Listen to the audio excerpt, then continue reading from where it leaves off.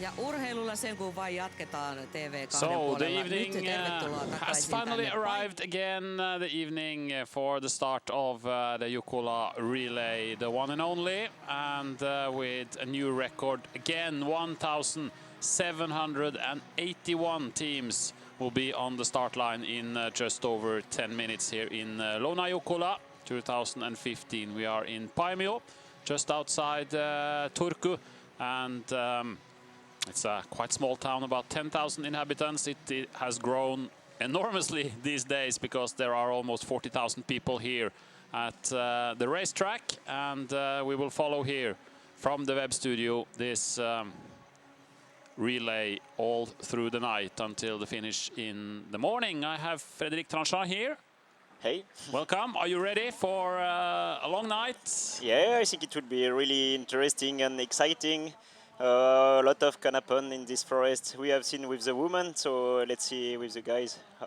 And you run for the club who is organizing, Paimio and Rasti. So Paimio and Rasti obviously don't have a team because they are organizing, and you have been out checking the forest and everything is ready. You will be here on some legs. We will have Petter Thoresen, who has won here, and he won here with Halden in Paimio, just a few kilometers from here in 1993. He will be here during some of the night legs. He has to run first. He will test the first leg, and then he can tell us all about how it was later, and we will have other people also here in the studio. We have just over 10 minutes to the start, and we sitting here looking at the lineups, and it's quite interesting. We said before the women that it's was quite open, and it turned out to be also a lot of teams that were in the top and could win, and in the end it was Domnarven. A little bit the same for the men. There are a lot of strong teams, but of course Kalevan Rasti, they must be the favorites. Yeah, but anyway, Kalev and Rasti, they don't have their best team, knowing that Fabian Ertner is not running for the team, so, and maybe the Finns, they are not on the top. So let's see, it will be really interesting. I think Halden is not on their best also, and Lidingö as well, so it would be interesting. And that leaves the door open for other teams. We had a Swedish win in the women's race, and maybe it's time again for a Swedish win also in the men's Jukola. It has been 23 years since the Swedish team won Jukola, when Hakkarspoikarna won in 1992. So the Swedish teams, they waited a long time for a victory. We will see this year. They have normally struggling a little bit when they come to Finland, and we will see now. Göteborg won Tiomila. They have a strong team here as well. And I think many teams are really hungry nowadays. Sorry. So they want to do well, and it was really interesting to be here close to the harbor because many teams came to train. I'm thinking about Lidingö. They went maybe twice or 3 times during the winter to train, and Järla or some other teams. So it will be, they are prepared this year, I think. Yes, and another Swedish team that we have mentioned is Malung Skogsmordarna, who has William Linn on the last leg. He is in great shape. We saw in the World Cup he was second and sixth in the World Cups. Yeah, David Andersson is getting back to good form, and he will run the 5th leg, which can be quite important. And they have strong runners also in the beginning with Erik Rost, Thomas Karlsson, and Jakob Löf. So Malung is also a team to follow in this relay. And you mentioned Halden. They have very experienced teams. It's 3 guys here who are 40, and also a lot of experience in the other guys running. And interesting with Fredrik Putin on the 3rd leg. He comes from this area and knows the forests around Paimio very well. Yeah, I'm pretty sure he has never been running in this forest before on this map before, because we haven't been organizing any competition or training for the last 6 years. But I'm pretty sure he knows really well how to run here in this area, in Turku and the Paimio area. So for sure he will be really strong. And the 3rd leg is the longest. So and it's by night, so it's definitely the most challenging and technically difficult. So he can do a really good job. Yeah, and then we have a lot of experience on the first two legs for Halden with Emil Wingstedt and Jarkko Huvila, but I think they have a quite interesting strategy to put Emil Wingstedt, for example, in the first leg, when many teams put probably fast runners and they put experienced runner. and he still has some speed, Emil Wingstedt. He was Norwegian sprint champion just 2 weeks ago. He beat everybody, and he's working a little bit as a coach for the Norwegian sprint team, and then he goes to the Norwegian championships and he just beat them all. It's the second time he did that, also 2 years ago. So it must be tough to be in the Norwegian sprint team. They are always beaten by the coach. But there's another quite strong Norwegian team as well in Kristiansand, with the start number 9 from last year. They didn't have a successful Tiomila, but they have a very strong end to their team with Hans Gunnar Romdal and the two Hopman brothers, hopefully, Martin and Daniel on the 2 last legs. So, and also Baptiste Rollier is very strong on the long. So if they can just stay close to the leaders in the first 2 legs, Vegard Danielsen and Milos Nikodim, if they can do their part of the job, then Kristiansand could be very dangerous as well. Yes, definitely. So we see the people are getting ready. They will soon go into the starting area. We are sitting here in the studio. We have about 5-6 meters to the finish line. And the start is just on the other side. And it's quite long run out to the start point and in the beginning of the course. So it will be a lot of running in the opening of the race, which we saw also in the women. Yeah, but the start line is quite narrow, so they need to put some distance. Yeah, and it's 1,700 people, so it will be very crowded. But the best teams, they are in the front row, so they can just push hard all the way from the beginning. And we have some very fast athletes on the first start row with Kirill Nikolov, with Nicolas Simonin, the Irish man for leading Ralph Street, the British runner for Södertälje, Emil Wingstedt. We have here also Erik Rost, and so it's some fast guys on the first in the first row. We know Kirill Nikolov, he will probably lead out, I think, the first couple of 100 meters. And there's a lot of guys on the start. We were looking also at some other strong possible first leg runners, and you mentioned the fast Belgium in Torun Metzenkeviet. He's now well below 8 minutes on 3,000 meters, and this is a little bit longer, but he's definitely one to watch on this first leg, who can change over first. And Torun Metzenkeviet, it's also always an interesting team. You never know how they are going to perform. Sometimes they do fantastic, and some other times they do not so well, but they have a good finish with Sirmais, Jussi Suna, Edgar Petux, and Scott Fraser on the 4 last legs. So if they get a good start, they can also be interesting to follow here. Yeah, and they got some new runners this year. Scott did start to run for them again this year, and also Yannick Mikkels and some others. And of course, they are from this area, and I know they have been preparing well also. They have done some training camps. And IFK Göteborg, the winners of Tiomila, they have put a strong Frenchman, your teammate, former teammate in the French national team, François Gonneau, on the first leg. He ran the 3rd leg in Tiomila, the long night, and François is a former runner of Paimio and Rasti, so he should also know this area very well. Yes, indeed. I think he has been training many times here. And he's still in good shape. Yeah, he is. He's now also coaching the Swiss team, so he is still keeping up. They have Jonas Pilblad, Johan Högstrand on the next couple of legs, and then they will finish with 2 Norwegians, Vetle Rudbråten and Eskil Kinneberg, on the 2 last leg. Eskil Kinneberg, who decided the Tiomila ahead of Halden and Karl van Rasti. So Ikalist Nosova Voima have the Russian Dmitry Svetkov on the first leg. He's also very fast, and the Halden second team, Antonio Martinez Perez, the Spanish runner who was first in Tiomila last year. If he is close to the lead towards the end, he will run like hell. Sorry, for the last couple of 100 meters. We see him just in the picture now. Is also Emil Wingstedt there. And also he's living in Halden nowadays, so hopefully he has been improving in Scandinavian terrain and he can handle it even better nowadays. And Bekkelaget, they have Carl Godager Kaas again on the first leg.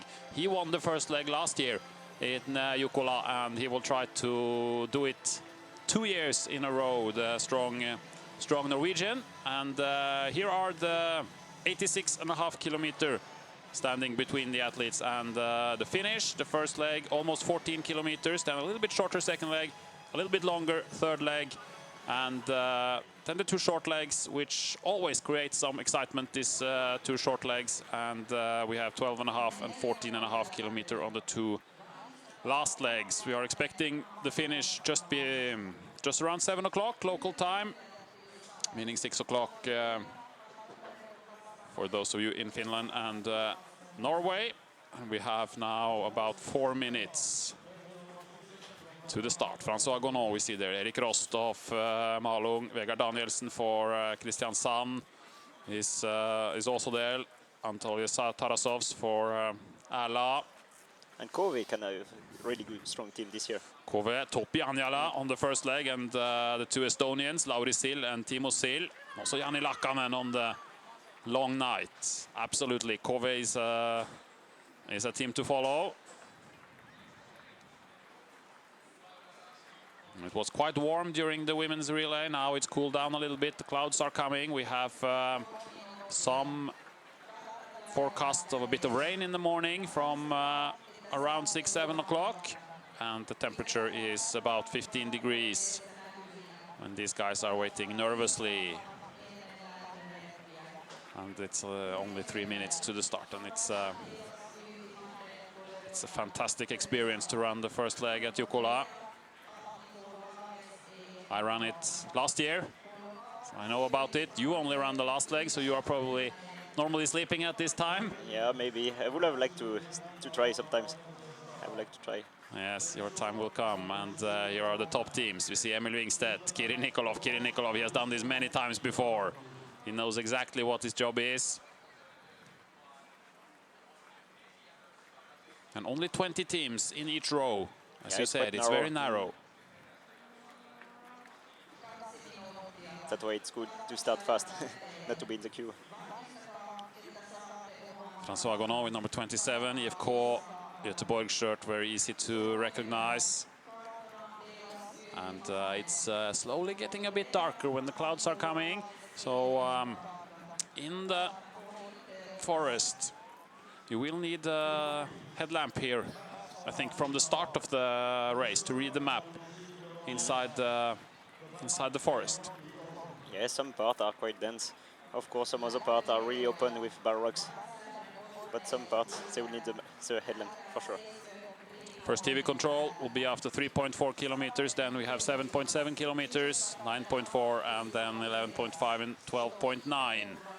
So we will have a good TV coverage on this first leg. We are expecting around 18 minutes to this first TV control, and it's just now 1 minute to the start. The start not straight this year; it's actually going in a bend. So for the slower teams, it's an advantage to stand on the inside. But as we know, it's not decided on the way to the start point. And the best team are in the front, anyway. Headlamps are on. 30 seconds to the start of Jukola Viesti 2015.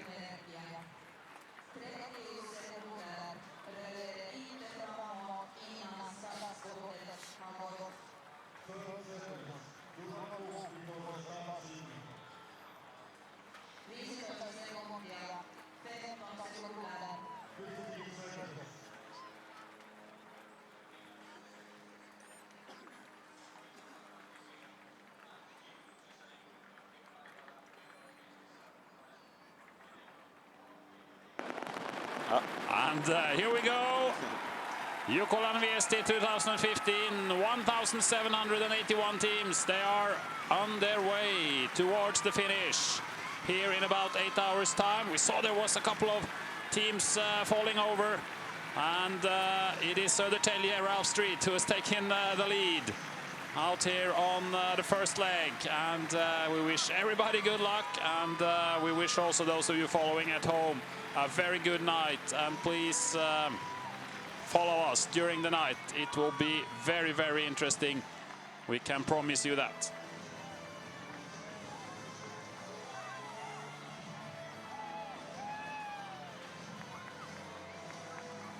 He's opening up a gap already for Södertälje.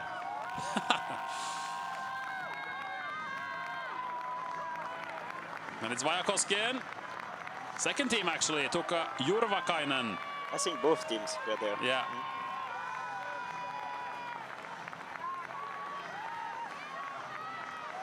And we are far south now in Finland, so means it's a little bit darker, and they need the light on from the start. There's been some Jukola relays where you can run the first half an hour without the headlamp. And he has actually 50-meter gap already. Oh, yeah. Ralph Street of Södertälje.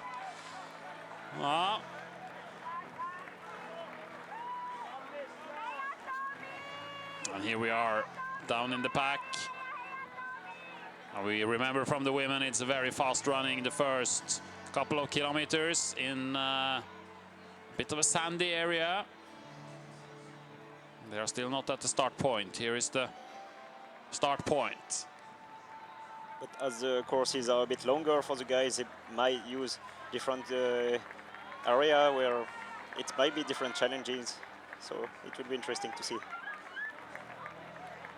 Some teams will spend a longer time than the first ones. We are expecting 80 minutes for the first teams. The women, they were slightly faster all the time than the course setter expected. We'll see how the men will do.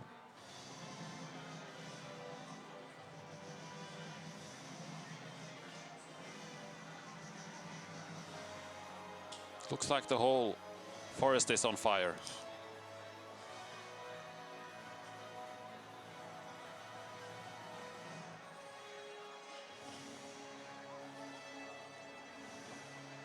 It's impressive.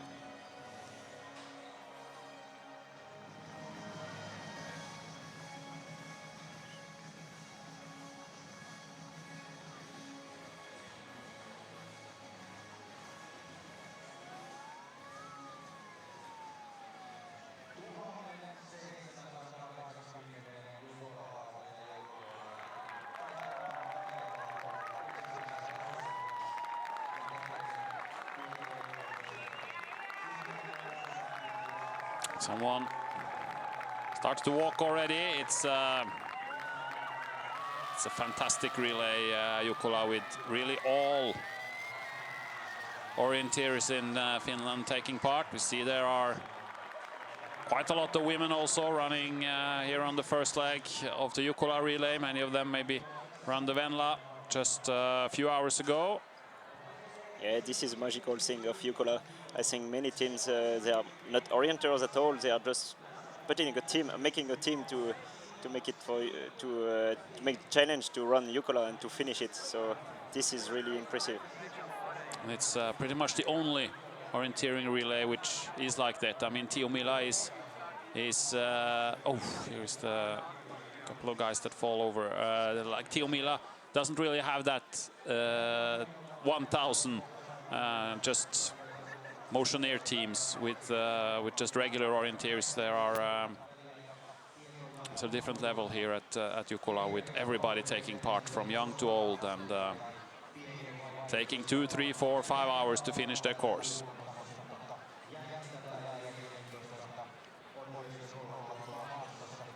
Yeah, some teams are made with work made from companies, and they just want to make it once in their life, and this is nice to see. And there is no compromise. I mean, the course is there the same for the best orienters and for people who have done orienteering only for 1 year or just a little. think this guy will spend a lot of time in the forest. It's 1,788.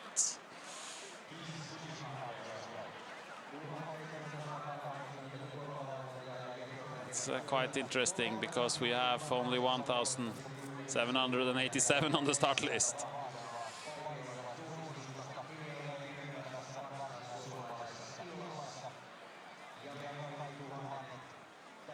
Okay, it's a Finnish celebrity, we are told here. I don't know the Finnish TV person so well, but maybe you neither. But I'm told he is famous here in Finland.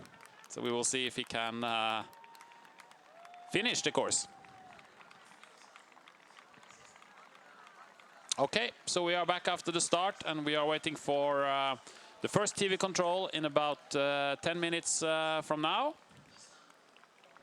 And we will soon have a chat, I think, with the boss of it all, the event manager, Janne Virtanen. He is in the area, so we will have a small chat with him about the whole Jukola Relay, how it works. And because it's not a small thing to organize this. It's a big job. It's really impressive. I was not so involved in the organization, but I could see these guys or some other guys working.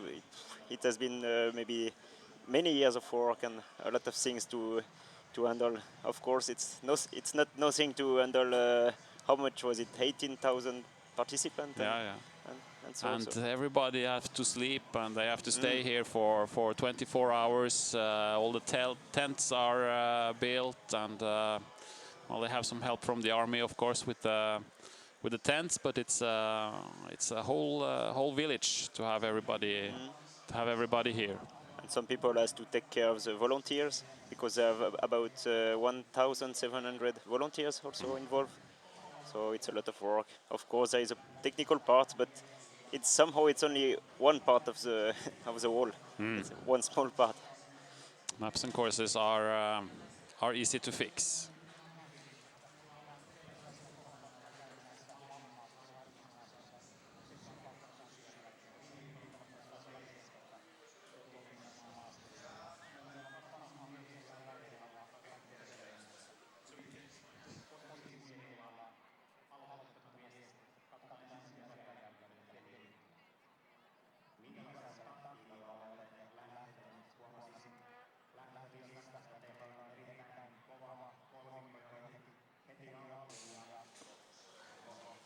Okay, so I visited in the studio. Janne Virtanen, you are the boss of everything here. Yeah. Are you nervous now, or is it okay? Are you calm? Everything is okay? Yeah, just now it's okay. I think my nervous was the best one or the worst one a few days ago, and just today I'm only resting, and I think everything is going very, very well just now. Yeah, and everything went well with the Venla? No big problems? No problems, no. So tell us a little bit about the work behind this, because it's so big, this Jukola Relay. How many years have you worked with this? Now I have 7 years to this event, and it's a huge amount of hours to work. And just now we are working 1,700 workers for this Louna Jukola, and it's very nice. Everybody want to do, and the focus is same. Make the best Jukola ever. And how many, I mean, there are of course orienteers organizing, but probably you have a lot of volunteers also who are not orienteers. There is two clubs behind this Louna Jukola, Turun Suunnistajat and Paimion Rasti, and there is the member together about 800. It means that a half is a member of clubs, and the others are the people in this region and all over Finland. We see also we have the GPS tracking on the screen now, which is always interesting for the orienteers, and there is a route choice here already in the beginning of the course, and Kalevan Rasti is in front, Halden is in front, and Mora Lidingö, they are on another route choice here. I heard a lot of positive. I had a lot of athletes here in the women's relay, and everybody was very happy with the terrain and the course, and they said it was a beautiful terrain and a nice course. And you think the men will say the same? I know this map and this forest very well, and I think it's difficult in the night time, but it's very, very fast, and I hope it's coming very good competition. And who do you think will win? Do you have any favorites? Last weeks and last months, my focus is only to organize this, so I don't know. I hope that, of course, Finnish teams are strong, but the best one is the best one. And the last week, how many hours of sleep per night in average the last week here? About 6. About 6. It's Yeah. not so bad. Yeah. So, but everything has been fine to organize. There have been no big panic. Of course. Or any stories you can tell us about something that has not gone according to the plan and you have to do some emergency? I'm very happy that there is not so big problems. Of course, every day, every time is some small ones, but just now, I'm happy, and I think that everything has gone very well. And if somebody asks you to do the job again in 5 years, you will say yes? Tomorrow I don't say yes, but after weeks or after a month, why not? Okay. Thank you very much, Janne. I hope the night will be perfect for you and that you can just stay calm and follow everything and just enjoy. Thank you. Thank you, and thank you for all the work that's been done with this relay.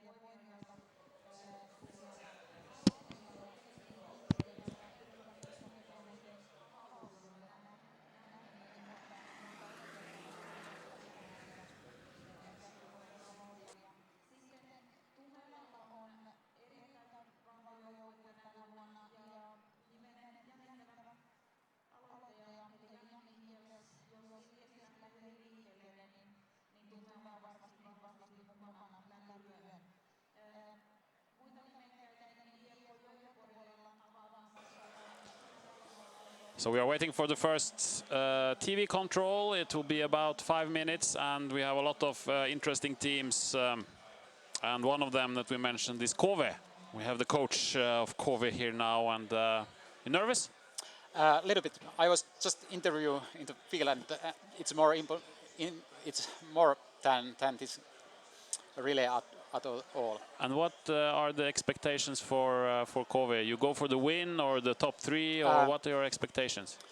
Our expectation is that we try to run this relay as good as we can. We try to go well every control and every leg, and we decide that what is our time, and other teams decide that what is our position. You have a very strong team this year with the Sill brothers now, and yes. So you must feel that you have a better team than in some of the last years. Of course, yeah. Last year we have a little bit problem because our third leg runner broke his leg, and we cancelled our relay. And a couple of years ago we was 21 position, so we are much stronger now, of course. But in the orienteering relay, anything can happen. Who do you think will be the strongest teams? I mean, Kalevan Rasti, obviously, but do you have other teams that yes, I think that you look at? Yeah, of course, leading is very strong, and I think that it could be one who can challenge Kalevan Rasti and, of course, Malungs, Halden. Okay, and we will follow Kove. Thank you very much. Thank you. Good luck for the night. Thank you. We hope the best for Kove as well.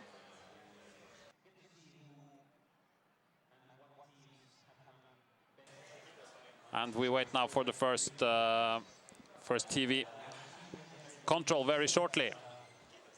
Let's see who is in the lead out there.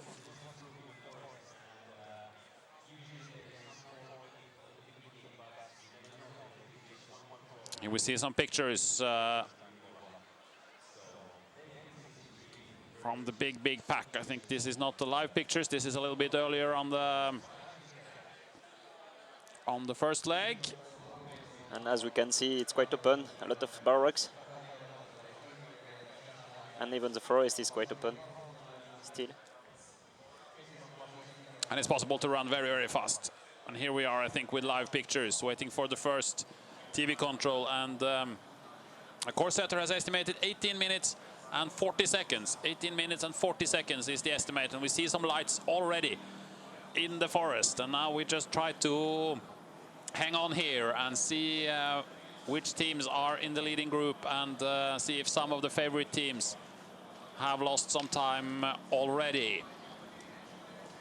But they are already about 2 minutes faster than they expected. It's a high number who is leading here.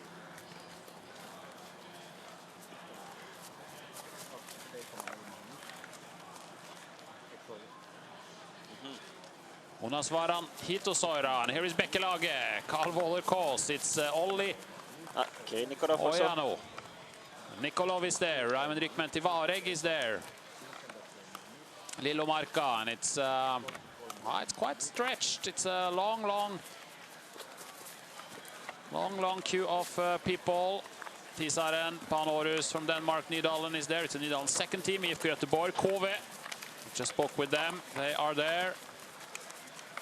KV second team too. Halden, Emil Wingstedt punches. Kristiansand punches. Nydalen also. Malung is there. Fredrikstad Fossum. Vajakosken Terre is about 45 seconds behind. Tyrving second team. MS Parma, it would be interesting to see how the local clubs will do. Yeah, leading is 57 seconds behind. Frol is 1 minute behind. Anthony 1 minute 2 seconds. He's Irasti. Sergei Detkov on the first leg. Hakkarspoikana, who won in 1992. Last Swedish win.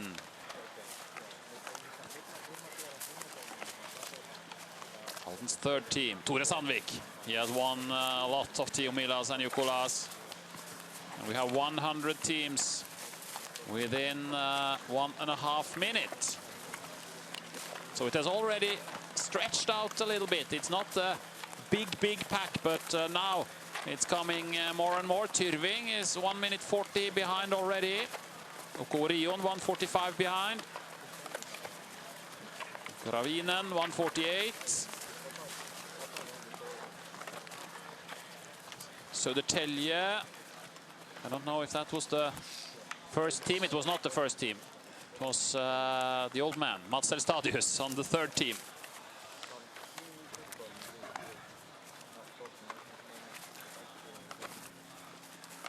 And they just keep coming. We still have 1,600 people to arrive here. Ukko Kolmården, Turun Metsenkeviet. That's the third team of Turun Metsenkeviet. So now we will try to see if there are some of the top teams that have lost some time here. Kristiansand third team.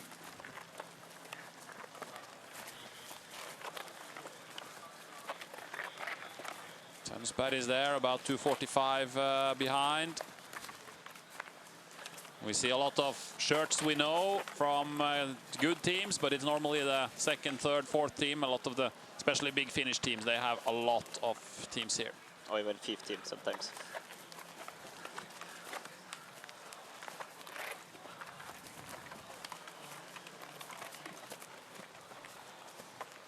This is what the first leg of Jukola is all about. Not seen any of the top teams. Ukko Kore with start number 41, just bunched, about 3 minutes behind. That's one of the lowest numbers we have seen in this part.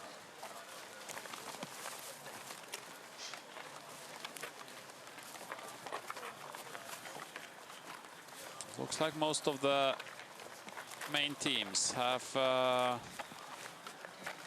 done okay. Turunmetsin Kevet 6 team is here.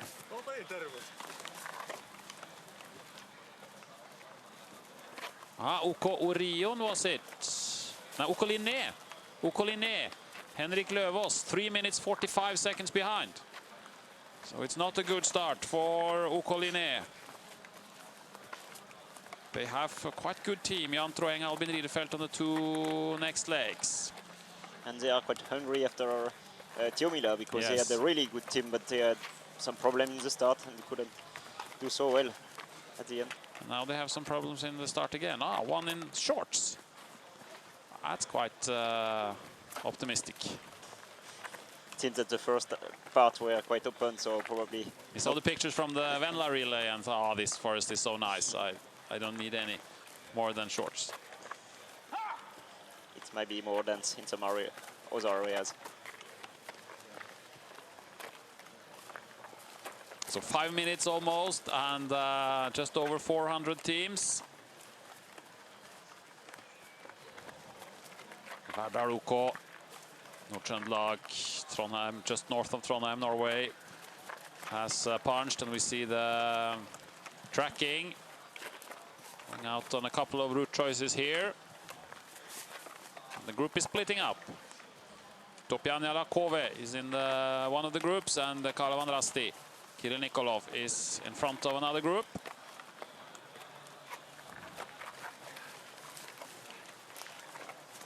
And it seems that nobody takes more the right option, like in between the 2 cliffs. It could have been an option. Maybe they don't want to take the risk if it's difficult to get up there. And we have 530 teams now. We have to wait until 7.7 kilometers for the next TV control, and it will be about 45 minutes, so it's about a little bit more than 20 minutes to the next TV control. And I think it was mainly OK Linné of the top teams that had lost significantly amount of time on the opening of the course. Was it 3 minutes? 3 minutes 45, I think. 3 minutes 45. So it's a lot of teams. And that's also the difficult part about losing time in the beginning, that you have a lot of teams to pass.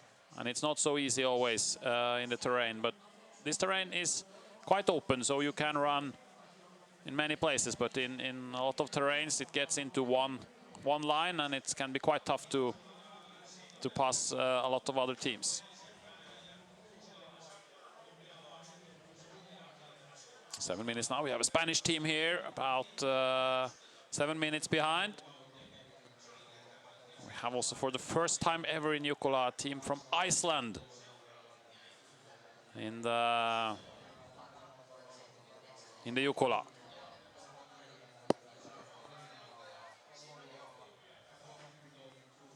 Probably have to wait a while for them.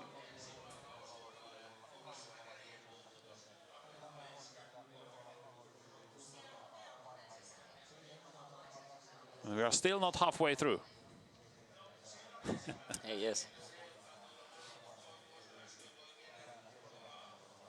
When you come to Jukola, you are always surprised how many orienteers there actually is.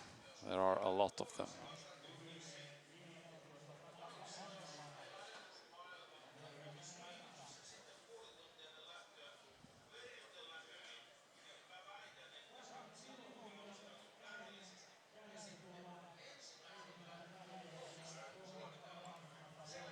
We look at the top list. Bekkelage was up there once more.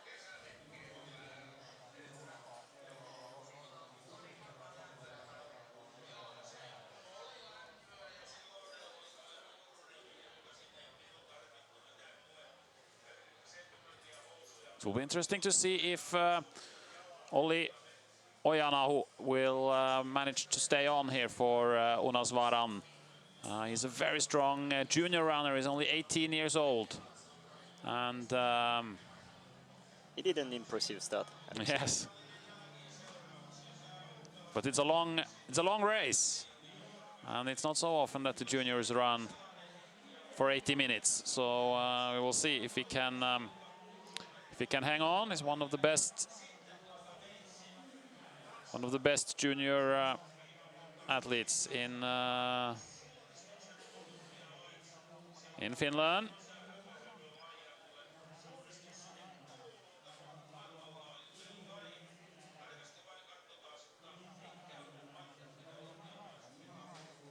He will be competing for Finland later in the Junior World Championships in about 3 weeks' time.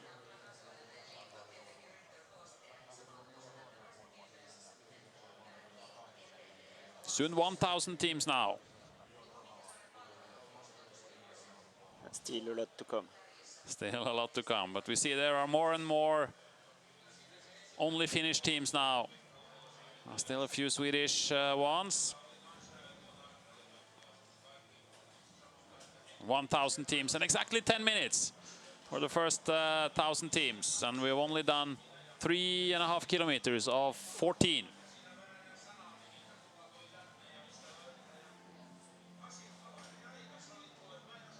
So those who pass here now, they will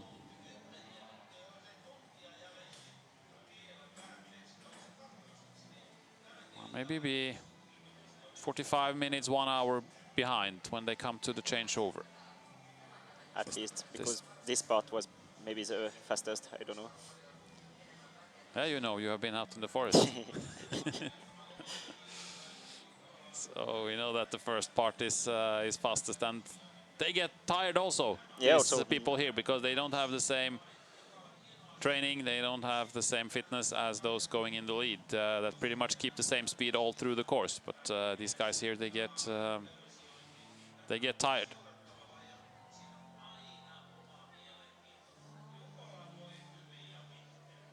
But they are not alone. No, but there are some forkings. If you run the first leg in Jukola and you are all alone, then you have a problem. Normally. Did it happen to you? Yes. But I didn't have a problem. I was actually once in the lead in 1998, I think it was, on the first radio control. It was before the TV controls. I was together with one more person, but we were quite soon caught by the big group again. But it was fun for about 1 minute. It was a big group who made a mistake on the control, and we were two guys who just took the control, and they were in the lead for about 30 seconds, and then came all the rest of the group again.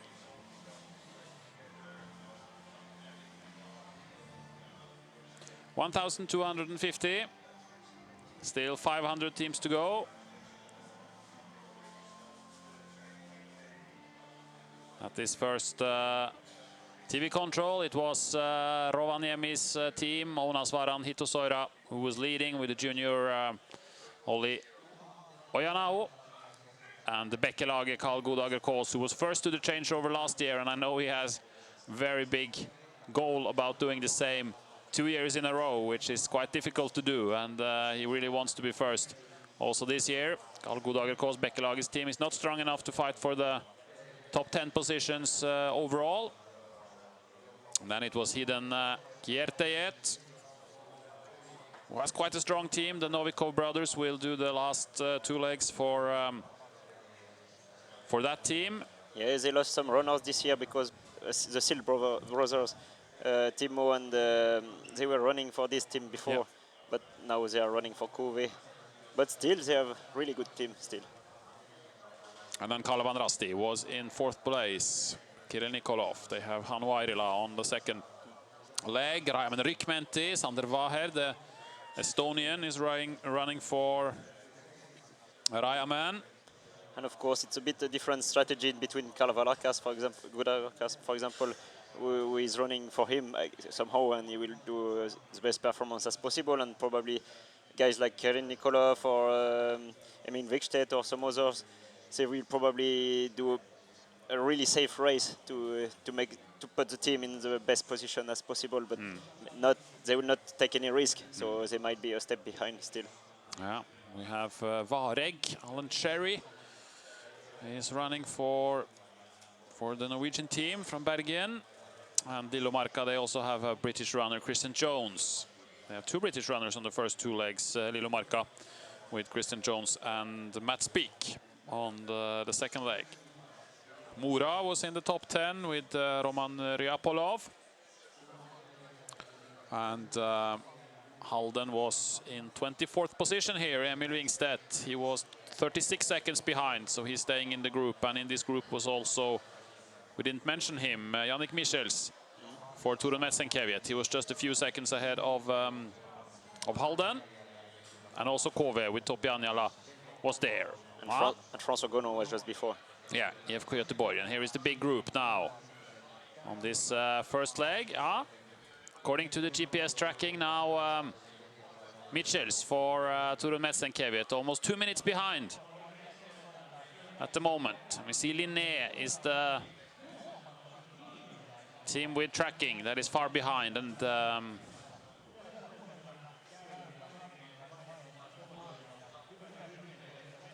Baselland as well, the Swiss team. And this control is quite difficult, stone in the slope, because if the runner doesn't attack, if he doesn't know where to attack, then he can do a really big mistake. It's not so good visibility, and he can find some other small stone in the slope and still look for the control there. It looks like there is a big stone just under the control line there. That's maybe is a good attack point. Yeah, it is definitely, but still, if the runner doesn't have the right direction, he can still do a big mistake. Lose some time, and Hidden Kierteet is well in front here. Christian Sand also, which is Cook. And here there is quite interesting leg, because there are 2 options. I think either like Mura, it seems that he want to go around and maybe save some climbing, but the problem is now he has really good runnability, probably in the track, but then it might be more difficult with a stony ground and under the cliff. So we'll see which strategy is the best. It's the best, yeah. Valkosken Terre also, because usually on the track. Usually on this terrain, on the top of the hills, it's really open and really fast, or really flat also. We can see all the teams that are in the group. We see Kalovan Rasti, Nikolov, they go straight. Same with Hidden Kierteet, Frohl, who did very well in Tiomila. Frohl. And they should be even stronger with just 7 guys on the team. Karl-Petter Lyngen running the first leg, and they are very strong, I think, after the 2 first legs. They have Ulf Forseth Ingor, Lars Sesset, Yngve Skogstad, Martin Wister, and Jo Forseth Ingor on the last 4 legs. So if they get a good start here, Frohl, they can do as they did in Tiomila when they were leading the relay for a while. And in the end, they finished in 8th position. And we can see also UK Trian. It's quite an interesting team. It's a team. It's a new team in Finland. It's made with I think 3 different clubs, and some runners like Otto Simosas and Tobias Henriksson, who has been running in the Finnish national team. Yeah. And they are quite young, and some other runners. So let's see how they can handle it this year, or like their first year together. It was quite good route choice this for Mora. They seem to be a little bit in front here. It seems like those who went straight, they hit this big cliff, straight on this big cliff, and they had to go a little bit around. So in the end, it was quite good for Mora. Yeah, that's true, but nobody went really straight on the right side of this cliff. Let's see if they can hit the control also. It's yes, because it's a really diffuse area. Yeah. Really and it's getting, we can see it outside the window, it's getting quite dark now already on this first leg. So when they are in the forest, it will feel quite dark. And when they are up on the open hills, it's better. And you can see the main contours, the main big hills, but not everything. But it's a good start for Kalevan Rasti. Kirill Nikolov is all the way up there. And where is Halden in this group? Is it Christian Sand? And we have more tracking. Another leg. It's an interesting leg also because there is some green, there are green areas and also some big hills or rather steep hill. So it would be interesting to see how the runners go through this. And the green is, I think, really green. It's really hard to go through. Yeah, and then at this time of the day or night, when it's dark, the green feels even more green. Exactly. During the day, you might be able to find some small gaps or something, but during the night, you just get completely stuck in the green areas. Indeed. But fortunately for them, somehow there is a big track behind, so there are no big risk. It's just about finding the fastest way.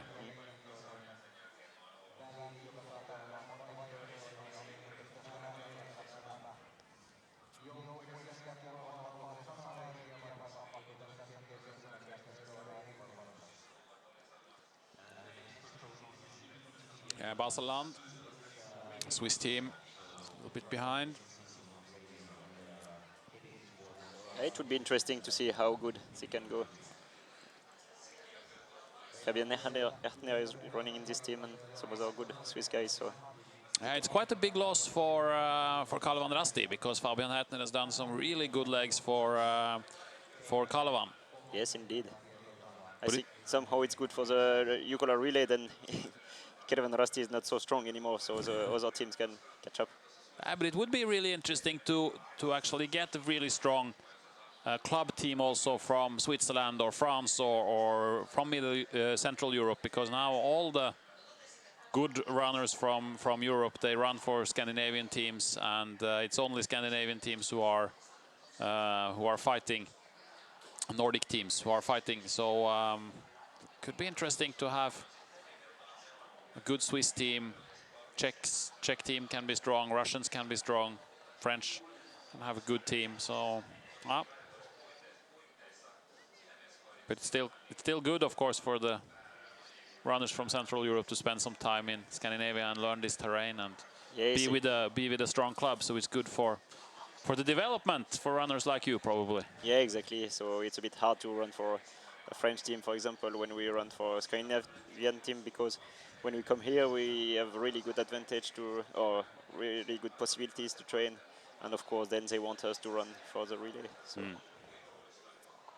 Now they've hit the road.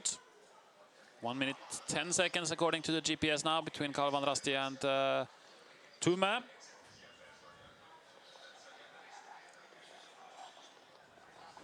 It's a long, long line.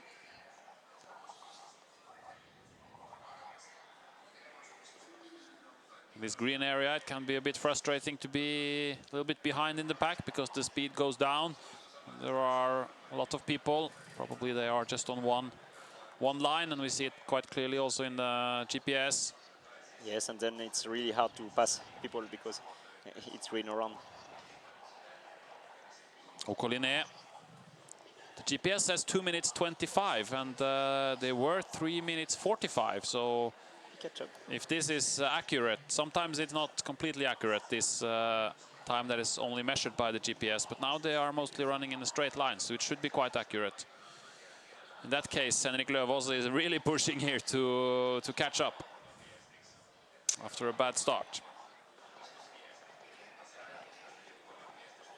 So we're getting quite close now to the second TV, which is after 7.7 kilometers, and should be about 5 minutes until they are there.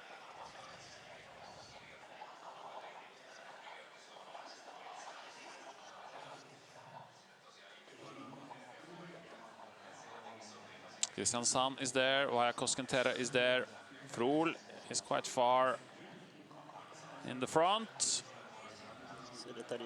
And Kove also. If Göteborg, we expect a safe first leg from François Gonneau. No problems, Järla is there, Lidingö. Lemeranko i Halden. It's also in the pack. Little bit behind, but still staying well inside the big group. Here's Tuma. Still not very far behind Halden.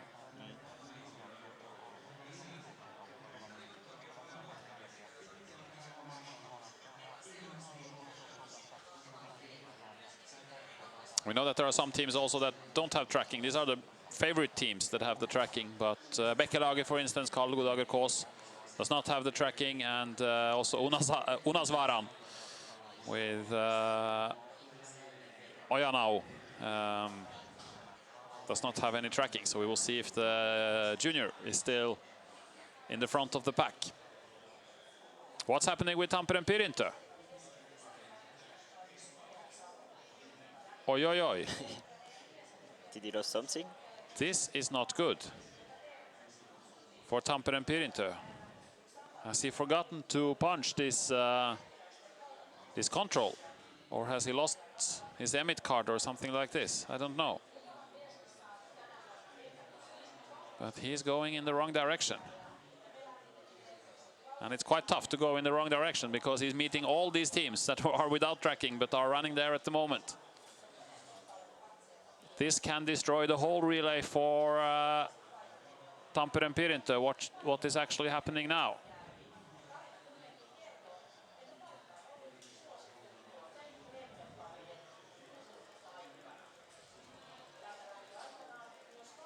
Oh, it should be terrible for him, as you say, to cross everybody. But if he has to go all the way back to the control, it's a very long way. He will lose enormous amount of time. Simon Brendli is running for Tampere Pirintö, team 21.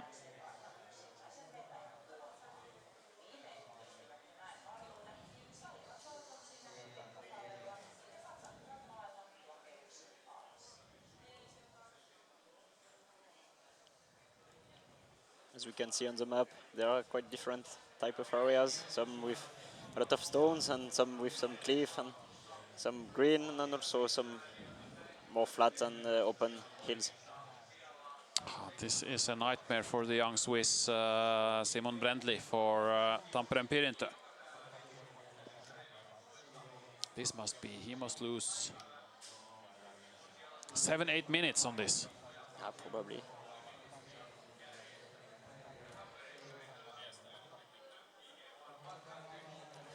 Did he forget to punch the control? Probably. Because it was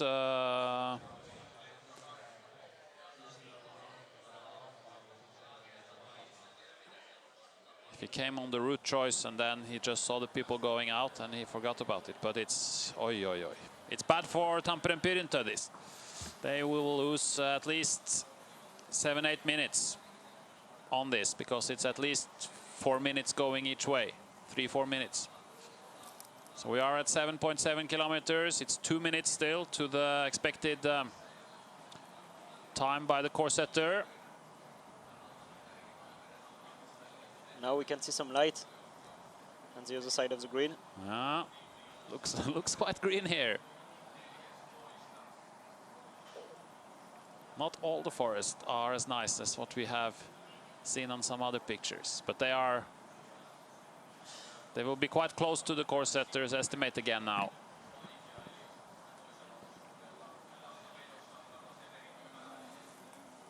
Same happened in the women's relay, that they were in the beginning a little bit faster because of the running out from the start, and then afterwards it was closer. This is really interesting. Those teams who have the tracking, they are quite confident where their team is at the moment, but all those teams who are without the GPS tracking, they have to wait now. There are definitely some more lamps. It looks quite a lot of light with the camera, but it's not exactly like this in reality. It's much more dark.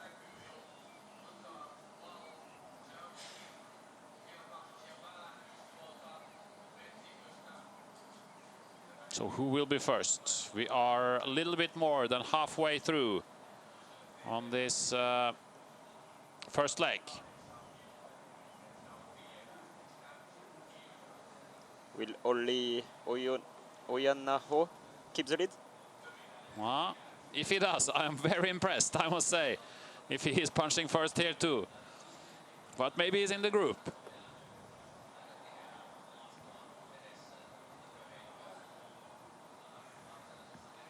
The young junior from Rovaniemi. Ah, here comes another group of lights. So definitely different route choices, maybe some different forkings here.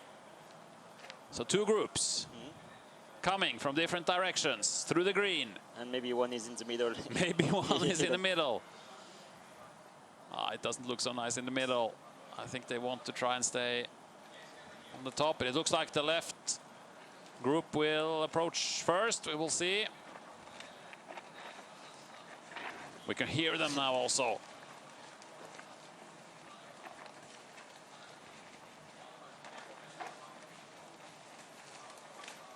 It would probably be a bit easier to run in the next legs. Probably there will be some tracks here. Ah, now they are a little bit behind the estimate, which was 45.20 to this point. They are more than 1 minute behind now, and we can they are getting closer and closer. And there are many teams now in this green area, and they are fighting their way through. And they are coming from different areas. They are, but they are making a little bit mistake here. They are making a mistake. Ah. And here comes another runner, all by himself. Oh, Turun Metsenkeviat second team. Turun Metsenkeviat second team. And Ikalisten also Voima, Dimitri Svetkov, Hidden Tet is there, Lynx is there, Trian is there, Tisaren. Kove is there with Topi Anjala. Christian Sam, very good start from Vegard Danielsen. And Rens BK, Södertälje first team. Södertälje first team. Vareg, Alan Cherry still there. IFK Mora. With Roman Ryapolov, Rasti Varsat also, Fossum. That's the Fossum second team, Ola Stensland Lillevold. Emil Albeck is running for the first team. Took the bronze medal in the Norwegian Championship sprint recently. Malung, it's not the first team. It's the second team of Malung. Colline, but Denslen is here, Okoline third team. Wow. But now we are missing quite a lot of the big teams. This is Tore Sandvik. This is Halden third team, ahead of the second team, ahead of the first team. This is very interesting. Has there been some mistakes, or is it just the forkings? Karl van Rasti is there, Bekkelag is there. Here comes another forking, I think. And Halden first team. And Järla. I think that was the lead on the other forking. Seems like that, or on another route choice. Turun Metsenkeviat, Jannik Mikschils is there. 120 behind. Ala is also there. And Angele Menankori. He's Rasti. Rens BK.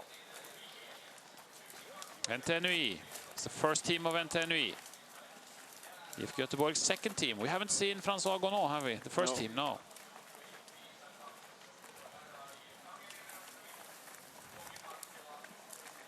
Fredrikstad. Oko Ilves from Estonia is here. 2 minutes. Here is Jonas Varan with Ojanaho. So he has lost about 2 minutes. Lilo Marcus. Here is François Gonneau. IFK Göteborg, 2 minutes behind.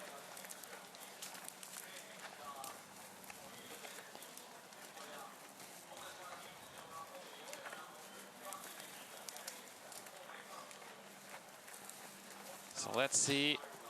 Okoline. Here is the first team of Okoline. 2:23. And Vajakosken also is 2.5 minutes. And now it's not so bad anymore for Linné. They are more in touch with the rest now. Here is Vajakosken. They made a mistake in this. Vajakosken Tere. Oi, oi, oi. Oi, oi, oi. Then in the green, it's really hard to relocate. Yeah, he lost about 2.5 minutes to the leaders. But have we seen... And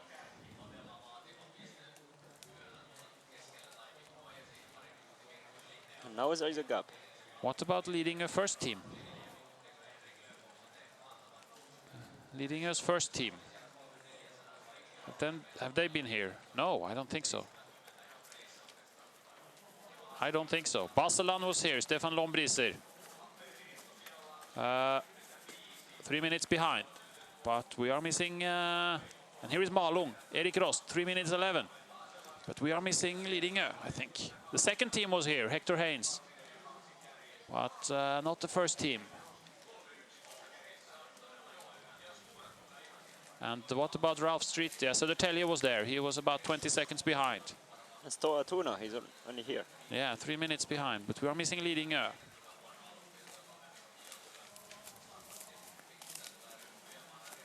A lot of teams going too far to the left on this control. Already now there is a track, so yeah, they are just following the path. Conrad is here. Tyrving is here. Tyrving is a good team. Orion. And Orion too. And Frol, who were almost in the lead. Carl Petter Lyngen lost 4 minutes now. And here is Lidingö. 4 minutes, 13 seconds behind.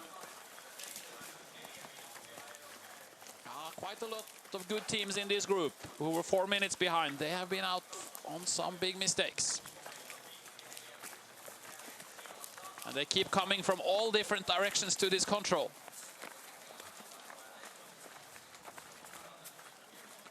And we still have 6 kilometers to go. No, it's not finished. It's not finished. That's absolutely true. And we only have a little bit more than 1 kilometer to the next TV control. They should... it's 1.7 kilometers and 11 minutes is the course setter's estimate between these controls. So it's just about 5 minutes to the next TV control. Ukko Ravinen, almost 5 minutes behind.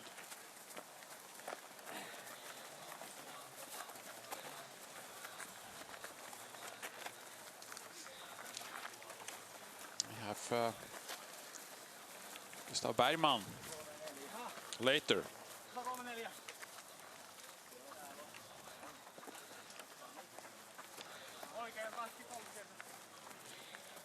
Now it all starts. We can hear the Finnish numbers are being called out in the groups. Love Bergsell is running for Ravinen. They have Kalle Bergman and Gustav Bergman on the next 2 legs, but they are 5 minutes behind here.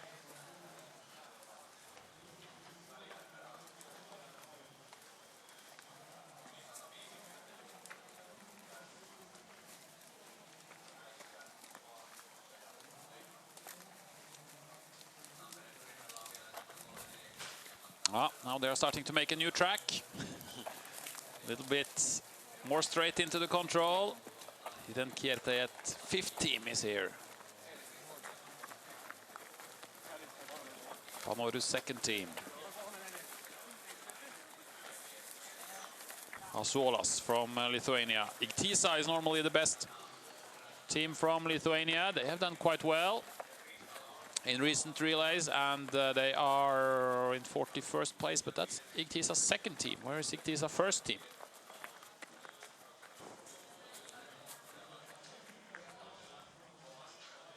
They have lost some time here in the beginning. Here they are. Vytautas Beliūnas, he is 3.5 minutes behind at this point. So then what about Tampere Pyrintö? Simon Brendley, who had to return and then come back. We thought he might lose about 8 minutes. We will see. I don't think he has punched here yet. We've had 175 teams to this point. Some more map. Nydalen first team has lost a lot of time. It was the first team we just saw there. Anders Wister is 7.5 minutes behind for Nydalen. That's not a good start for them. They had a quite bad start also in the women's race, but got up to a top 10 position in the end. It looks like a really easy control, just it's on the top of the hill. Yeah, but night it can be difficult still because they need to have a really good direction to get it. Otherwise, it's easy to go on the wrong hill and look for the controller already there. Well, we'll see how the leading teams will do here.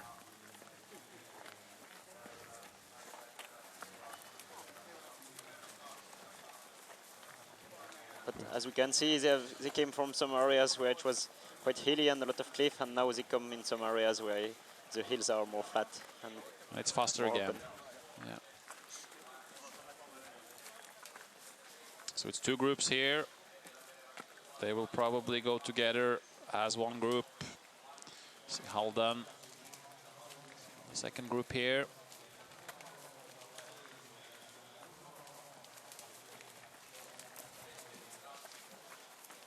Vajakoskentere's second team are actually almost 9 minutes behind, and they were in 20th position last year.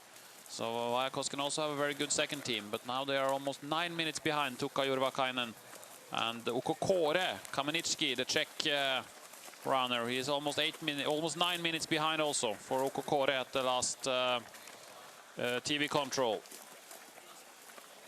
And still no Tampere Pirinte.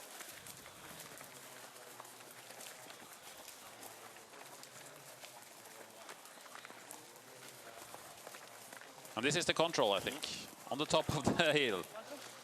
But it's not a big top. It's quite flat and diffuse here. But as soon as they get up to the open, they should be okay if they are on the right direction. We see it's a better light on the top. It was down in the... Yeah, but still the picture of the camera makes it much lighter, of course. Because we are sitting here in the arena and we can look out, and still with the lights in the arena, it's quite dark outside.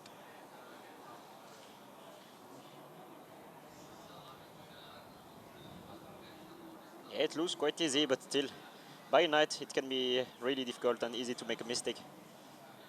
Especially for the first team, but the one behind, they can see the light probably. And Göteborg-Majorna, team 23, 10 minutes behind Jon Börjesson at this TV control we have just seen. So Göteborg-Majorna with a really bad start today, unfortunately, for the Swedish team.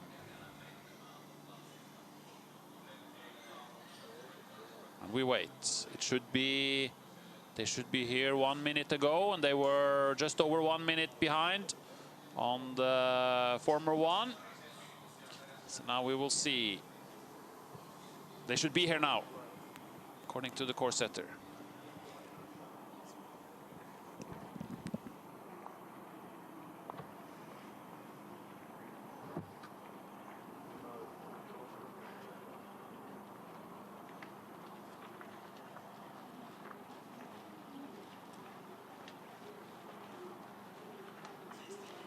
So here they come in a big group, very wide.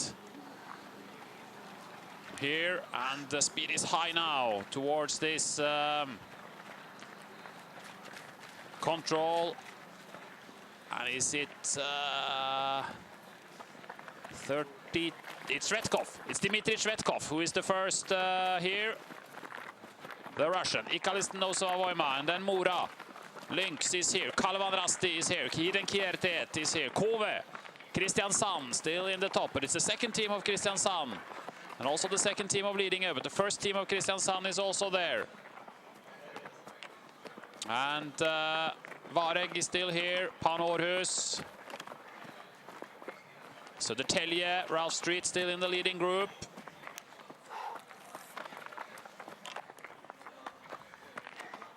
Oko Denslen. 22 teams in the first 30 seconds. Okoline third team. Helsingin Sunnyside, Fossum second team. Turun Metsenkeviet, Janis Mitchells. Less than 1 minute behind. Tore Sandvik for Halden 3. Ahead of Halden 1 with Emil Wigstedt. They have a lot of experience on this first leg, and Bekkelage is also there. Carl Godager Kås, Järla is there, 1 minute behind.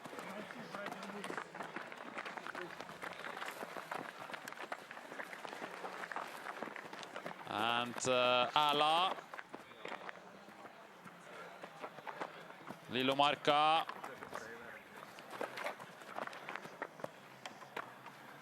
and Fredrikstad.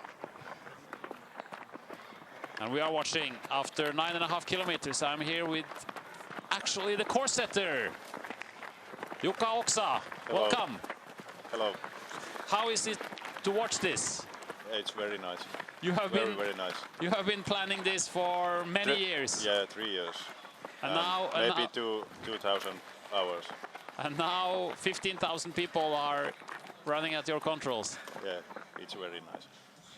And we have seen some big mistakes so far. Some big teams, Tampere Pyrintö, Göteborg Majorna, they are already 10 minutes behind on this first leg. How is it possible in this terrain? What makes this terrain interesting? Maybe all are waiting that it's easy terrain, and that's why they are making big mistakes. And now you see this leg here on the tracking. Everybody is going around on the road. Yeah, it's. Are you disappointed? Are you disappointed? You wanted somebody to go straight? Yeah, it's big surprise for me because I was sure that they will go straight or a little bit left. I think it seems like it's Kalvan Rastis. Kirill Nikolov is first in the group, so maybe he wants to run the road and then everybody comes after him. Yeah, it's because of that maybe. But it's also quite, maybe it's also because of the dark, that it can be quite dark maybe down in this area. So you said 2,000 hours you have used? Yeah, something like that. I have not counted, but 2,000 hours, I think that's about 1 year of work, isn't it? Yeah. It's about 1 year. If you have a full-time job, it's about 1 year. It's yeah, about 2,000 hours. There have been many days when I have been working with this about 4 or 5 hours, but also days when 10 or 16 hours. So when you plan courses for a relay like Jukola, what is the most important to think about? So it have to be I have to find right words. I'm not good in English, but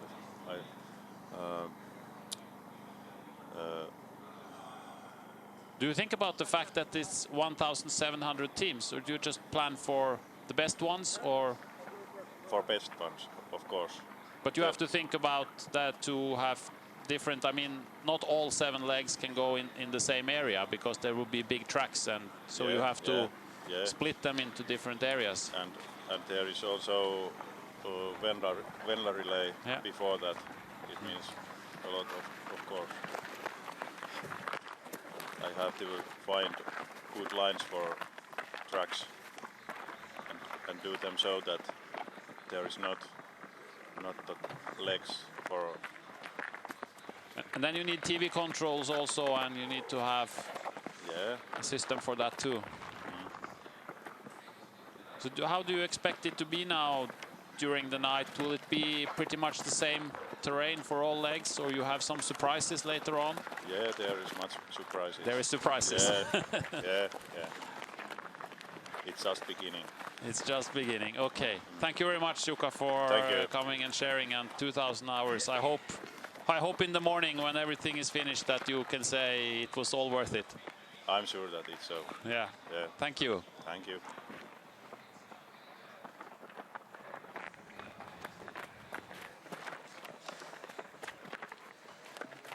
So that was a few words with the course setter. Leading Nicolas Simonin just punched here now, 5 minutes behind for leading at this point. Also Uko Rion is about 5 minutes behind. Ravinen now. Ravinen.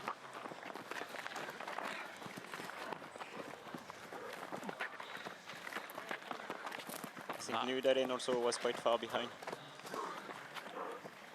Nydalen second team.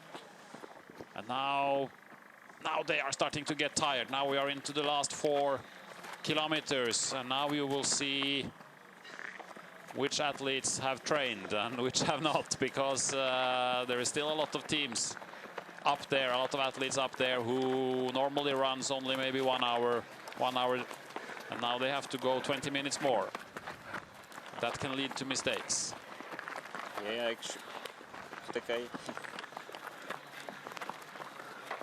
Usually in long distance, for example, long distances last 15 minutes or so are the most decisive. It can be a lot of people quite close each other after 1 hour or so, and then it make big gaps after that.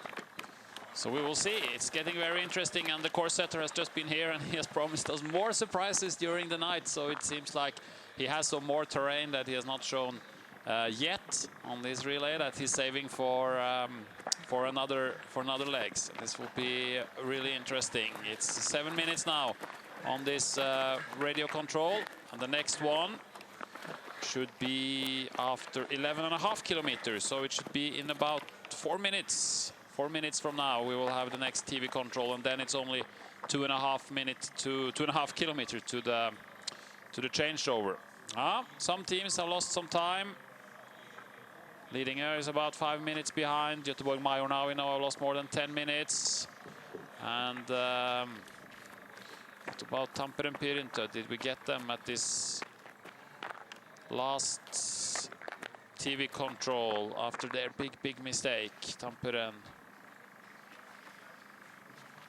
Yes, 12 minutes 40 seconds now for Simon Brendli. This is not fun for the young Swiss. Having to go back.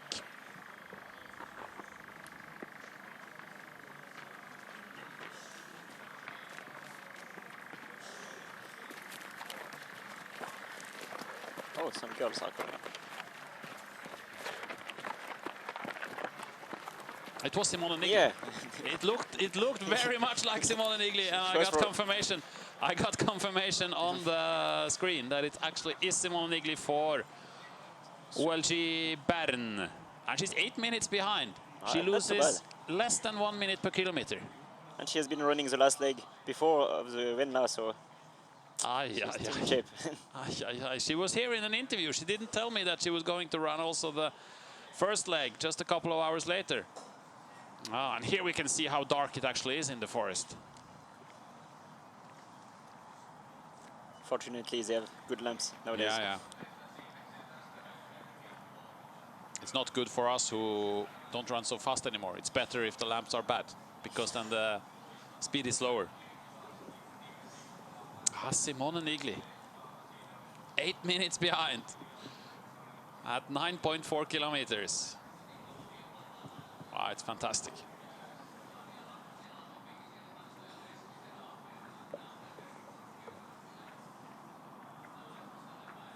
With 9 kilometers, she finished about 5 o'clock, so she got about 6 hours rest after running 9 kilometers. And then she have another 14 kilometers. And she says she's retired. Okay.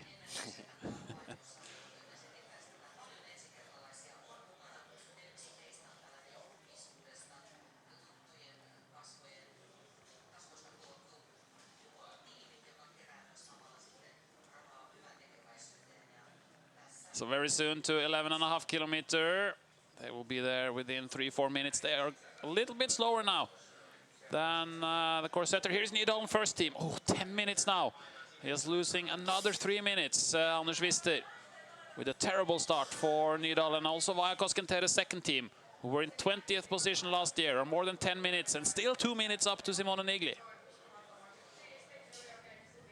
And the Swiss team, Basel was there also. Yeah, but I think it was the second team for Baselland, Timon Schweizer. It was the second team.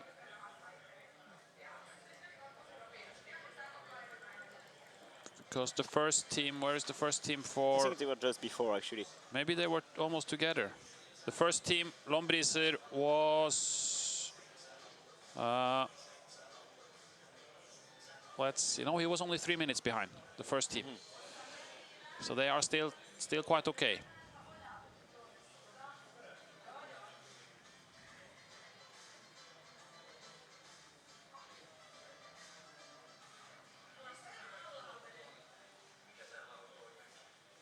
The guy in shorts, he's still surviving here. Ziala, third team.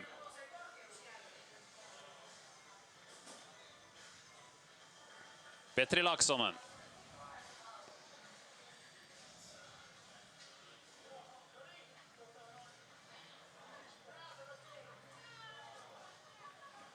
What about Petter Thoresen for the famous Norwegian team Enga? They have hired Erik Østli, the former Bekkelaget coach, as their coach here, so they should have big expectations. And we haven't seen him. He said he wanted to be in the top 300, so he doesn't have much time, and he needs to come here also because we want him in the studio later, so he can't spend much time in the forest.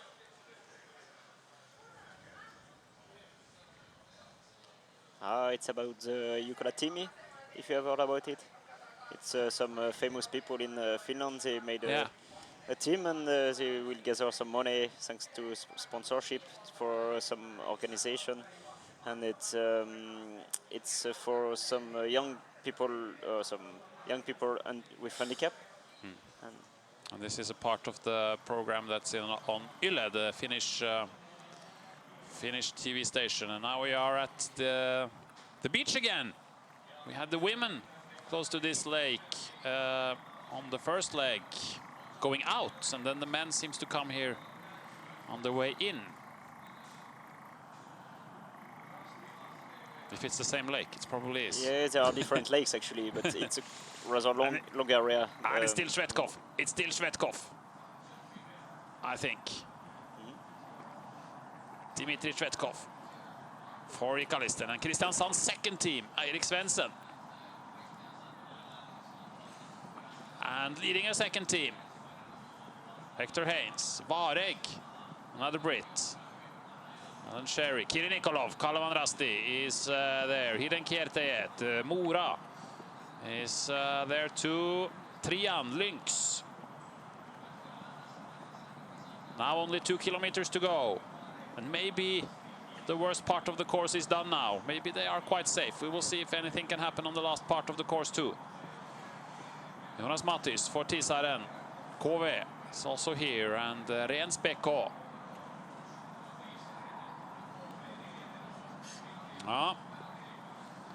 It's a perfect start for Kalevan Rasti, and Kiri Nikolov is all the way in the lead. IFK Göteborg's second team. Where is François Gonod for the first team? Tume. 1 minute behind. There is François Gonod, first team, and there is Halden. The favorites, they are watching each other, but they are 1 minute behind Kalevan Rasti. And Kristiansand also now together in this group.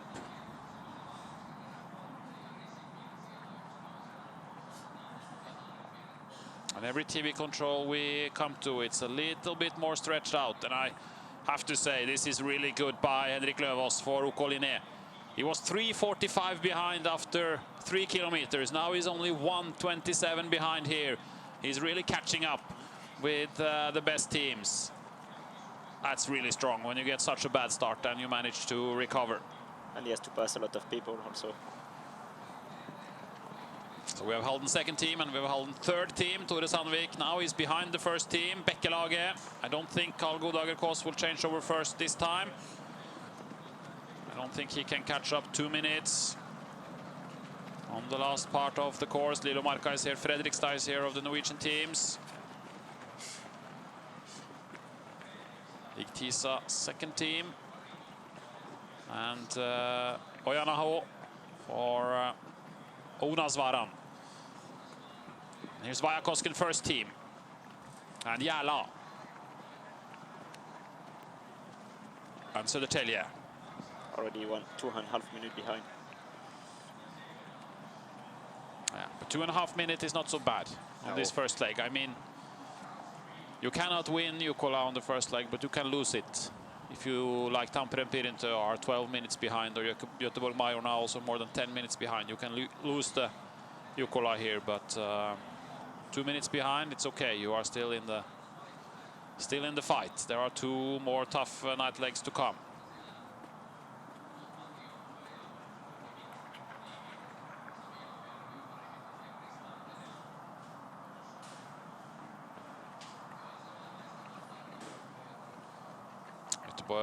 Their third team also. Asgeir Bakken Rongstad is running for Eminem. This is the first team of Malung. Erik Rost. A little bit more than 3 minutes behind.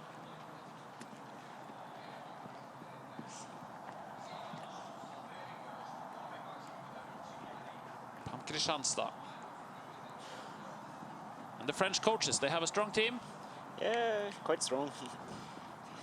They don't only coach, they train as well. Yeah, sometimes. No, actually, I think they were missing one person. So it's Theo Florent running the first leg. Yeah, he's also an elite runner. He was running the World Cup last week. Okay. But he's coaching the youngsters, so he's part of the French coaches team. Yeah, top 70. It's quite good so far. And only 3.5 minutes behind. Yeah. What is the best result in Jukola for only French team? I'm not sure. It's impossible to know. But probably they won't stay as high as 70. It will be hard for them. Yeah.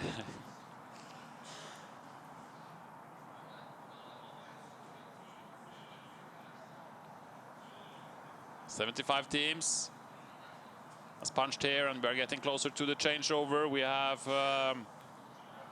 12.9 kilometers. We have one more TV control to come in just 2 minutes. They are actually a little bit behind the 80 minutes set by the course setter right now. It has been some mistakes, of course. Yeah, they are 2.5 minutes behind. They estimate from the course setter.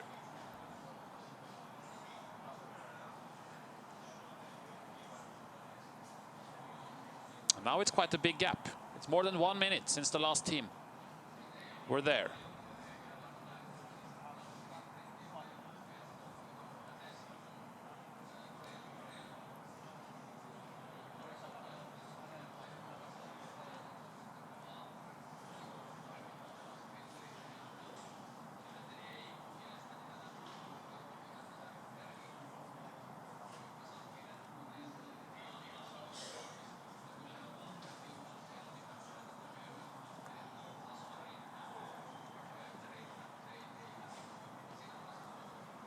So Stora Tuna has 2 minutes up to the next team. Igtisa, the first team of Igtisa. Now we are getting towards the end, and the marsh there is probably the final TV control. It was for the women, so it should be here as well. But what is happening? Orienteering, Mora, they think they are at the other path maybe. It's a really fast terrain there. It's a really open. And now everyone follows each other. Okay, maybe we have some surprises also here on the last part. It's never too late for a surprise. Stefan Lombrisser, Baseland, is just punched 6 minutes behind. He lost about 3 minutes from between these two TV controls. We see some headlamps. But they are not getting closer.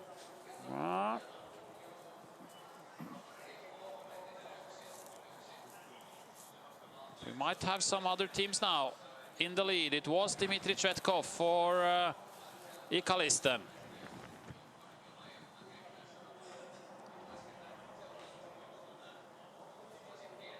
And it was 30 seconds for the top 10 teams. I think maybe the group has gone a little bit together again after some small mistake. It seems like there are more lamps coming now with just 1 kilometer, and we know it's just one control to go probably after this. A lot of running. The fight has started now. Who will change over first at the first leg? Jukola 2015. Will it be Kirill Nikolov for Kalevan Rasti, who is coming here in second place? Is it leading second team? Leading a second team.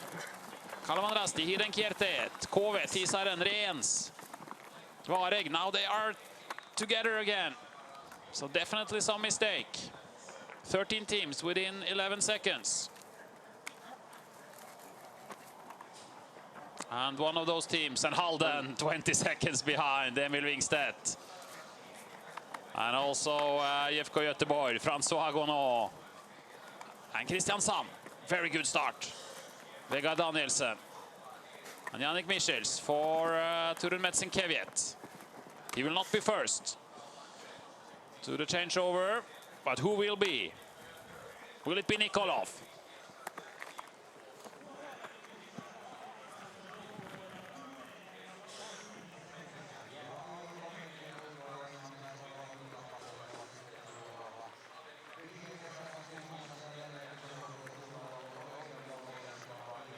It was good for Emil Wikstedt and François Gonon. They are only 20 seconds now, and they were almost 1 minute behind. They took 40 seconds. Took 30-40 seconds. And it's still leading Hector Haynes, the British runner, for leading a second team. Hayes has a gap now. It seems that the British runners are really motivated this year with the World Champion Scotland. And Hector Haynes looks like he's going to change over first here on this first leg. For the second team of Lidingö, it's too bad for Lidingö that the first team are more than 5 minutes behind at the moment. Maybe they should have had Hector Haynes on the first leg. It's so easy to say now. Oh. But he's got a big gap. He's gone away from Kirill Nikolov on the last part, and then you have to be really strong.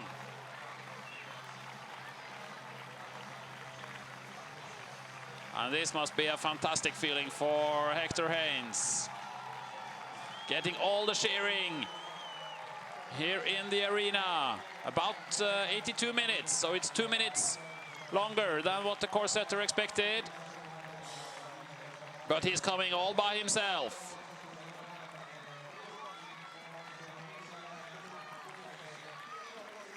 Quite an impressive finish. It was an impressive finish by Hector Haynes. 1 hour, 22 minutes. And he's changing over first. And John Fredriksson will run the second leg for Lidingö, former junior star for Sweden. Not quite sure about his shape at the moment, but we will have an answer quite shortly. Rensbeko, Kove are the following teams. But 15 seconds gap for Hector Haynes. Kalevan Rasti, 23 seconds behind for Nikolov. Ikalisten, Hiden Kierteet. But this is the hero so far, Hector Haynes, for leading a second team. Here comes Nikolov, Kalevan Rasti.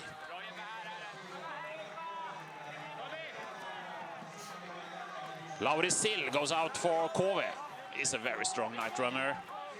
It will be interesting to see how he can do. And Kalevan Rasti, Hannu Airila, is out on the second leg now. Fredrik Löfgren, IFK Göteborg's second team, finishes here, and Löfgren goes out. Where is Emil Wikstedt? Jarkko Hovila is still waiting. He was only 20 seconds behind Emil. And now it's 1 minute 20, and he has not been here yet. Yeah, François Gonon. Here he is. Yeah, he was 1 minute behind, 1 minute behind. Here comes Emil. He lost about 40 seconds towards the end of the course. And here is also Halden's second team. And Göteborg was there. Gonon to Jonas Pilblad.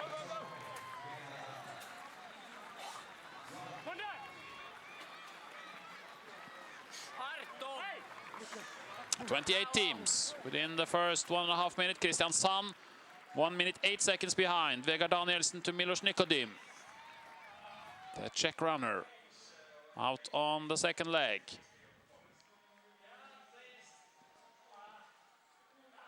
This was a really interesting first leg with some changes during the course.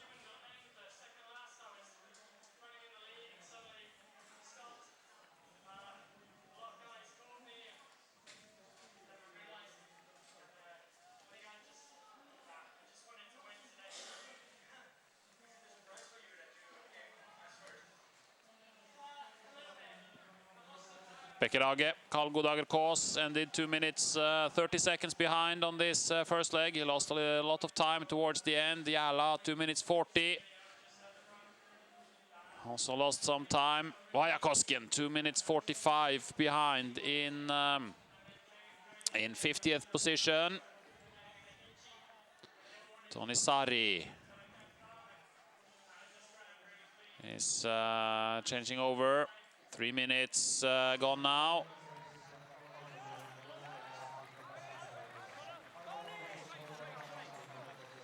Just over 50 team. Malung, 3 minutes, 8 seconds behind. Here is Vajakosken. 3 minutes. It's not too bad to give away on the first leg. The teams are still within a fight here. And Olli Ojanaho, who was leading on the first TV, is just across the finish line here, just over 3 minutes behind. 3:30 to be precise.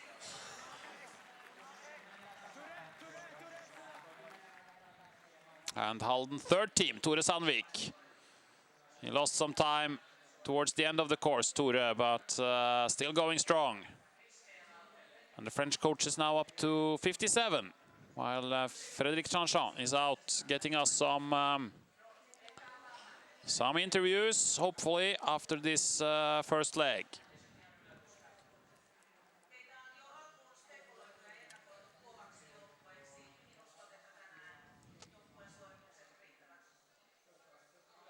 So soon 5 minutes. Emblem, Asgeir Bakken Rongstad is running first leg for the club Olav Lundanes ran for. He was young, and also Osmund Steen is running the second leg for Emblem.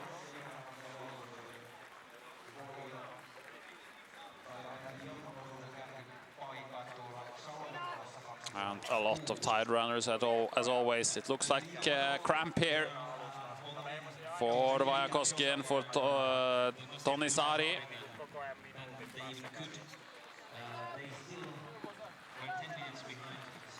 Oppsal, Sigve Vågsnes, place number 68.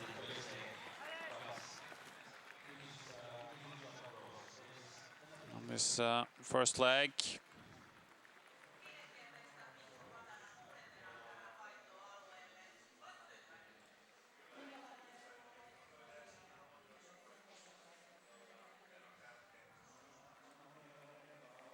Marius Pedersen is waiting for Oppsal.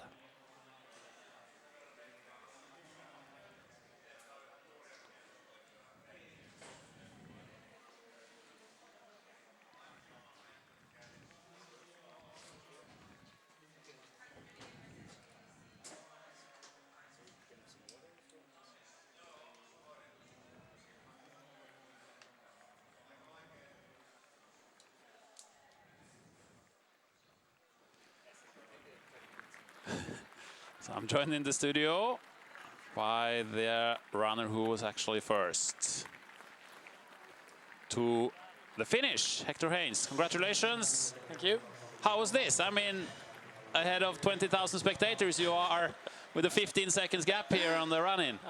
Yeah, felt really good, you know, and I was leading, coming through the last few controls and pushing the pace, but actually it didn't feel too difficult. The running was nice and easy, and I said to the coaches beforehand, you know, my legs are feeling really light, so I'm confident I can run near the front and, if need be, push the pace. And everything went pretty much to plan.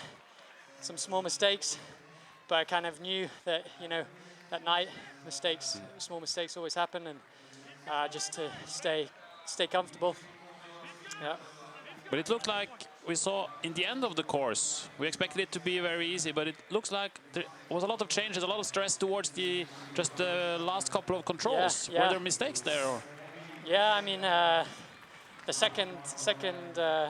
third last control was quite tricky. Nothing much to read. And a flat area, we saw a bit of tracking here. Yeah. And there was a ride which I mistook for the track. Yeah. And so stopped a bit early. And a lot of guys just suddenly stopped, and everyone was everywhere. And yeah, that was a little bit dicey. But then I just had to be confident and keep going, and saw the control, and then I took a really nice line to the last, and then to the Yeah, because you were quite a big group on the second last, Yeah. and then suddenly you had like 15 seconds gap. Yeah, what happened was I guess they just came out of the control slightly wrong, and I was there first, but then took the track where I saw the ladies had run and everyone else had run, and that was a really nice line, and then just it was the nicest line, and I was running quite well, and I just didn't look back. To be honest, I thought they were right behind me. Jukola was there, and there are some fast guys there. But so how? I mean, you should have been in the first team probably, because I think your first team was a little bit behind. Ah, that's a shame. We were looking actually at some. I'm just checking here if the first team has actually changed over. I don't think they have yet, actually. That's so a shame. because he was about 5 minutes, 6 minutes behind out there, and now it's 8 minutes. Oh dear. So yeah, I mean, no, it's fair. It's fair for the team because Nick Simonen, he's been training, and he's been he's been in the club for a few years, and I just came to the club this year. So and he was training, and he deserved the place, to be honest. So no hard feelings against Ireland, there's a bit of rivalry there. Yeah, of course I wanted to beat him. Yeah. So, but you have the World Championships coming up at home. Yeah. Is that a sort of big motivation this year and something extra? Yeah, it's the biggest motivation, and I've been actually training 5 years or more for this championship ever since we thought, Scotland were putting the bid together to host the championships this year. And I've been training really well and really hard for it, and hopefully I'm the best prepared person in the world for these championships this year. And here we can see now, changing over, 9 minutes 50, 9 minutes 50 for Niklas Simonen when he's coming here. Yeah, so it's a long way to go yet, so and I think the rest 107. Yeah, still a long way to run, and it's quite tricky, some of the controls, and if you you have to make sure you're doing the right gaffling and things, and even I mean, a couple of times myself I found myself at the wrong gaffle, but it's staying calm, and there's a long way to go yet. So what about the second team? How strong are you? Yeah, well, Jon Fredriksson, I remember him. He was a junior star some years ago. How is his shape now? I think he's pretty confident now. We're all good teammates, and we've been talking about the various strategies and tactics and what might go on in the race. So he was prepared to go out in the lead. We discussed it like this, and he's a strong night runner, and he's perfectly capable of running on his own if he wants to, and so I'm really confident that he'll do well.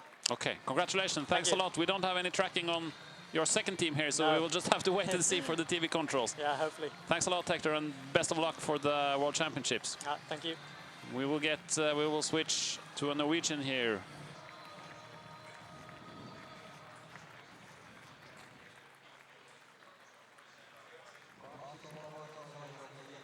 With Carl Godager Kåss from Forbekelaget. You were first to the changeover last year, and you wanted to do the same this year, but couldn't do it. I couldn't do it. And what happened in the end of the course? Because you were about 40-50 seconds behind, and then suddenly they finished 2.5 minutes. I'm not quite sure actually. I did some mistake. One mistake quite early in the race, and one mistake in some green area about 2/3 out in the race. But then I think I was doing okay the last part, but I wasn't in my best shape today. So maybe when I realized I couldn't be first, it was really hard to push, and maybe I lost some seconds on the running. Yeah. So how was the terrain? We have seen it was looked quite fast in the beginning, but then after a while it looked like it was green and steep, and we saw people making mistakes on the TV control, and it was a green area. And was it quite technical, or? Yeah, I think it really varied. A great variation. Some really tricky areas, especially in some of the forking areas where I went in the wrong forking, but I thought I had full control on my orienteering, and then suddenly I was 30 meters to the right in a wrong forking. So it was really tricky, and you had to be really precise. And then some legs, of course, it was really a lot of running, and the fast runners go around. I tried to go straight, and I think here on the first leg it was a little too much bush in the to go straight. To go straight. Yeah. So maybe it will be faster when there is a complete daylight. Was it quite dark? I mean, there was a lot of dense forest, so maybe sometimes it felt a little bit like night. Yeah. Then you get out on the open and you see better.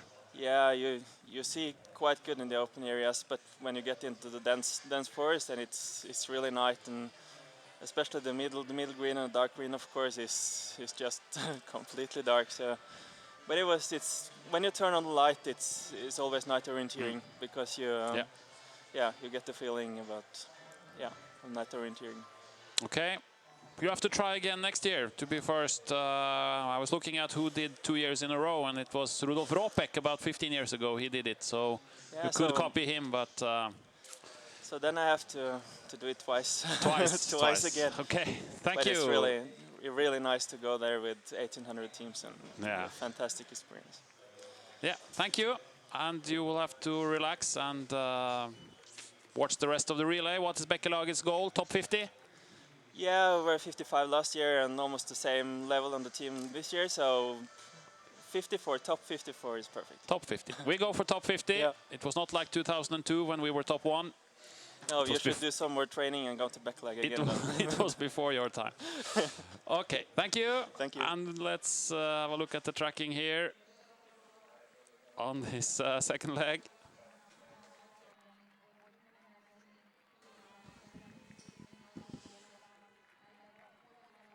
And it's quite stretched out, the leading group here. Södertälje, SNO, Ralph Street. He was doing very well on most of the first leg, but lost quite a lot of time in the final part of the course.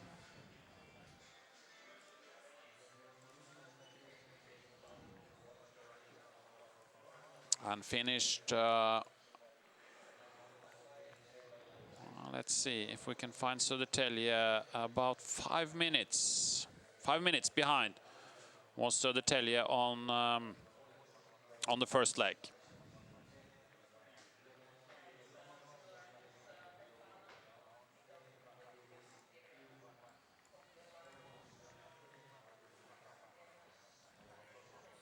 Here are some of the teams who are further behind. Vekaladen Veikot. Frohl lost quite a lot of time on the first leg. We've had 16 minutes now since the first teams changed over. And the top 100 teams were exactly 10 minutes for the top 100. Tyrving was about 9 minutes behind. Frohl was about 7 minutes behind. Leading, as we said, 10 minutes behind.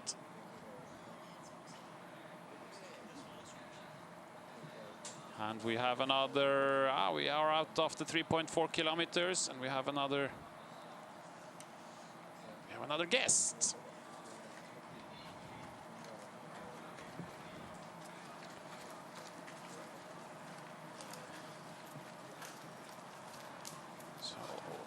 So we see the first teams here. François Gonneau, welcome. Thank you. So who is in the lead? Turun Metzenkeviet, Uko Denselen is here, and the blue and white, Jonas Pilblad. He's already there. Great, perfect. So that means that you have done a good job on the first leg.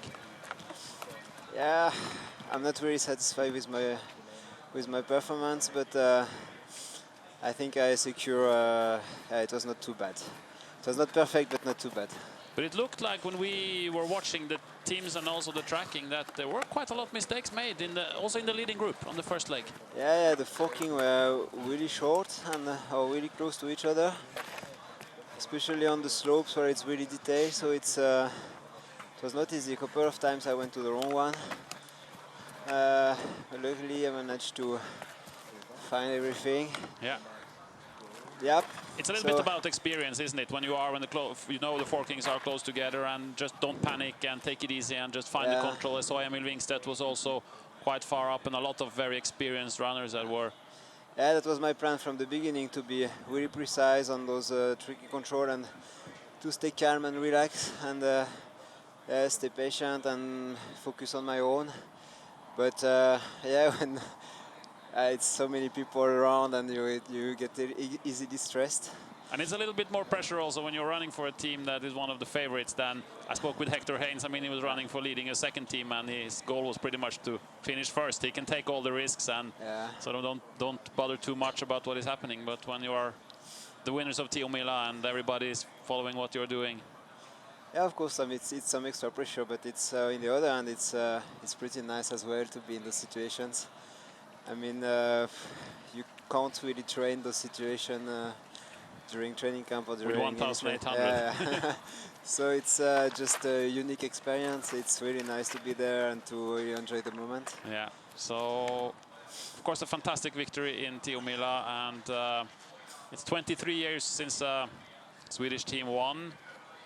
Can you do like Domnarve and take both? I know that your coach Kjell Pøkki is sitting home in Norway and watching, and he wants you to say yes. Yeah. Greetings to you, Kjell.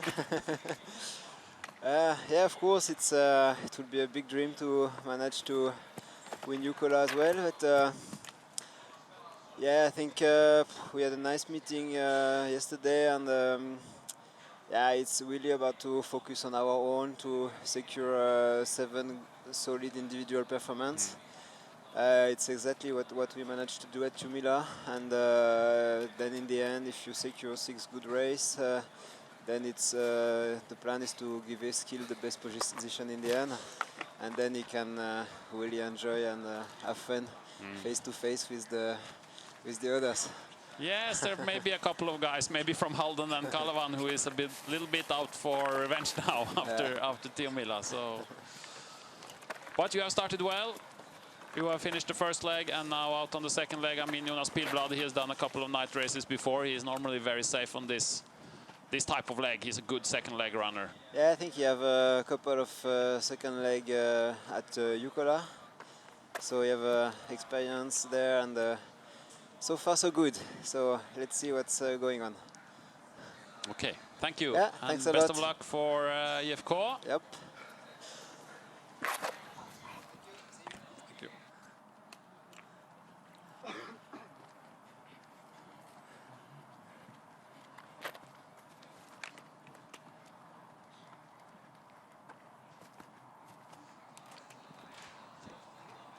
That was Francois Gonod putting IFK Göteborg in a very good position after the first leg, and now they are all the way up there in the top together with Kove, together with Turun Metsen-Kevjet, and Kove is Lauri Sild, of course.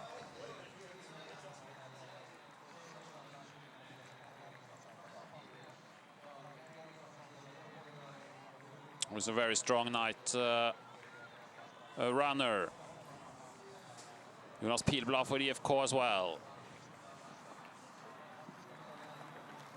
Leading a second team, was still in the group. John Fredriksson, Hannu Airila was there for Kalevan Rasti Halden. Jarkko Huovila was there, and also Christian Sand was there.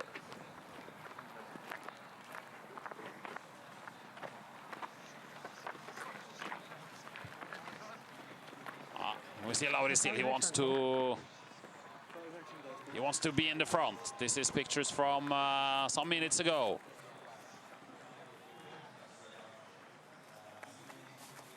Usually it's easier when you're in the front to handle your own orienteering.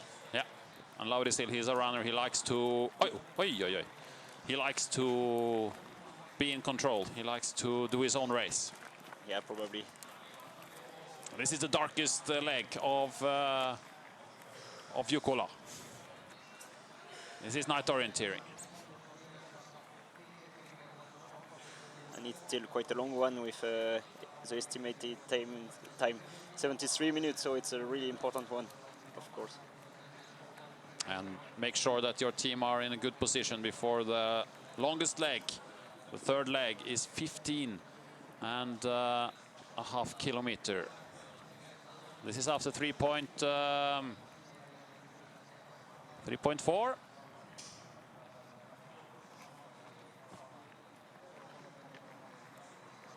Well, it's a good start for many of the Swedish teams. They did very well in Venla. Maybe it's like you said, that they take the ferry over and do a lot of practice and are better prepared than they have been.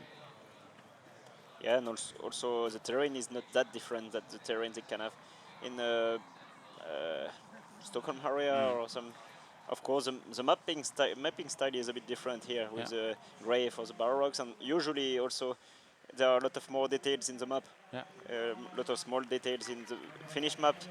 The stone, even if they are quite small, they are still on the map, and they are not on the Swedish map. So, but I know a lot of teams. I mean, now you can do with OCAD, you can do pretty much everything. So I know a lot of teams like in Norway and Sweden, they just switch all the yellow on the map to grey, and they practice like on a Finnish map. So they create the Finnish map also to prepare. So preparations are been taken seriously. Yeah, at least among the best the teams. Top teams. It's very interesting. And still teams changing over. It's about 25 minutes now since the first teams. And there were some teams that lost a lot of time. Let's see what happened to, for instance, Tampere and Pirintö, who were about 12 minutes behind at halfway through.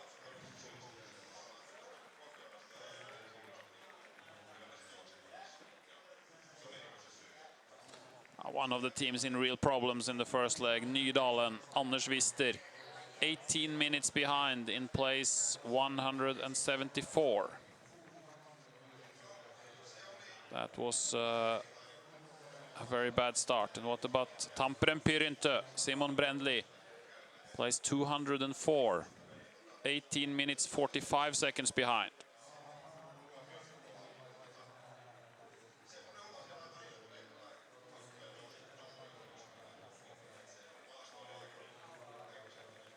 Well, that was a couple of the teams who lost the most time, of those who we had expected could be close to the top.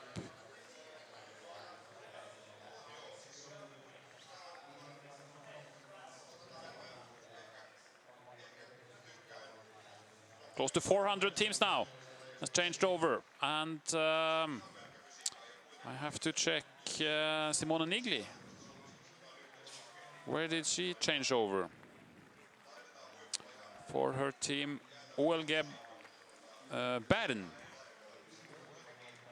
132, Simone Nigli's place. 13 minutes and 25 seconds, so she lost just under 1 minute per kilometer on this leg. Well done, Simone Nigli, who has been running now more than 22 kilometers in 9 hours. Impressive first leg from Simone Nigli.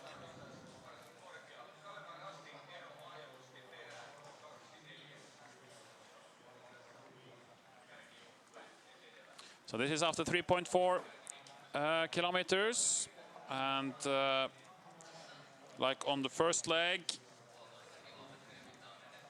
the next one is after 6 kilometers, so it should be about 5-6 minutes until we have them on the next next TV control.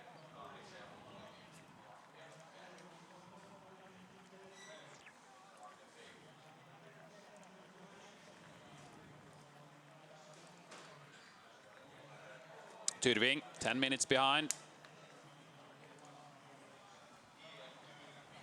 Some teams have some catching up to do here.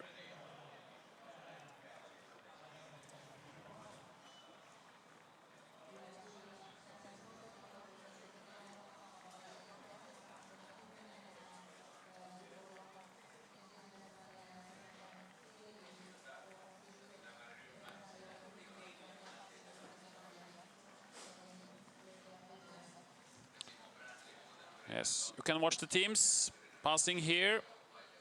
We will take just a quick sandwich, and we'll be back with the commentary very shortly again when they approach the second TV control on this second leg.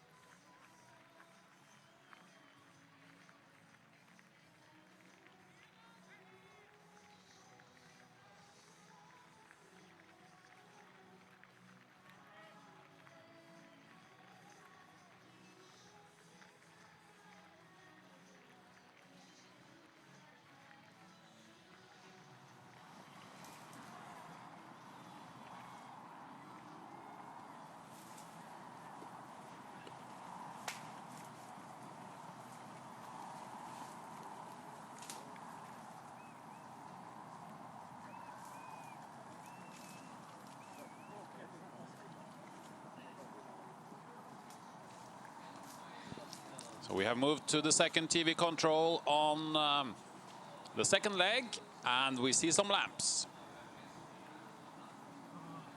And remember, there were some mistakes here on the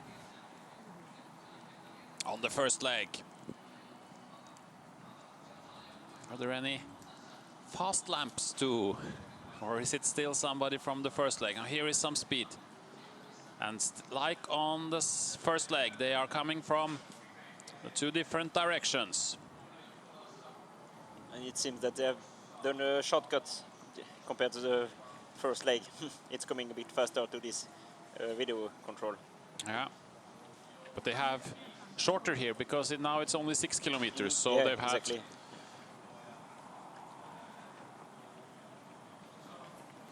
So it was Antti Parjana, Turun Messenkeviet, who was first at the first TV control.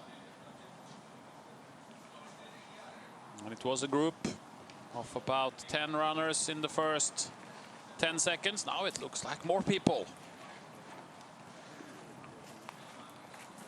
And who is coming here? Who is first? Is it Kalvan? Is it Hannu Airila? No, it's Tume still. Antti Parjana. And Mora, Andreas Holmberg. And they have a small gap. They have a small gap. Here on the second leg, Turun Messenkeviet is a very interesting team. Doug Tully, British runner on the third. Then Sirmais, Jussi Suna, Edgar Spetuk, Scott Fraser. Very interesting team. Some guys on the first leg is also here.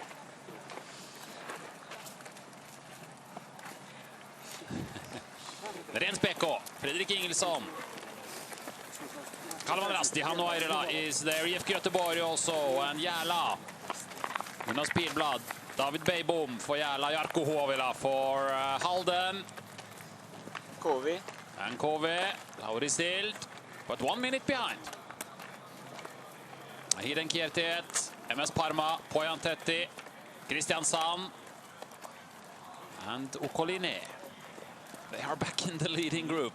Almost 4 minutes behind on the first leg, but on the first TV control on the first leg. And another Halden team. And this is a promising junior. This is the son of Kjetil Bjørlo. This is Håkon Bjørlo running for Halden second team. And also another Kristiansand second team. Good start for Halden and Kristiansand. 2 teams in the top 15. Why not a Norwegian team winning today? Yeah, why not?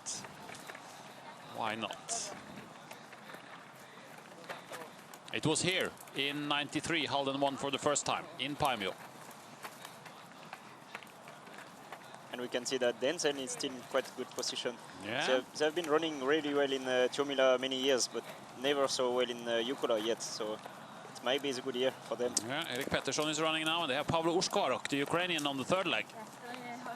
Then Emil Kallered, Edvin Karlsson, Ole Kallered, and Frenchman on the last. Yeah, Luca Basset. Yeah. And he's in good shape at the moment. We will follow Oko Densel. Vareg has also started extremely well here. The team from Bergen, Norway. Vyacheslav Mukhidinov, the Ukrainian, is running now. Alan Sherry did a fantastic first leg for Vareg.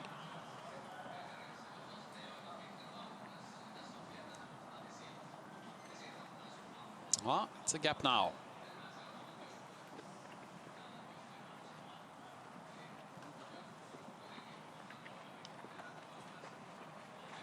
A couple of the biggest favorites, they are there. Kristiansand, Halden, IFK Göteborg. IFK Göteborg, Turun Messenkeviet, no, not Turun Messenkeviet, maybe from the favorites, but Kalvan Rasti is there, and also KV.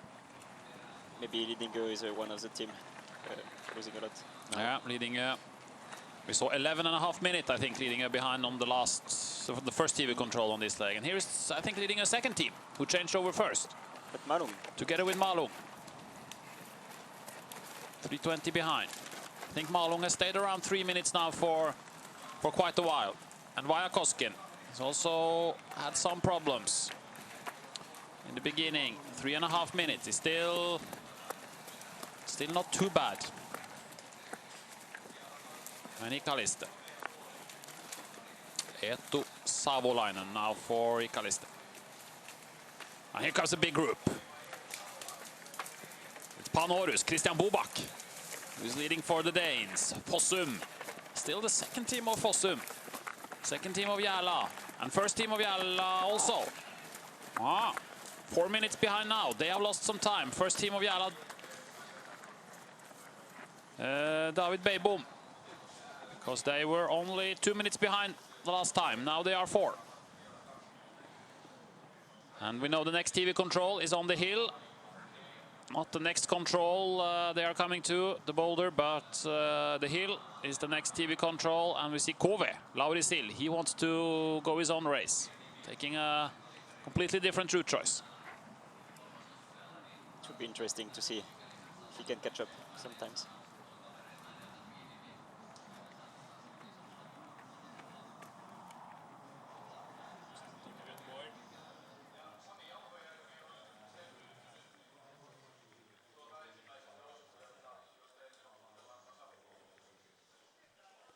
Yeah, the second team of Fossum was in there. It's the junior world champion from New Zealand, Tim Robertson, running for Fossum's second team. And here comes Södertälje. Up to 34th position now.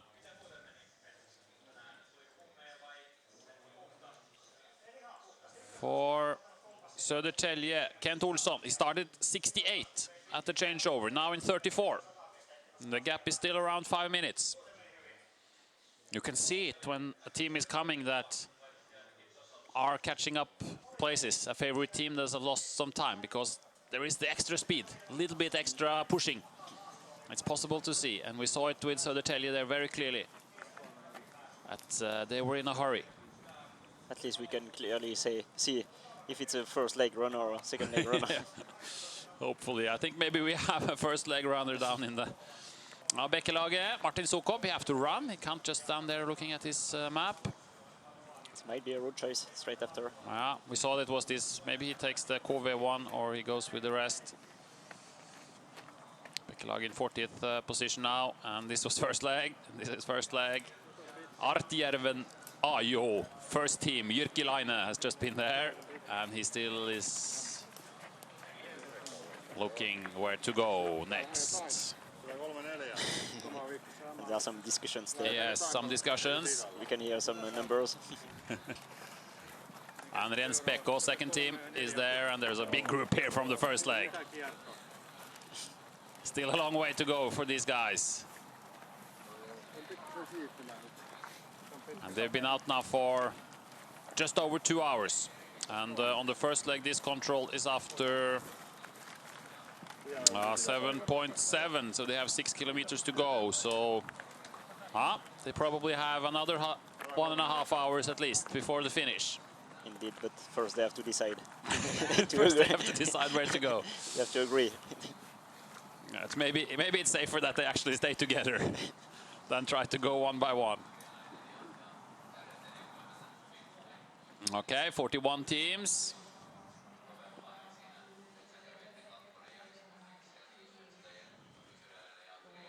Hakarspoika now, the last Swedish team to win in Jukola, 7 minutes behind. Kalvis Mihailovs is running for Hakarspoika at the moment. The relay is becoming quite stretched out. It's 7 minutes on the first 40 teams. So the groups will not be too big on the long night, but it's normally like this in Jukola. It is much smaller groups. It is more forking than it's normal in Tiomila, and all legs are forked also. So in Tiomila, the legs without forking, they bring the packs together. Yeah, indeed. Like this year, for example, there were quite big gaps after the second leg, and then after the third leg, all the gaps were closed. Yeah, it's a big group on the long night. Angelniemen Ankuri is here, 8 minutes behind. The next TV control should not be so far away, 7.9 kilometers. They should take 11 minutes between the two TV controls. So they should be there in about 3 minutes time. Frohl is now 8 minutes behind. Håvard Vassen is running here. Place number 50 with start number 50. So and the French coach is still there. The French coaches are still here, and they were 70 the last time. Now they are 53. Who's running now? Michael Blanchard. Yeah? Yeah. You have confidence in him? He's good? Yeah, I think he's quite good. He can do his job. Maybe he doesn't have so good experience in Finnish terrain, of course. It might be difficult for him. But he's doing well now. Yeah, he's gone from 57 at the changeover to 53. And then Benoit Pevel on the third. He has some good experience. He has been an elite runner before, so let's see. Well, let's follow He the might catch up some places at least. No time, of course, but some places. Yeah, let's follow the French coaches. We will see. And obviously, since they are the French coaches, you have to only say nice things about them. Yeah. So we will bring Petter in because he used to be the French coach. So, but he's not anymore. So he can say whatever he wants. When Petter Thoresen arrives a little bit later, I don't know if he's in the finish. Actually, we have to check. I might be in the sauna now. Maybe. Let's see if Petter Thoresen has changed over from the first leg.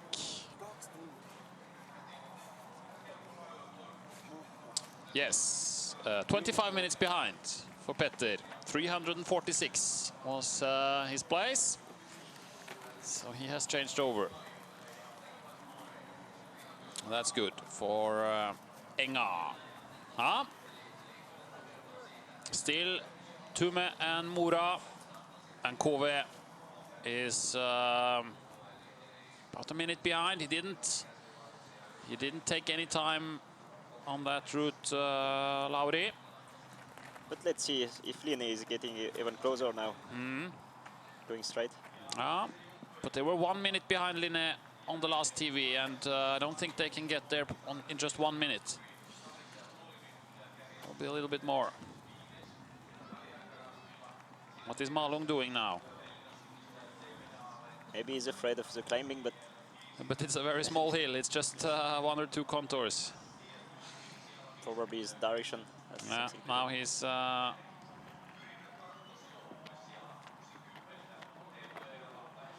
so we wait for the next TV control to see if it's still Antti Parjanen, who should come here soon and has been leading, and he was the fastest one. If we look at the second TV control, he has the fastest split time of all runners on this leg. So Antti Parjanen is doing a fantastic race for Tume. He can be really motivated because they have some really good runners after them, and they are, of course, it's a club from Turku, so they want to succeed at home probably. Yeah. It's Paimon Rasti and Turun Sunistajat who is organizing, but Turun Messenkeviet is running. So they said, no, we don't want to organize. We want to run. We want to win. So let's see. Here he comes. Antti Parjanen is leading ahead of Mora. And last time their gap was about 40 seconds, and it's smaller now. Because here comes the others.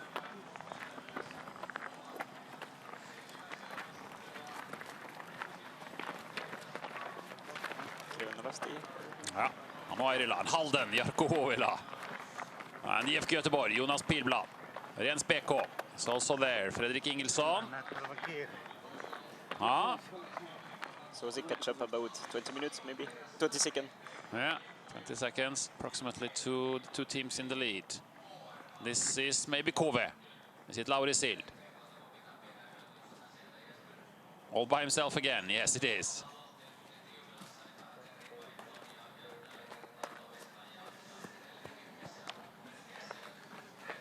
57 seconds behind. He was 56 seconds behind at the last radio control, so he didn't lose so much. He didn't lose anything, but he was only 6 seconds behind Jarkko Huovila then. And now he's 30 seconds behind Jarkko Huovila, so he lost to Kalevan, to IFK, and to Halden, but he didn't lose anything to Turun and Mora. Yeah, absolutely. Okay. Denzel, yes. 130 behind. And more teams coming. Linné leading. This must be some mistake, I think. Leading was 11 minutes behind, so I don't think they are suddenly 1 minute behind. But now, it might be a big mistake. Oi, oi, oi. Turen, Metzenkeviet and Mora, they are trying to go out to the road. But they are too far to the right. So we will see if Halden and Kalevan, if they... it seems like they are going the same way. Or Kove behind. Maybe Lauri still can go. He's all by himself. Maybe he doesn't do the same mistake. So Christian Sand 140, but... leading can't be there already. It's not possible.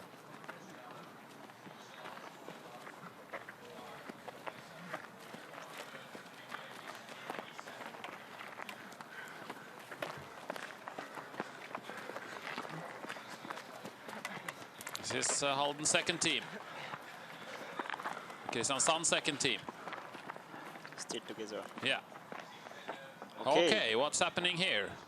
Oi, oi, oi. Then the other side now, Lauri Sil, you have a chance here to go in the lead. Look at this mistake from Turen Metzenkeviet, from Kalevan Rasti, from Mora, from Göteborg, and also Halden, I think, is in that group. And it may be the chance for Line to come back also to the lead. Yeah, and Christian Sand is also going straight there. Milos Nikodim. Ay, ay, ay.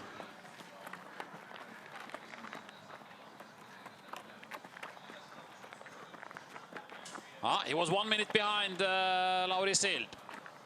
Let's see if they lose about 1 minute on this mistake, maybe even more.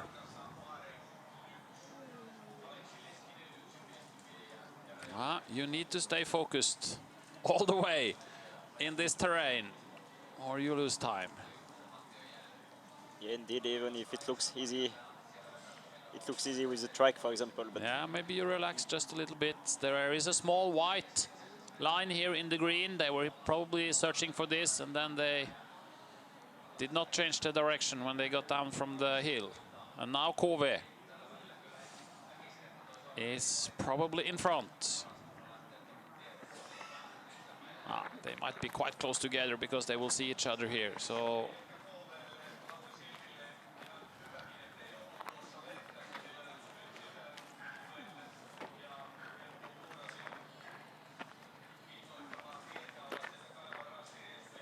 yes, the group might see the headlamp from Lauri Sil, so yeah. it will help them. So we are back at the TV control. Jalla and Tenui is here. It's another group from places 20 and down. Jalla is first in this group, and Tenui is there. Majorna. It's Majorna's second team. Ikalisten is there. Panorus is there. Fossum second team still with Tim Robertson. Both Raim and Rykmenti, two teams. And Raim and Rykmenti, they used to be in top 15 or top 10 sometimes. Yeah. A famous team many years ago. Raim and Rykmenti. Kove is leading now, I think. If there are no teams without tracking who are in front there, it might be Rens, Beko, don't have a tracking. I think they are the only team of the ones in the front, but Rens are probably in the group with the others because they were there on the TV. So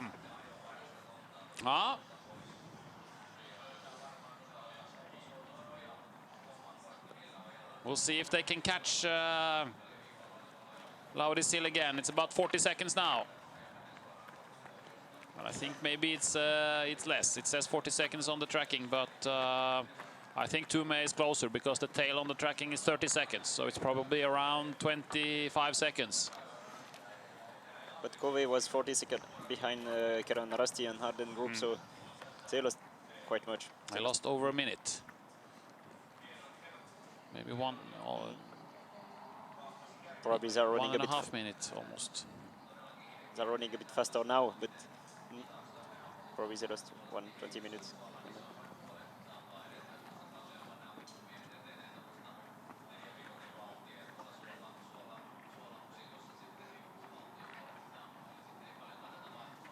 Wow, this doesn't look too good for Vaja Koskentere.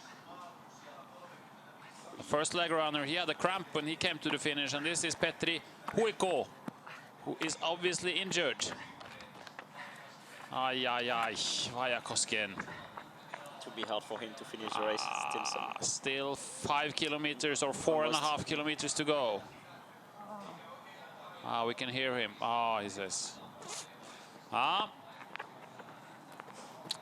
It's a bad night so far for Vajakosken Tere.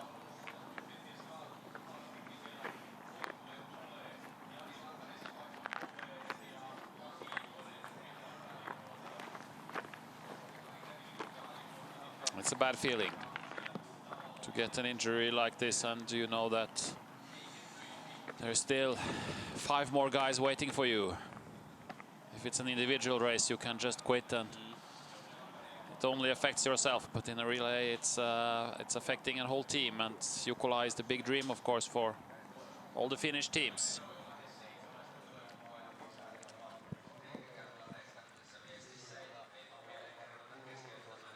So next TV is after 10.1 kilometer, and they are supposed to use about 13-14 minutes, so it's about 5 minutes to the next TV, where we will see if Lauri Sill is still leading.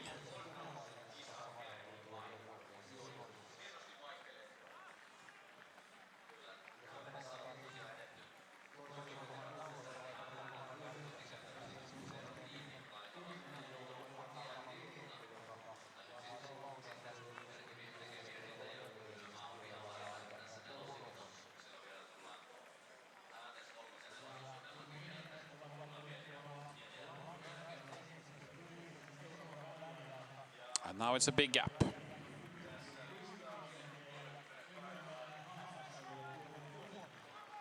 can see that Trian is still in this group. They are still there. Who is running for Trian? It's Jani Virta.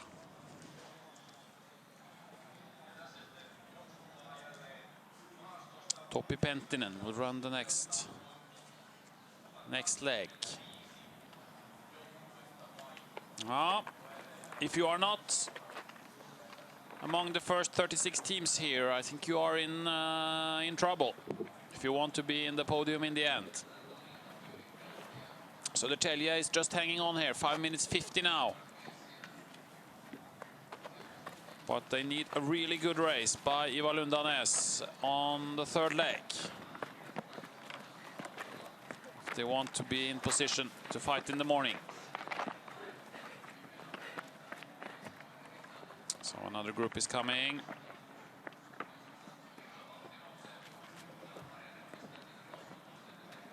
First leg runners, most of them actually. Big group of first leg runners.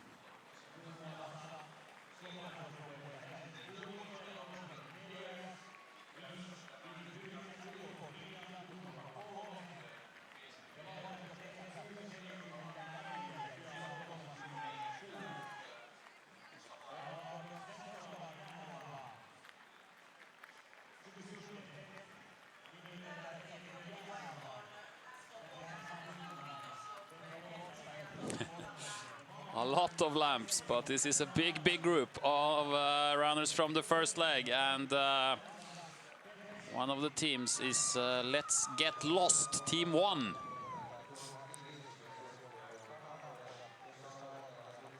I don't know how many teams Let's Get Lost have, but should maybe be about 400 or 500 if you look at some of the guys out there. And the ones in the first leg that are punching now, they are 1 hour and 20 minutes behind the leading teams at this point. And it's a big group of first leg runners, and no more on the second.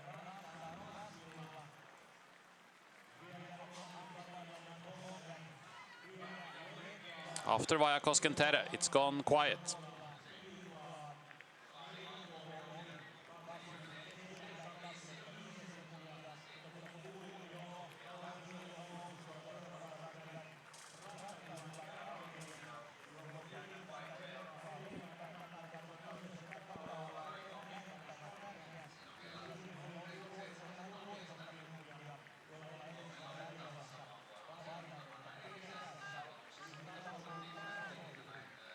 And very soon we will be over to the next TV. It's about 13 minutes between 7.9 and 10.1.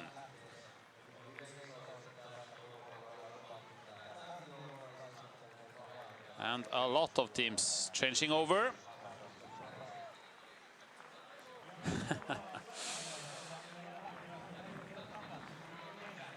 It seems that it will never end. It will never end.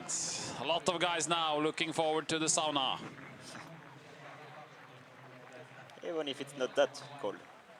It's not that cold. It's about 15 degrees out at the moment. It's very pleasant temperature and still no rain. We have some forecast of some rain in the morning, about 6, 7 o'clock.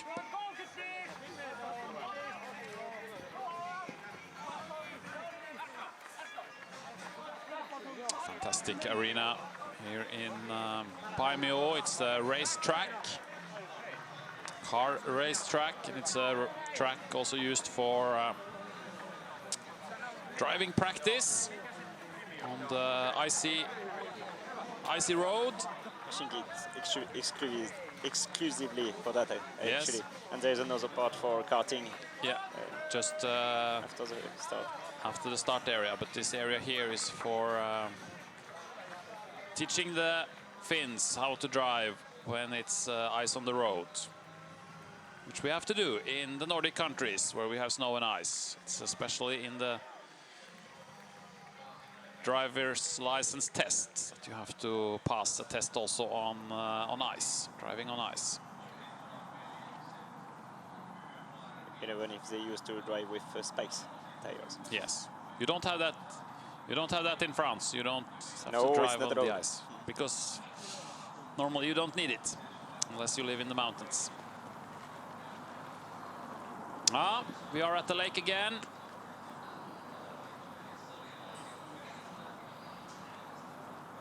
(10.1 kilometers), so it's 2.5 kilometers to the finish on this lake. And we are waiting. It was Turun Metsenkeviet.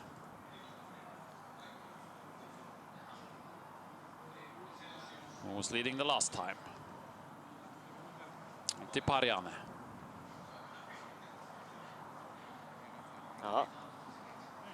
And here comes Lauri. So it looks like he has kept his gap when the others made the mistake. And but it's not much. They are just behind him. Halden, Kristiansand, Rens-Beko, Tume, Denzel.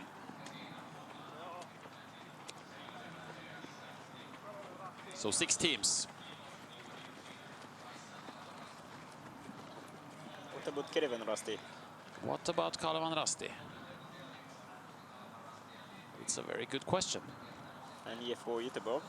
And IFK Göteborg, Pilblad and Airila. This looks like Pilblad, I think. He has a special running style, Jonas Pilblad. And he's easy to recognize, and here he comes. 44 seconds behind. And this is Airila probably. Or Lin? No, it's not. Linné. It's Linné. Jan Troeng.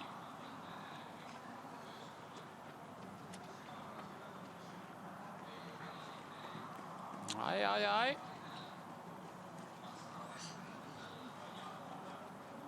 This is Hannu Airila. 1 minute 7 seconds. And also Mora, who was in the lead together with Tume, is now 1 minute 11 behind. Is it some forkings?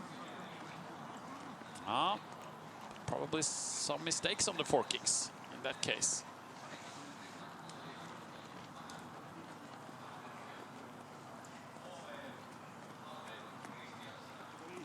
One team that this is looking very good for at the moment is Kristiansand. Because they have Vegard Danielsen on the first, Milos Nikodim now, who is staying in the leading group. Now Baptiste Rollier is soon going out on the third one. And they have Mats Dahlén, Hans Gunnar Omdal, Martin Hobman and Daniel Hobman. Kristiansand will be very, very happy with this start.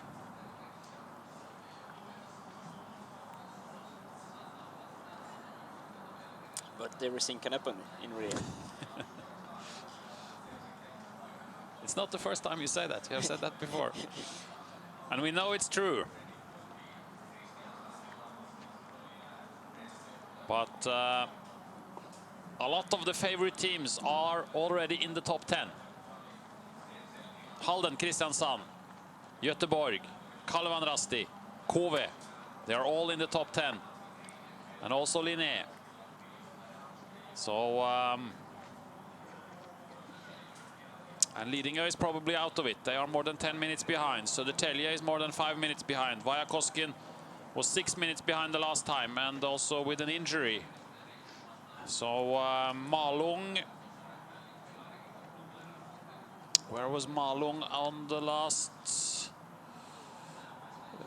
Malung. 5 minutes. 5 minutes behind Thomas Karlsson.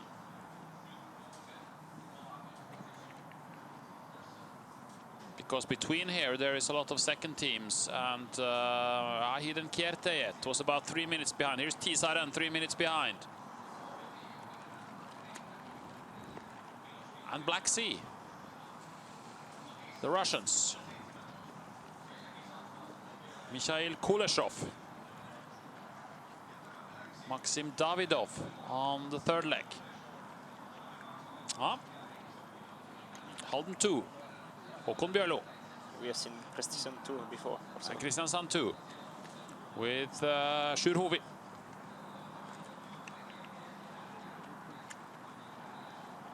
Show that they have a lot of runners, but they can have 2 teams in top positions. And it's easier when it's Jukola because it's 7 runners compared to 10, so it's easier to have also a good second team, because if you want to compete in Tiomila, you need at least 12, 13 good runners, because you need 10 plus some extra fighting for the place in the team, and exactly. And in case that means you have 2 Jukola teams practically who are good enough to run in the first team in Tiomila. So there's no surprise, of course. Kalistenen as Parma, Rajamäen, Järla. Rajamäen, second team. Fossum, second team. It's the highest number, 606. Lynksen and Tenui. Majorna, second team. But no big favorite teams in this group. Järla has a good team. They have Olle Boström now on the third leg. He's a very strong night orienteer. He can catch up some time, for sure. Iden Kierteet is 5 minutes behind. But still, it will be difficult for him to catch up a lot of time to Fredrik Portin, for example. Yeah, or because there are very strong teams. Yeah, there are very strong teams in the leading group, and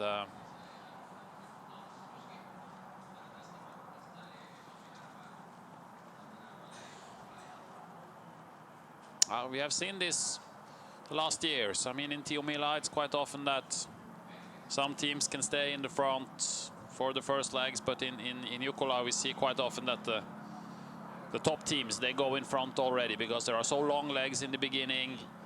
It's so much forking, and it's night, and it's also only 7 runners, so they have stronger runners on the first legs as well.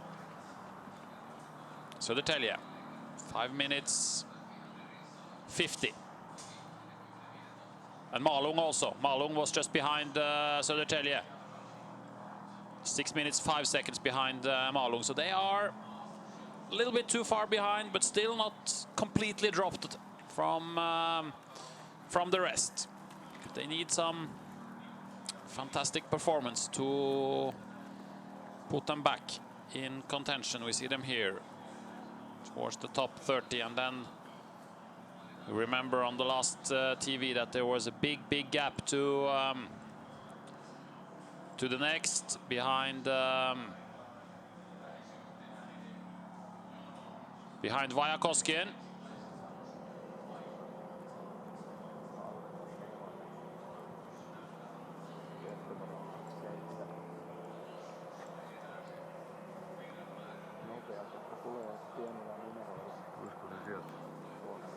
Olisiko se noin, mikä tulee tuolta? Was Bekelage, there was the other teams as well. 11.5 kilometers. We are getting closer to the changeover.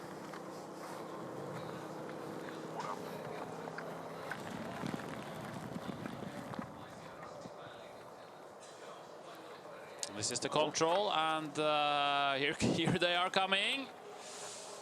First, we have a lot of first leg runners, but it's Halden, I think. Jarkko Huovila is first.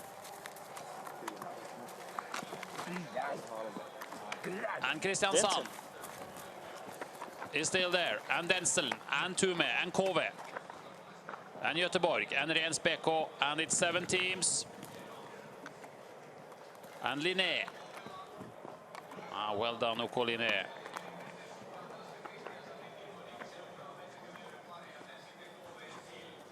It seems that Jarkko Huovila is back in good shape nowadays. He likes this Jarkko Huovila, night orienteering. A little bit tricky controls, and well, yes, good experience, of course. a lot of experience. 40 years this year. 48 seconds to Kalevan Rasti and Mora.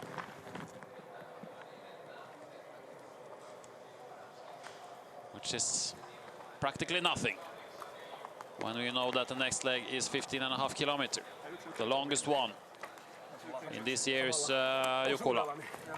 But still, it would have been easier for Filip Adamski, for example, in Kalevan Rasti to start with some other guys like Portin. What do you think about Filip Adamski on this third leg? Yeah, I think it will be tough for him. Yeah, it can be tough for everybody, but he can do a good job, of course. But still, maybe like Portin has better experience on this terrain, so but, it would be interesting to see. We'll see who will change over first here. Yeah. I'm not sure if he has the sprint to change over first here, Jarkko Huovila. We'll see if he can keep Pariana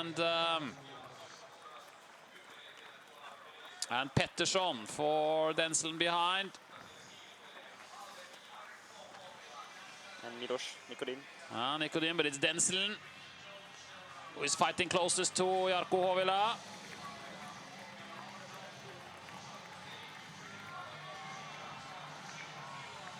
And the Finns, they are cheering for Jarkko, of course. And 2 legs are finished, and now we are waiting for the long one. He still has some power, Jarkko Huovila. He's going away from Denselen here on the last meters, and Halden with 2 40-year-olds on the first leg. They are leading after the 2 first changeovers. Experience really counts in this Jukola terrain.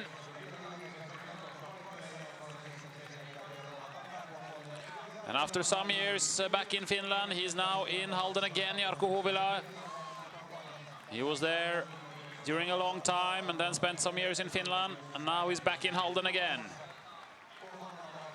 And Denselen 1 second behind, Tume 11 seconds behind, and Fredrik Portin, a Finnish runner for Halden on the third leg, comes here from this area. And now has his... cut off for Denselen also. He can be really strong. He can be very strong. And Kristiansand doing well. Göteborg, Kove. Antti Parjanen to Doug Tully. Milos Nikodin to Baptiste Rollier. The strong Swiss. IFK Göteborg, Jonas Pilblad to Johan Högstrand. Gets the map there.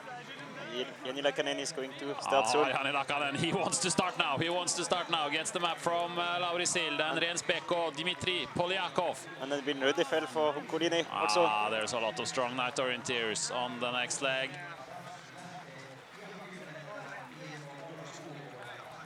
There's a lot of strong night orienteers on the next leg. Mora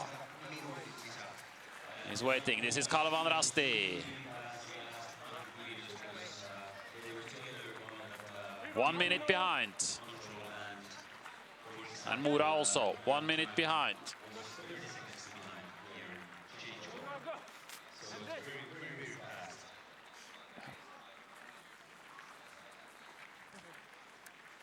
So 1 minute, they are behind, and Filip Adamski, Graham Gristwood out for these two teams.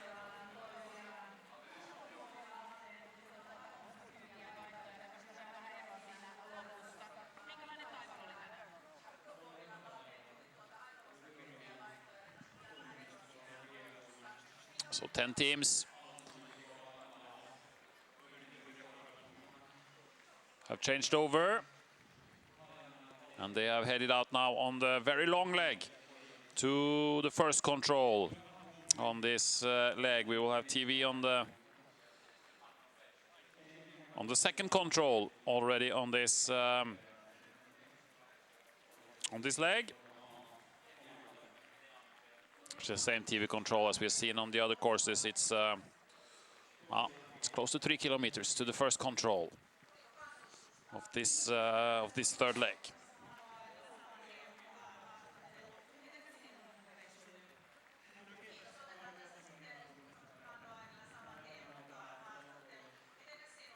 It's a gap after Mora. It's 2 minutes. No more teams.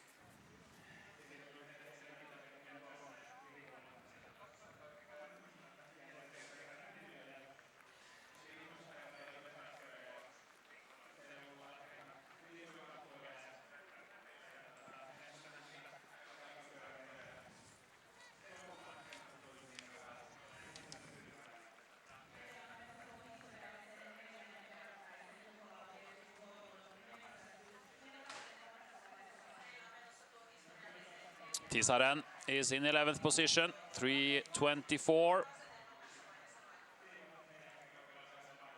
Behind Daniel Atos to Mattias Mertz, the strong Swiss. Heading out on the third leg, Ikalisten, Raimen Rykmenti, Järla, NTNUI. So also here, Ole Boström is out for Järla. Halden to Håkon Bjørlo to Øyvind Helgerud, Vareg. It's also here, and Panorus, best Danish team. Christian Bobak to Ture Lassen. They have a strong team here. Panorus.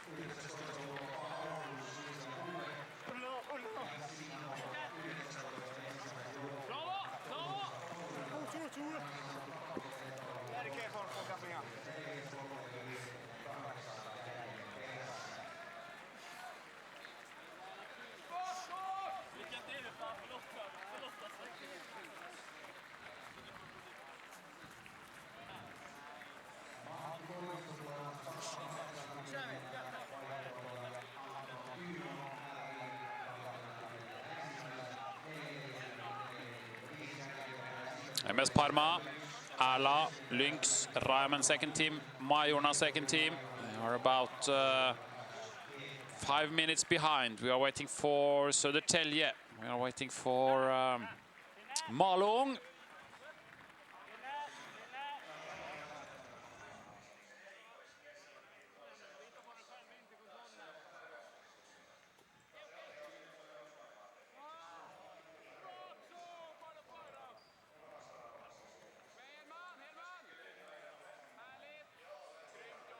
Södertälje, 5.5 minutes behind at the moment.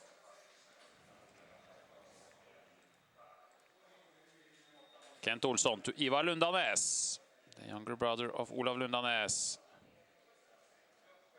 And he has to go out all the way by himself here. So then comes Hidden Kierteet, then comes Black Sea.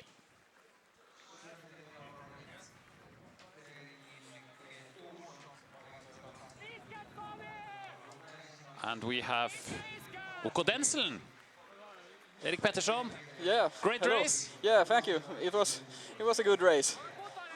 And how was it? We have seen it's quite tough some places. It's forkings in detailed areas, it's green areas, and how was it? Yeah, it was really nice, I think, really technical.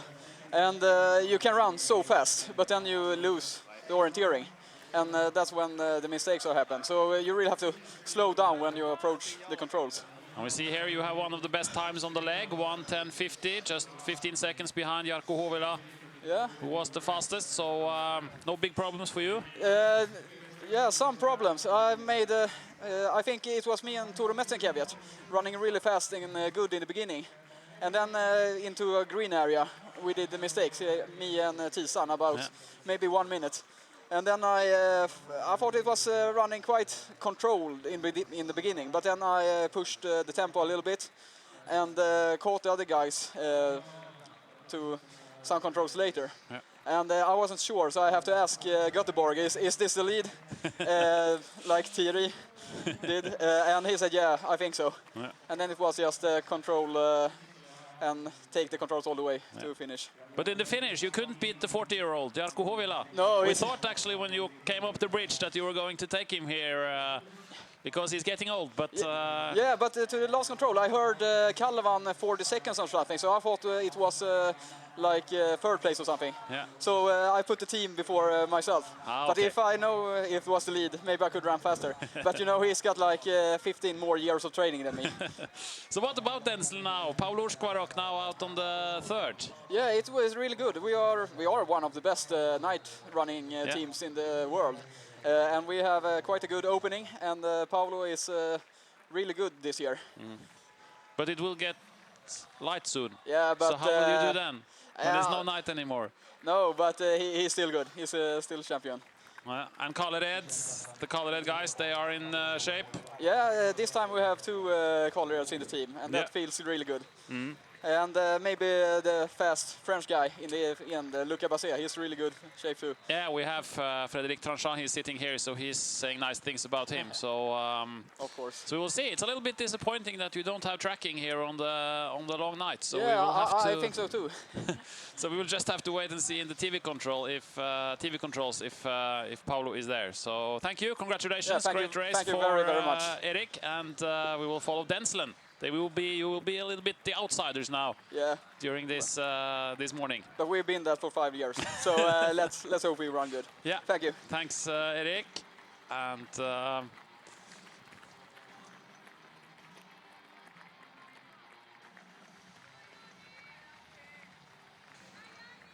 We are out on the third leg, and we see the long line to the first controls.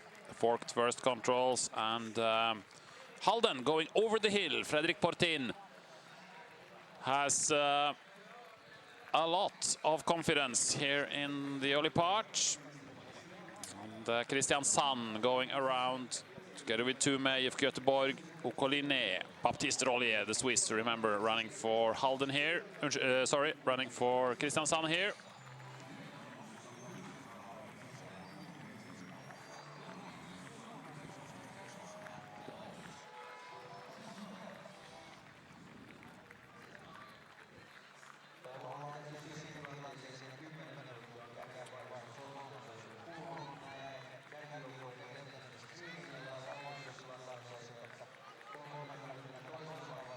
So 39 teams has changed over.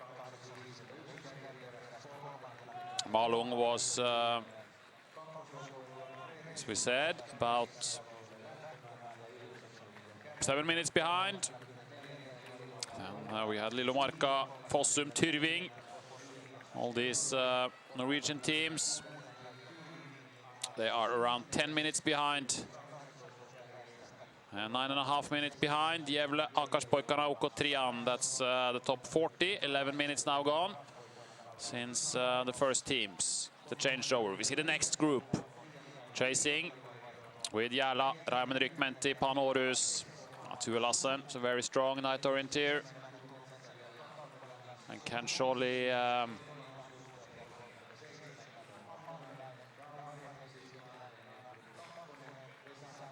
do a good third leg here.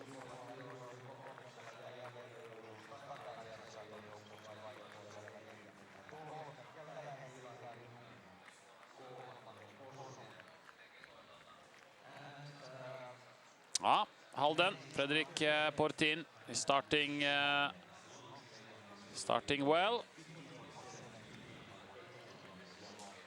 on this third leg. And also Christian Sam Rollier.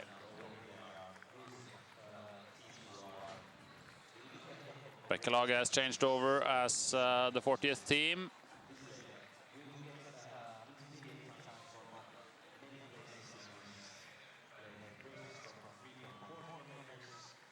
It looks like a strong start for Halden towards the first controls on this very important third leg. It's a long leg. It's the longest one. It's close to 16 kilometers. It's longer than the last leg.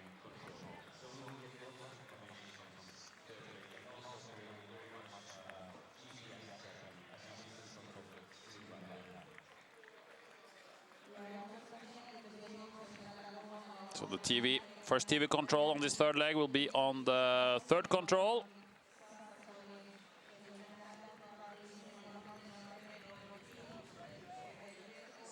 We see the teams going to the different forkings. Tume surely have the left one, looking on your screen.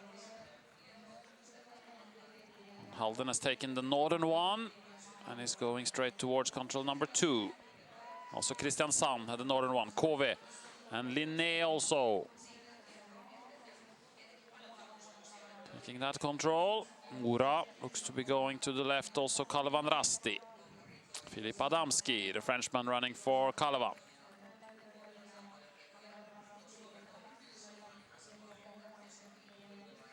No tracking on this third leg for Uko Denzel. So we will have to wait for the TV control. And Mura and Kalevan Rasti in a bit of trouble here towards the first control. They have lost the direction now, and they're heading out for a mistake.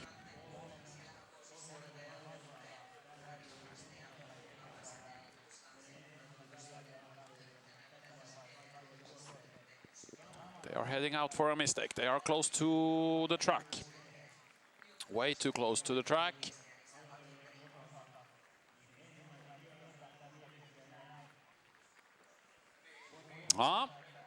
The main favorite team, Kalevan Rasti, in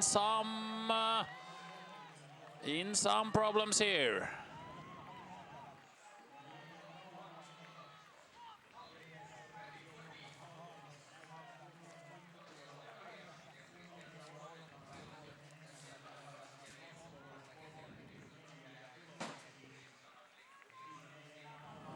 Here comes the young Estonian, Lauri Sil for Kove. How was that? You were a little bit behind, and then you were in front, and then just a little bit behind. Looked like you did your own race. You didn't care too much about the group. No, I didn't. I think the main goal today was to make my own race, so I was just focusing on that. I didn't actually know where I was positioning. Like almost halfway on the course we got split up, and after that I didn't see anyone. No, because the leading group, they made a mistake about 1.5 minutes where there was a leg you could run out on the road to the north, and they went out on the road and you went straight over a hill and then down in the marsh, and then they missed the road, so they lost about 1.5 minutes, the leading group. So you were 1 minute behind, and then suddenly you were 30 seconds ahead on your own. Yeah. And then they came behind and catch you again. But was it interesting orienteering? Yeah, it looked very interesting. It was very interesting. There was, I think, really important was to know when to slow down and when to speed up. Problem for me was that I couldn't speed up. Okay, you didn't feel too well physically. No, not very fresh. But anyway, I could keep the speed until the finish. That's what I had. Now you have the old man, Jani Lakanen. Let's wait for him now, because this is the first TV control on the third leg. Halden 18 seconds ahead of Kristiansand, and Denzel has also punched there, so we can wait to see. Since Jani has the long third leg, he's probably in good shape. He's in incredibly good shape. Hopefully not too good, so that he makes mistakes. I think he will try to keep it safe and simple and try to do his own race like I did. Maybe not as risky as I was running. So Tume and Linné, and here is Janni also. Yeah. 1 minute behind. So you are up there. Yeah, I think it's a very good position for us right now. And your brother, he's in good shape? Yes, I think so. Maybe not top shape right now. I think it depends very much on the day, how it's feeling. Yeah. I think he can do a very good race. Yeah. But you are perfectly positioned now, 6th place, 1 minute behind, just ahead of EFK, leading Linné. Metzenkevet is there, leading us far behind. So, so well done. And we are following Kove during the night. Thank you, Lauri. Thank you. And we will see also if we have Jarkko here.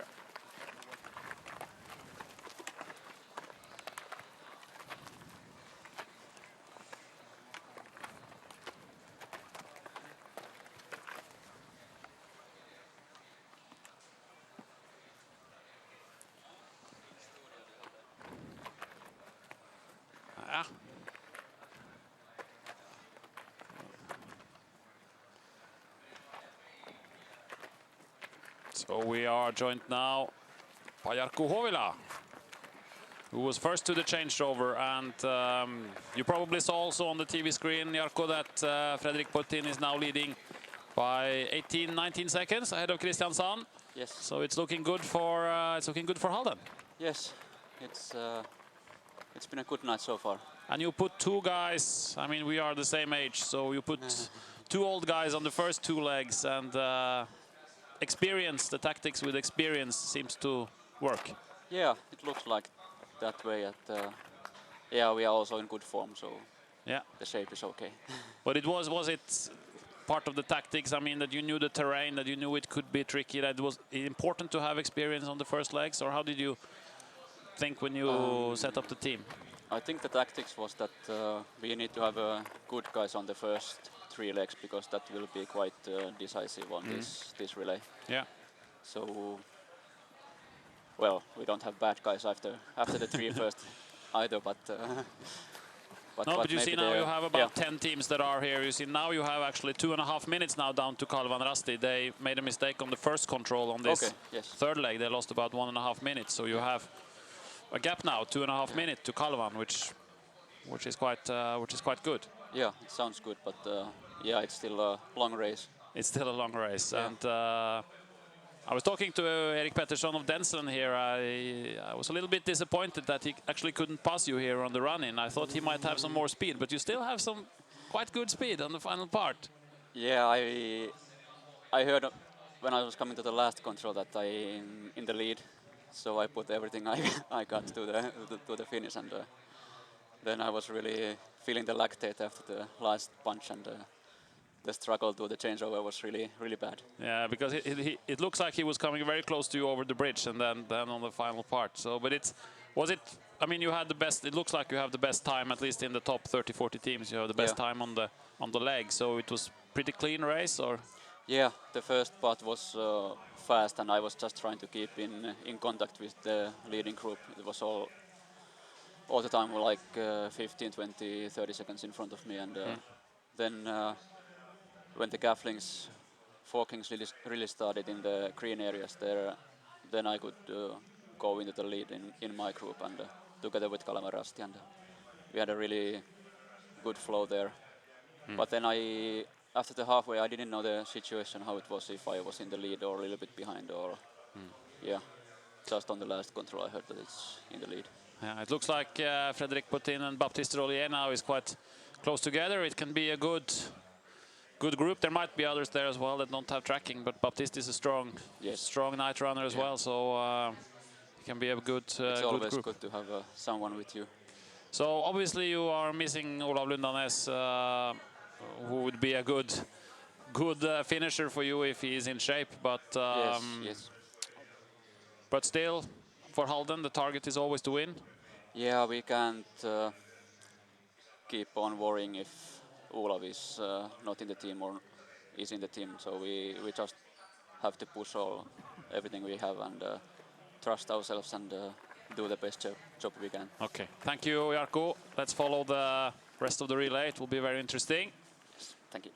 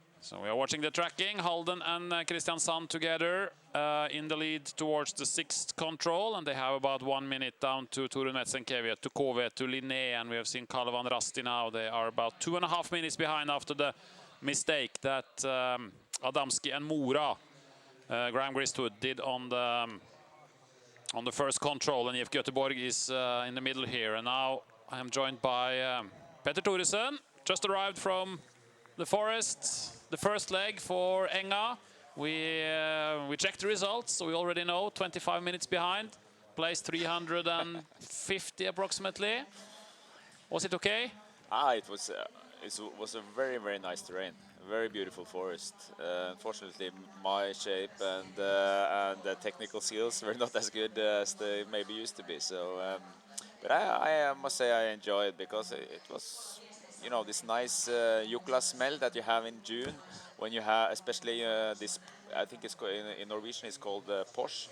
And it's something that reminds you of Jukola and how nice it is. So I enjoyed a lot.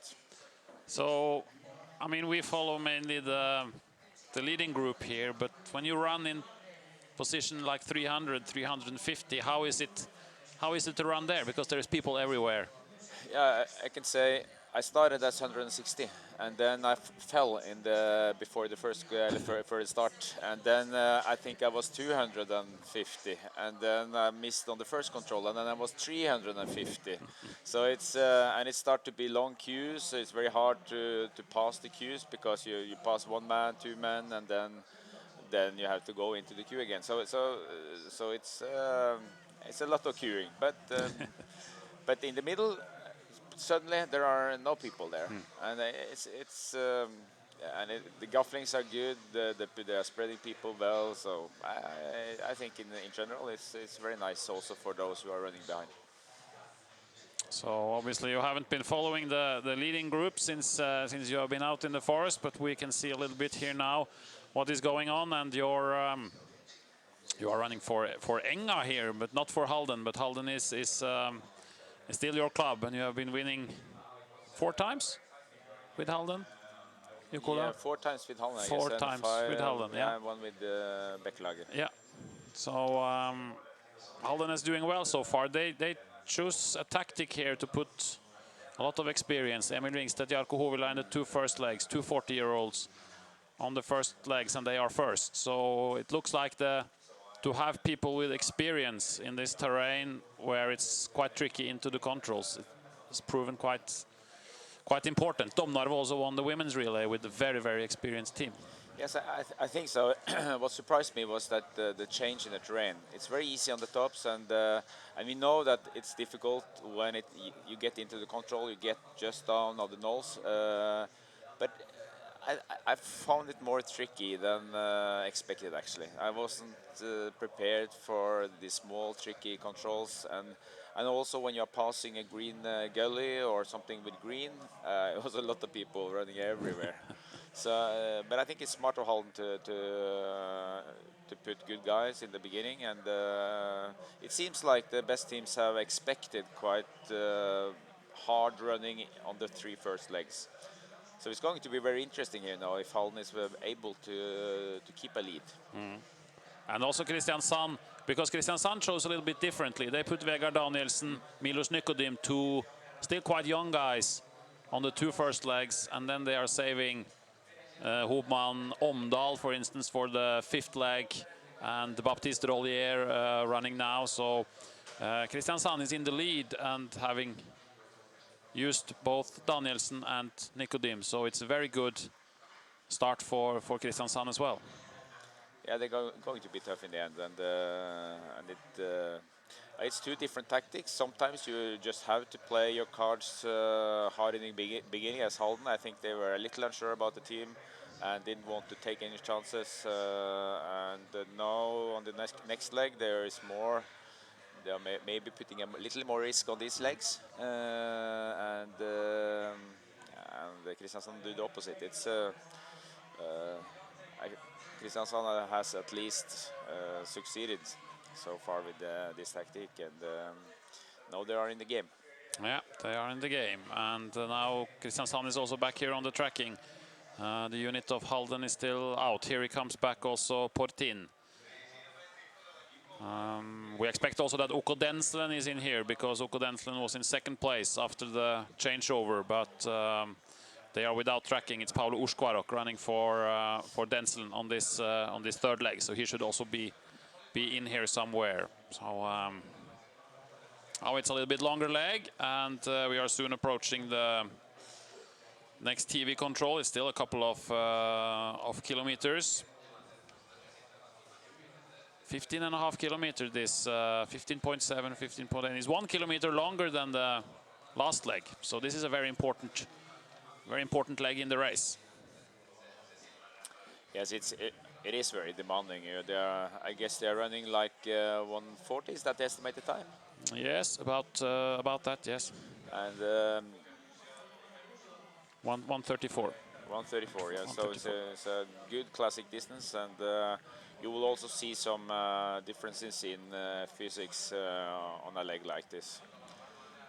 And it's quite small groups. I mean, there's groups maybe 3, 4, 5 runners maximum. It's not. This is not like a Tio Mila train of 40 guys.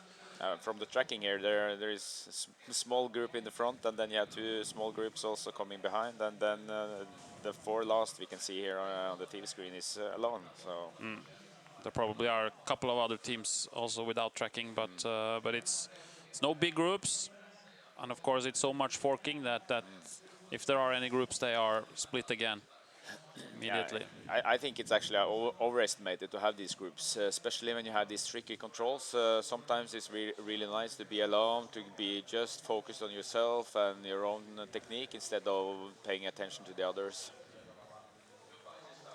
So a little bit about, I mean, in a club like Halden where you have so many runners, they have individual goals, they are going for world championships now. There is world championship very close to Halden next year in Strömstad, and you have a lot of experience from this. How does the relays like Paimio and Jukola affect the team, because it's the team spirit, and how important are these relays to a team like Halden?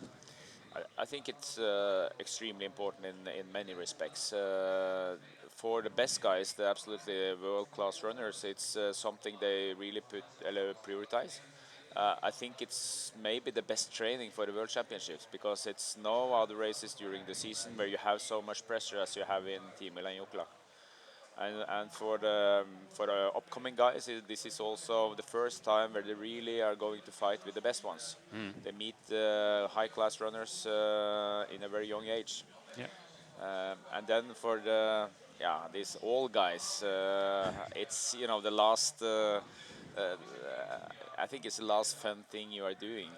Like me today, for example, I'm not running many races during a year, but to go to Jukola and enjoy this race is absolutely fun. And for Mats Haldin and Jarkko Hovila, they are still keeping the pace, and I guess they are some 10% slower than they used to be, or at least Mats Haldin.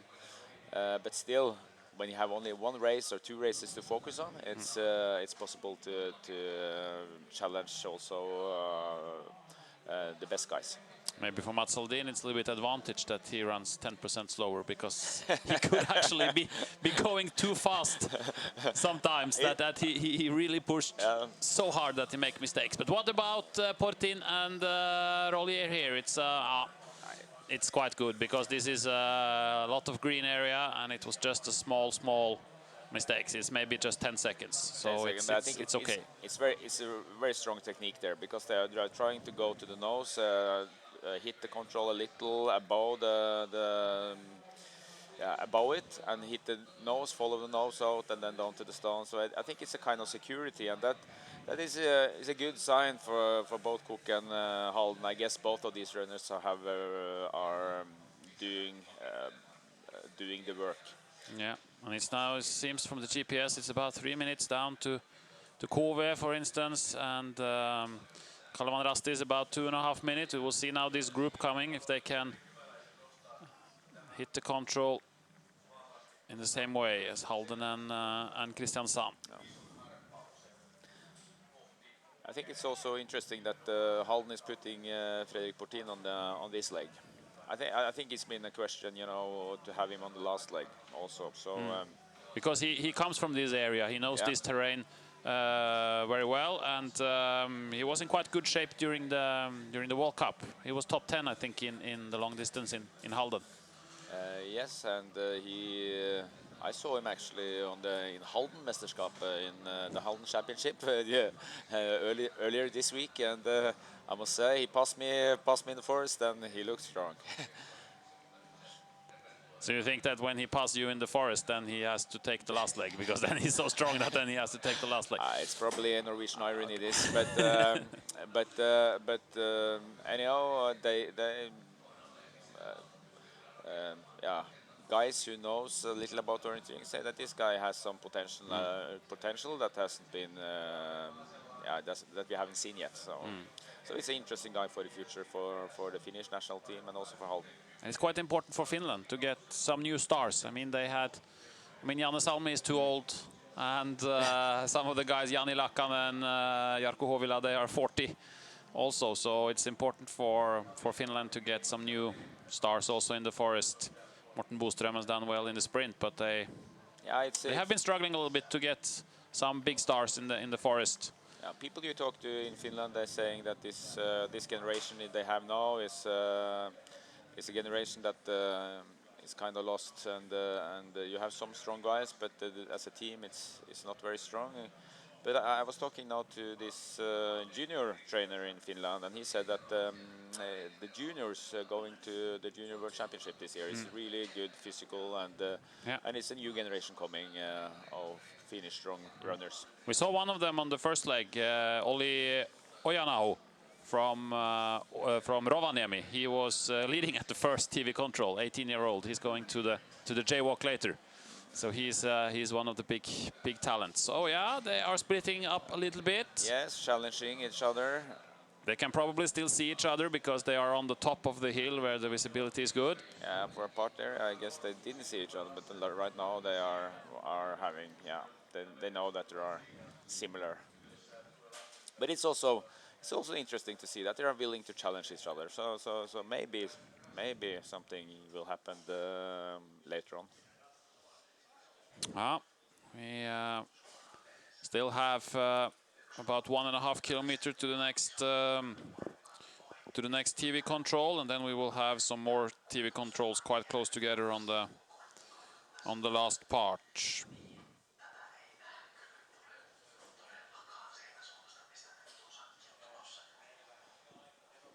At the moment, the Finnish TV have the whispering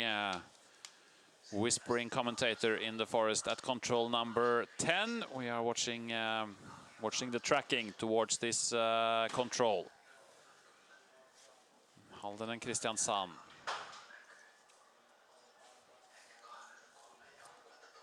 Are there. Yes, and the two groups behind has become one now, isn't it? So.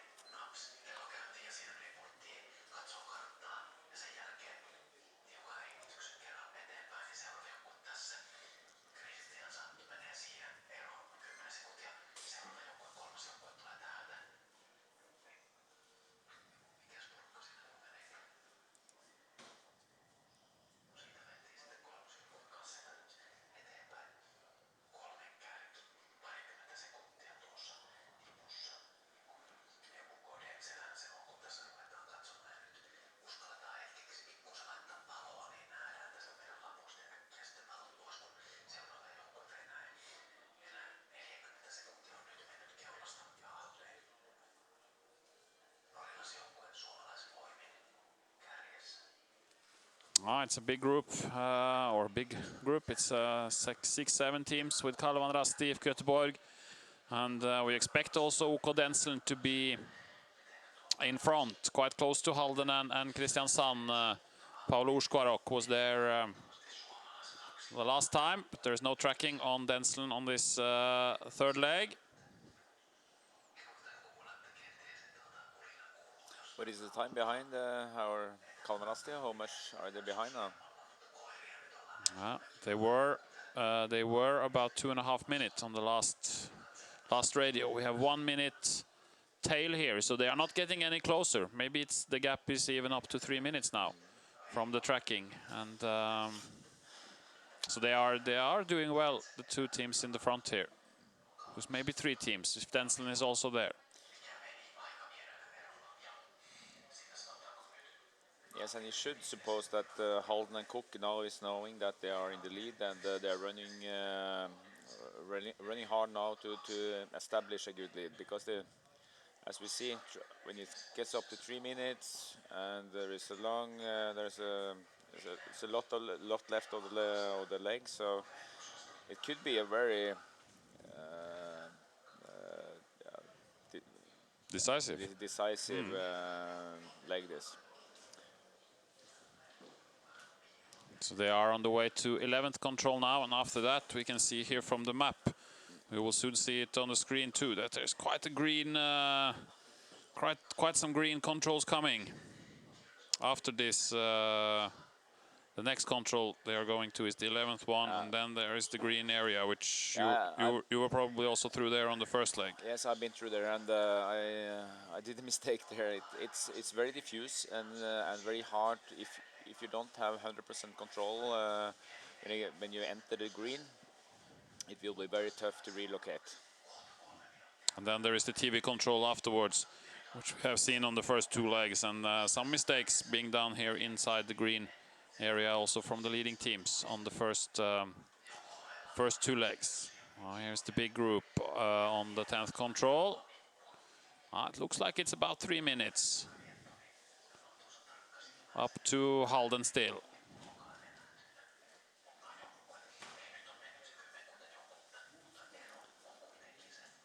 It can be quite good for Halden and Kristiansand to have 3 minutes down to Kalvan, because they have a strong Finnish Kalvan Rasti. Of course, this right now for Cook and Halden, this is a dream result right now. It's Filip Adamski is in the lead of the next group, and he's been that more or less as long as I've seen him. So I think he understands the pressure, and is trying now to keep the speed up for that group. And he knows also that he made a mistake already on the first control. So one more mistake now, small or bigger, and it's going to be really tough for Kalvan Rasti to get back. Then they start to need Halden and Cook to do some mistakes. Because 3 minutes is okay, and if you get to 5 minutes, it's suddenly a lot. Yeah. So they found the 11th control, and we're now going into the forked area, quite green area, and within about 5 minutes now, they will be at the next TV control.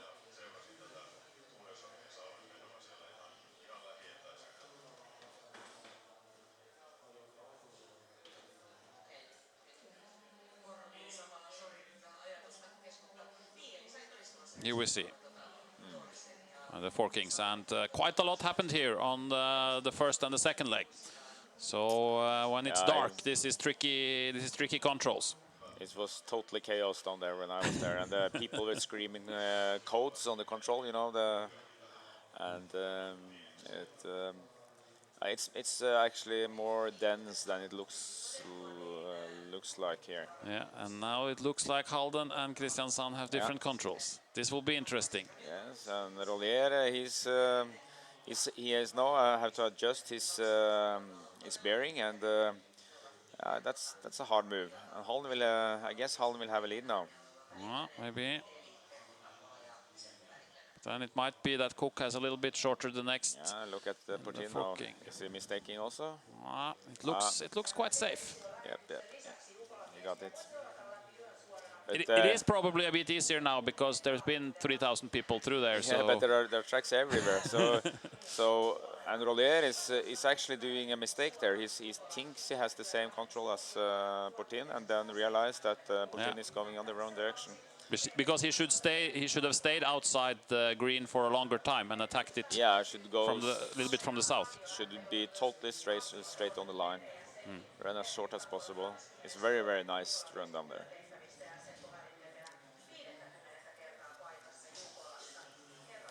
So no, it's advantage Halden, I guess. Small advantage Halden here. And I will say that Cook has a longer gaffling also on this one. So now to the TV control, there is a shorter way for Halden.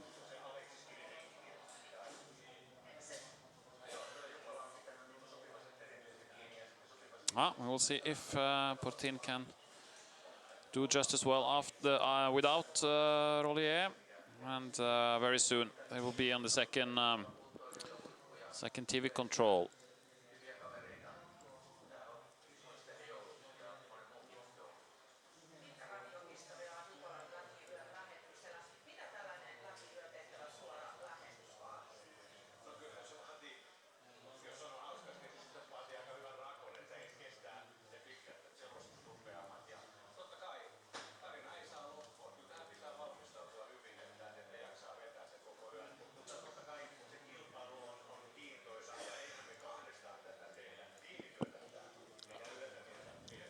if I should guess, I would think that Putin will have a lead that with more than half a minute on the TV control. He has still a longer way to go. Putin has a very nice way to go from this control he's at now, and the next one is the TV control. So. And let's see now what happens with the group behind when they go into this area, because they all go on the same line now. It seems like, but surely somebody have to have another control. Yeah, it can't be so that everyone have the same control. Who is doing a big mistake here? Kalvan Rasti KV is going straight. Mora, Linné, IFK Göteborg also. It can't be so that they are all going to this control in the middle. It's not possible. It's what are the mathematic odds for this? I must admit, I had this the one to the left, and I was where Kalvan Rasti is now. And you were probably not the only one. Göteborg is going to the left here. And now they are on the control, the other 5. So the question is if they all... what is Göteborg doing now? He's going back. It's very hard, you know. It's very hard. Does he have the one to the south? It could be. Could be. That he was going the wrong... No. Now it looks like Linné is going south. There is. It's an explosion here. Kalvan Rasti had this control. Kalvan Rasti have this control. I think maybe Kalvan Rasti, Filip Adamski is actually the only one to have this control. This is fantastic. This is... Filip Adamski leading the train down there, and all the other guys had a different... This must be... there are some guys that should be really ashamed in that group. It must be fantastic for Filip Adamski. Just hit his control and see all the other guys just stopping and... Okay, so now we are at the TV control and we will get the gaps from Halden. Fredrik Portin is here. And he has punched. And you said maybe about 30 seconds. We will see.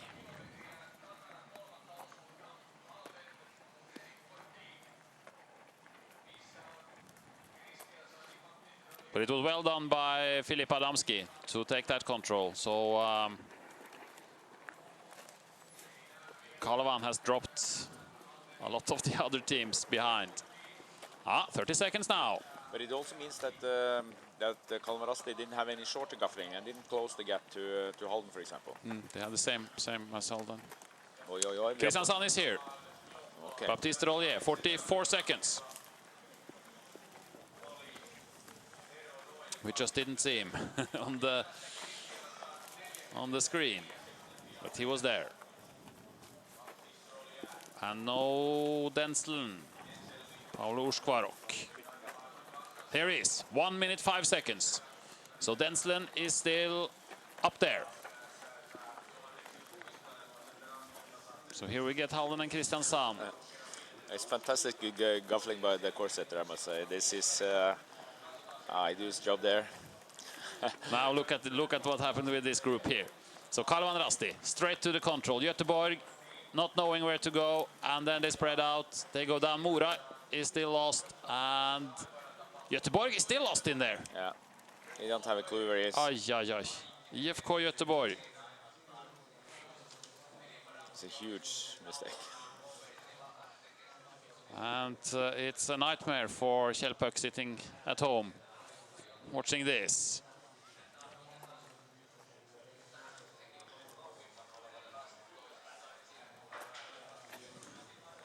Johan Högstrand for IFK Göteborg. No, I guess you are right about Kjellpöck. He's now at home in Holland, and or maybe sitting down in Sweden and at the coastline there and watching. But anyway, this is not good work. But in a way, he was the first one to react. That's a good sign. But he also reacted too slow, and then when he realize that he's not on the right place, then he don't take enough time to relocate before he enter the green. And when he goes into that green, yeah, you saw what happened. You are totally lost. There is no details, nothing, just green, green, green. And very hard to get through. It's very slow, so the mistakes become big. And still no Kalevan. 3 minutes. 3 minutes now. Still no Filip Adamski. But he might be coming now. There's a little bit faster speed on this one. Yes. It is Filip Adamski. That's Filip, yes. So he's 3 minutes and 14 seconds behind now. So, he has lost more than 2 minutes to Halden from the changeover, but he's still keeping Kalevan Rasti in contention. Göteborg has found the control. Now it's Raymond Rykmenti in problems. Ayala is finding control there. And Ayala also lost some time. But, one team who seemed to go straight through this forking is Panorus, Tue Lassen. He is a very technical and strong orienteer. And Panorus is climbing.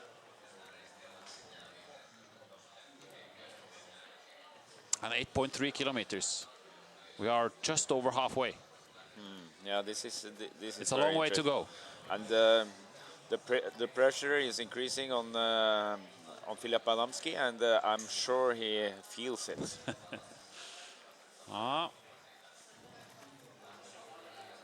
And I guess Fredrik Portin's self-confidence now is not decreasing. So let's see now. I think the feeling about this terrain is really important, because it's not so difficult to find the right route choices, but when you enter the controls, I think the local guys they have this attention on just what we didn't see on the scaffolding control. It's a school example how you are not going to do it. You enter the green and you don't have any clue, and you just trust the guy in front of you, and it's very, very bad. But Jani Lakanen should be experienced enough to not do it, but he is running for Kove and is 4.5 minutes behind, and he followed Filip Adamski into the wrong forking. Had to go south together with Turun Messenkeviet, which have Doug Tully on this leg. So 4.5 minutes now to Kove and Tume.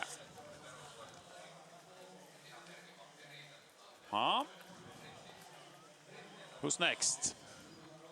What about the EFK? This is Mora. Graham Gristwood.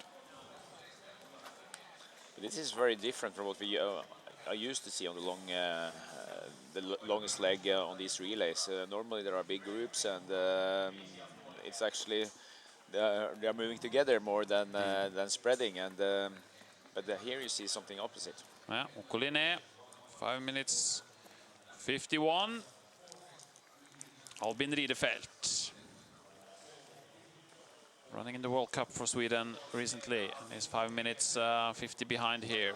Yes, one of the used to be a really big talent in the junior class, and struggled some years to get into the senior class. But it looks really good for Sweden now. They have a lot of young guys coming up, and Albin is in that group. So still no IFK Göteborg. They were only 21 seconds behind at the changeover when Jonas Pilbrand, his Tue Lassen. Panorus now up to 9th position. So let's see at the leg times. Tue Lassen from 19 at the changeover to 9th position now. And but Portin is the fastest, about 30 seconds faster than Rollier. Then 1 minute faster than Uskvarok, and then Tue Lassen and Adamski are about a little bit more than 2 minutes slower. And Rens Beko is coming. Still no EFK. This is NTNUI. 7 minutes behind. Still no Göteborg. No.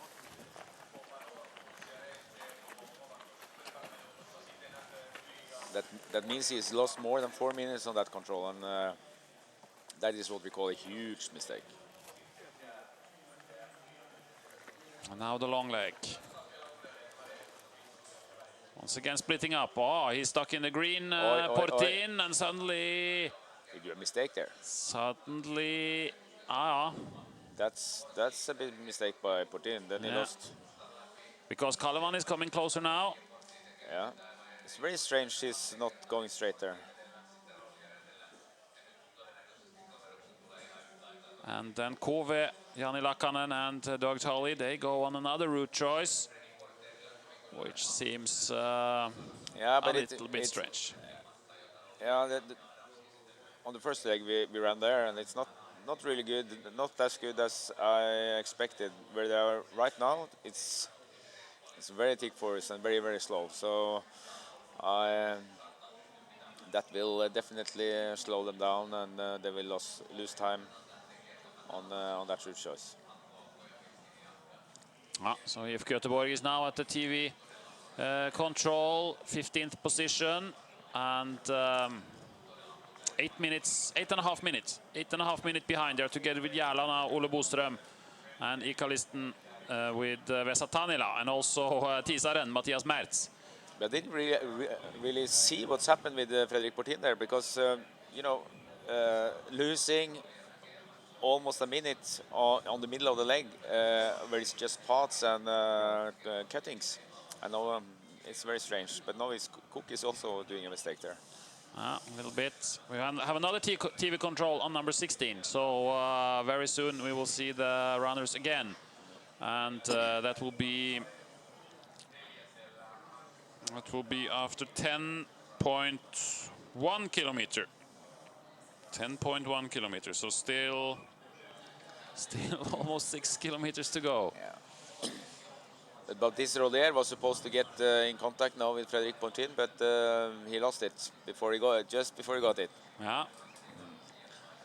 So it's still about 45 seconds, looks like, from the tracking. Yeah, so that means that all the guys have done mistakes now. It seems very difficult to do a perfect race in this terrain. And here is the next one after 10.1 kilometer.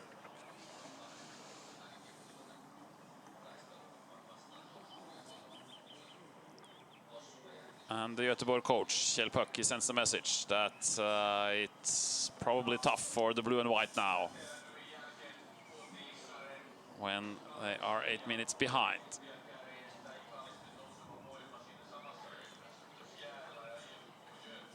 And still quite dark. Normally during the third leg in Jukola it starts to get lighter towards the end, but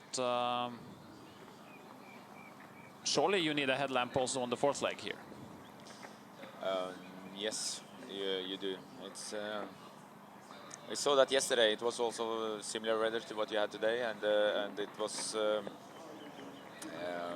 getting very quickly dark. But strangely, on the first leg, it was good visibility without a very strong headlamp also. So, but here on the third leg, definitely, it's real night orienteering. And this is Fredrik Portin. Yeah, it's quite good speed. He's running very nice. I must say, very beautiful style. And let's see the gap now. It was 45 seconds to Christian Sand the last time.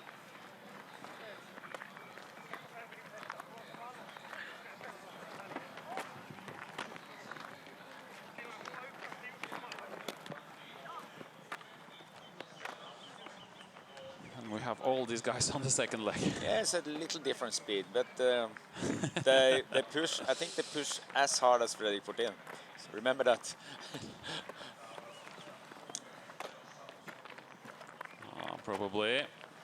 40 seconds. So the gap is bigger. But here he comes from another direction. So it's 44 seconds still. Oh, there he had a big chance. And then he goes out in another direction too. Okay. I think actually it's pretty much the same, but let's see on the tracking. It's probably coming soon. And this is Denzel, or?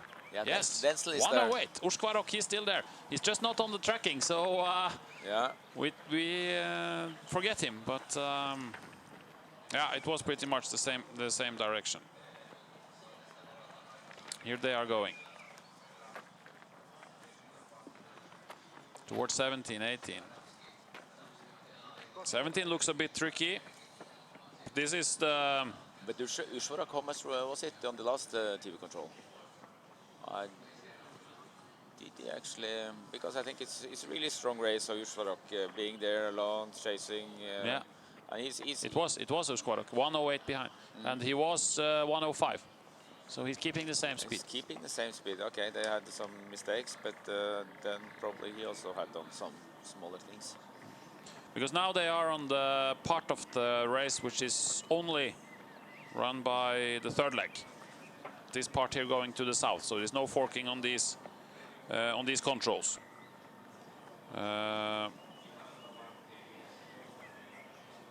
These two controls, next two controls, is just for the third leg. The next TV will be after 11.5 kilometers, so it's 1.4 kilometers to the next TV. And this is Kalevan probably, Filip Adamski. It was 3 minutes 15. It should be less now.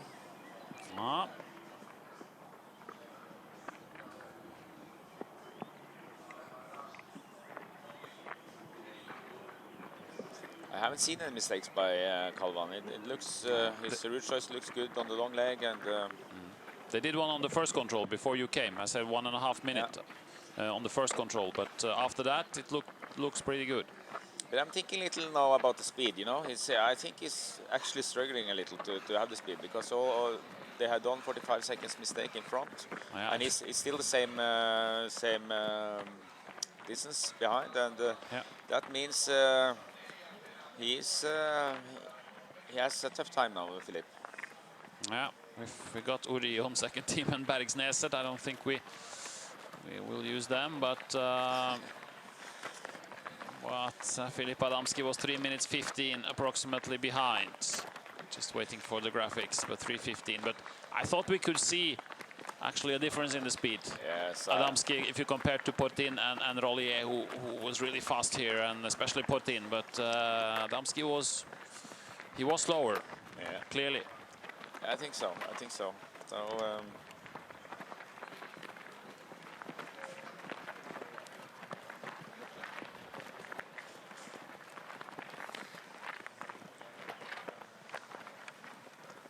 So the question now is if we have actually seen the winning team pass here.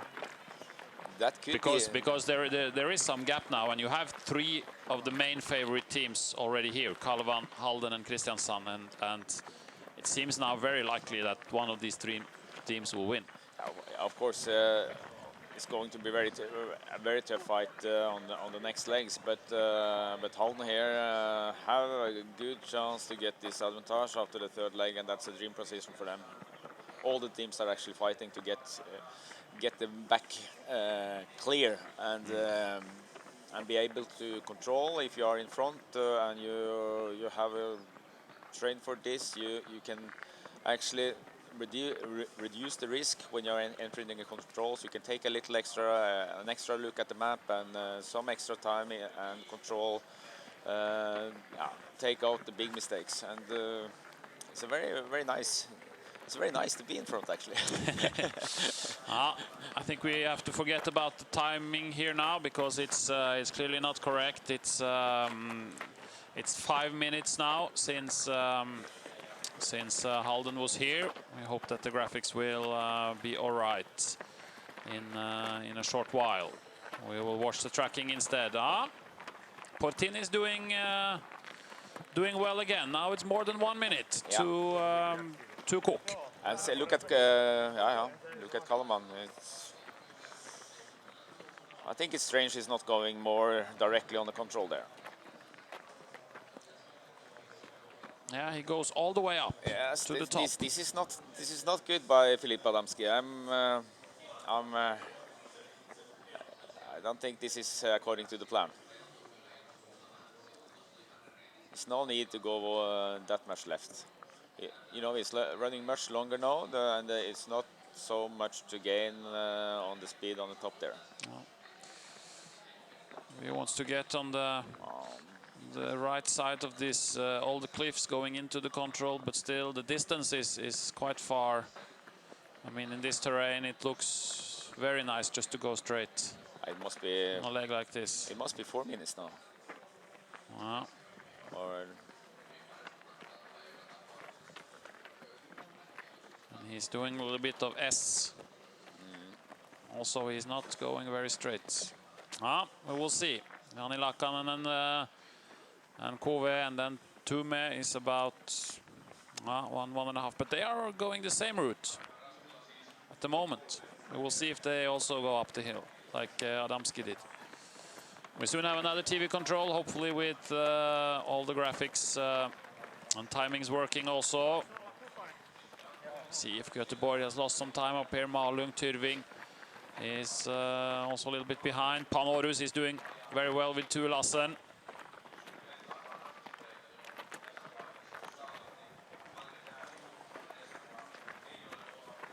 And the next TV is 11.5 kilometers. 11.5 kilometers. So then we have 4 kilometers to go. And Cook now had a small mistake on the 18 control also, so he's not closing the gap. And then after the next TV control, they are going into this quite tough area towards the end of the course.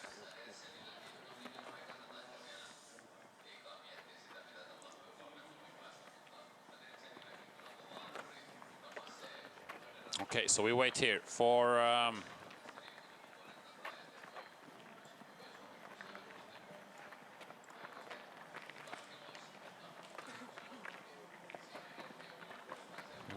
Fredrik Portin. 4 kilometers to go to the changeover on the long night.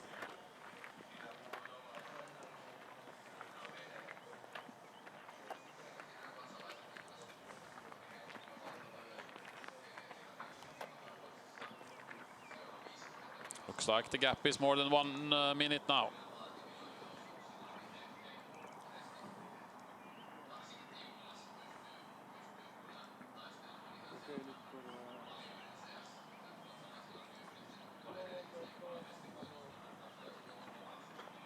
Very nice forest here. And here comes Halden.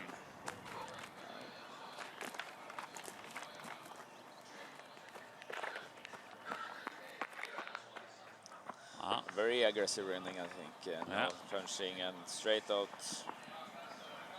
looking at the map at once, and yeah.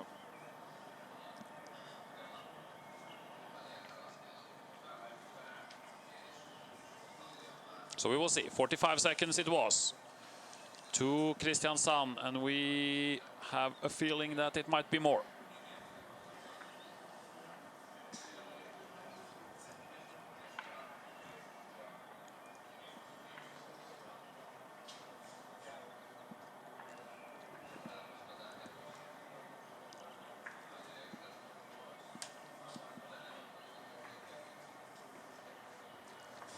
It is more.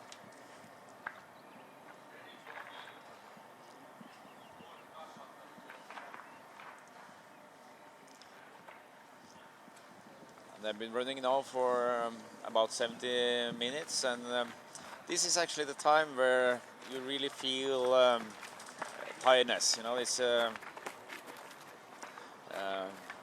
I think they managed the speed very well in the first 70 minutes, but they expect the last 20 minutes to be tough.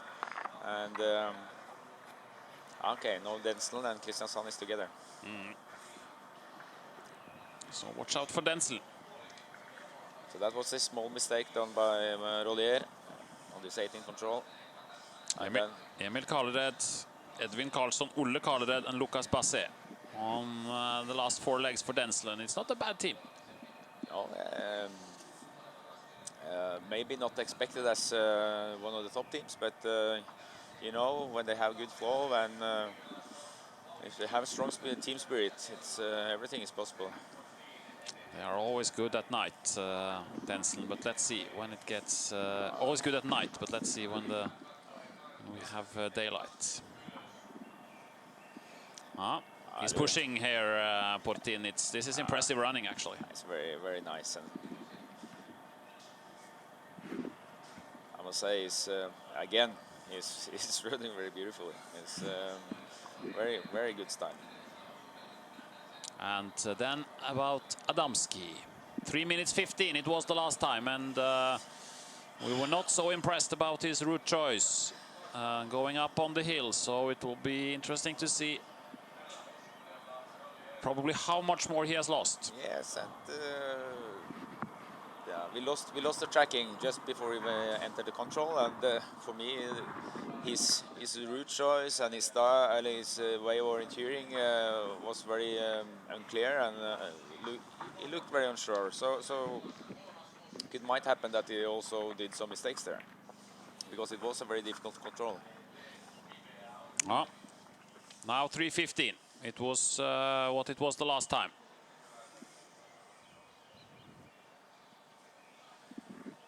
I think they really want to stay inside 5 minutes. There is sort of a psychological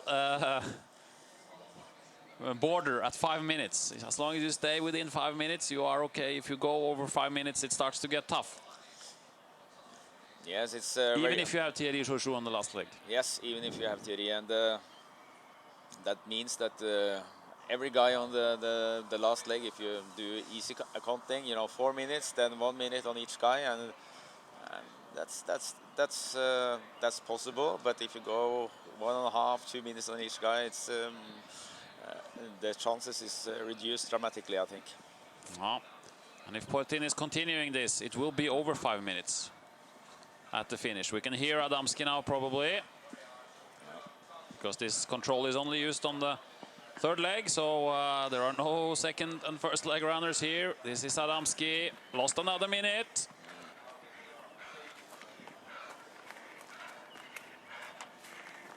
Okay, here is breath. 4:25. 1 minute 10 seconds he has lost, just on 1.5 kilometers. Yeah. This is quite critical now for the main favorites. Kalevan Rasti, who has won 3 years in a row in Jukola. If that was just speed and this small route choice mistake, then I think the route choice mistake was maybe not so big. But what was happening with Halden there? I don't know if he had already been to the control, maybe. Yeah, it could be, but because he was on the track. So okay, so we are waiting for Kove and Turun Metzenkevit. I must say that the development of Kalevan Rasti and Filip Adamski's race is not very promising for him. I think the chances is bigger that he will lose even more to the finish than he's behind right now. So because of his technical style, and also I think he's struggling physically also. It does not seem very good. And Kalevan Rasti, they have Jan Petrschela, Jere Pajonen and Jan Prochaska on the next 3 legs. Halden have Mattias Karlsson, Mats Haldin and Marcus Millegård. So Kalevan Rasti does not look very much stronger than Halden on the next 3 legs. It can be a big job for Thierry this, if Kalevan wants to win again. 6 minutes behind for Jani Lakanen and also Tume. Is he starting to struggle a little bit now, Doug Tully? 5 seconds behind Lakanen here.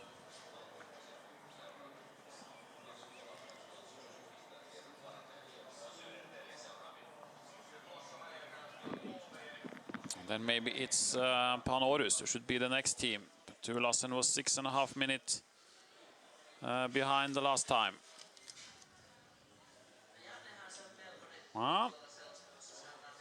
It's starting to get a little bit lighter, but camera, don't be fooled by the camera. There is a lot of lighting in the camera, so here in the arena it's still pretty dark outside, even if it looks light when you see on the screen. It is still quite dark inside the forest. And as soon as they put on the light on their headlamps, the things around also get get darker. So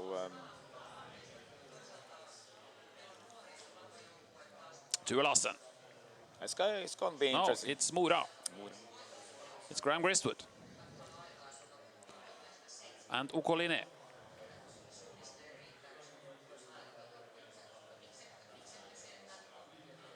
And forget about Ukori on second team. But Panorus is there.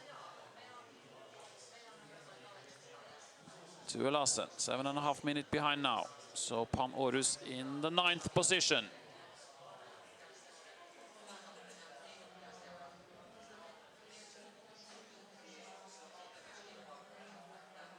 For instance, Graham Gristwood, he's now more than 7 minutes behind. He started just 1 minute behind, so he has lost more than 6 minutes. Here comes Järla. Ole Boström.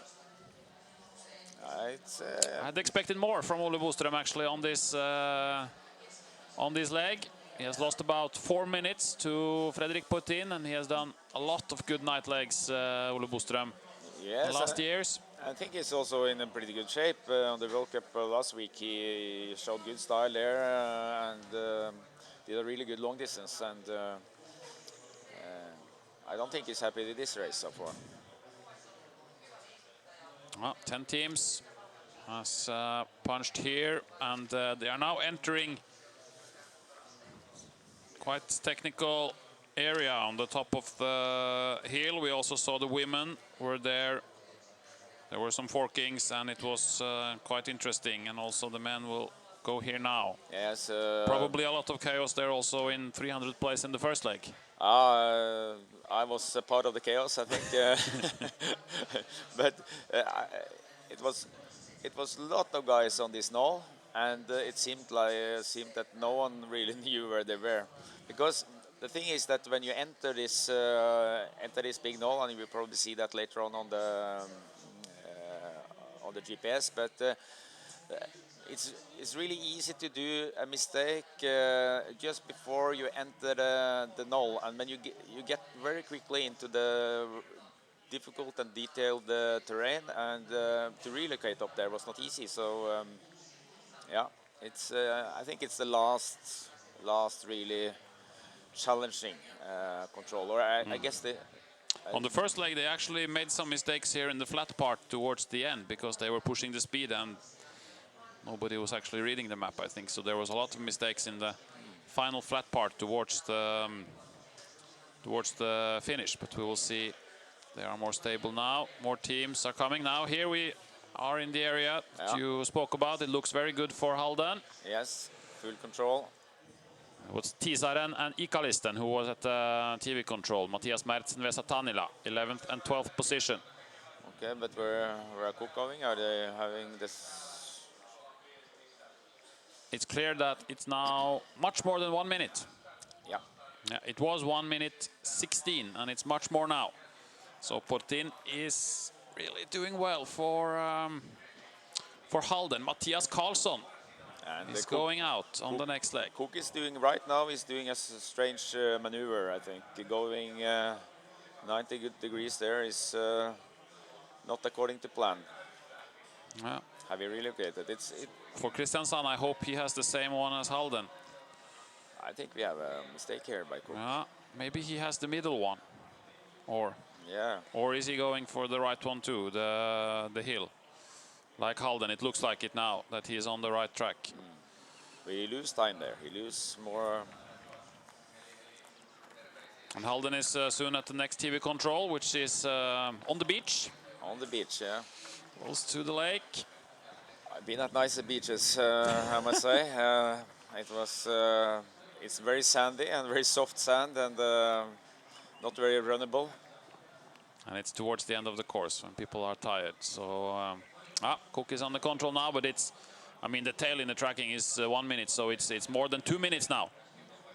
Surely for Portin. And we have more teams to the last TV when we are waiting for Halden here. IFK Göteborg in 13th position, and NTNU, Tyrving, Raimen Rykmenti first and second team together. Malung, MS Parma and Hiden Kiertejet. That's the top 20. And 11.5 minutes. And we are waiting for Halden. You know what hidden Kertiät means? No. It's very interesting with these Finnish teams because they have the different names.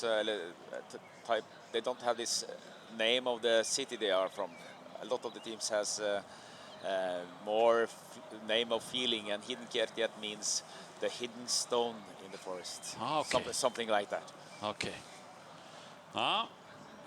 It used to be a part of the club wasn't taking part for many years because it was a part of Delta, which was a combination of teams. But now there's no more Delta, and it's hidden Kertiät once more. And this is Fredrik Portin.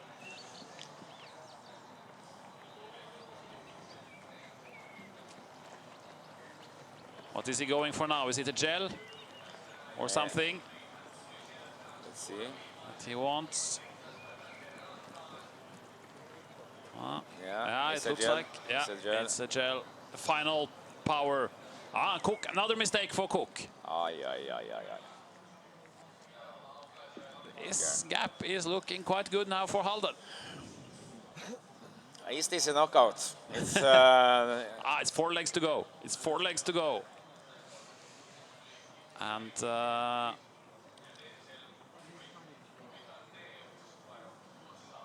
it's 4 legs to go, and there's still a couple of Swedes in the Halden team, so we're not sure yet.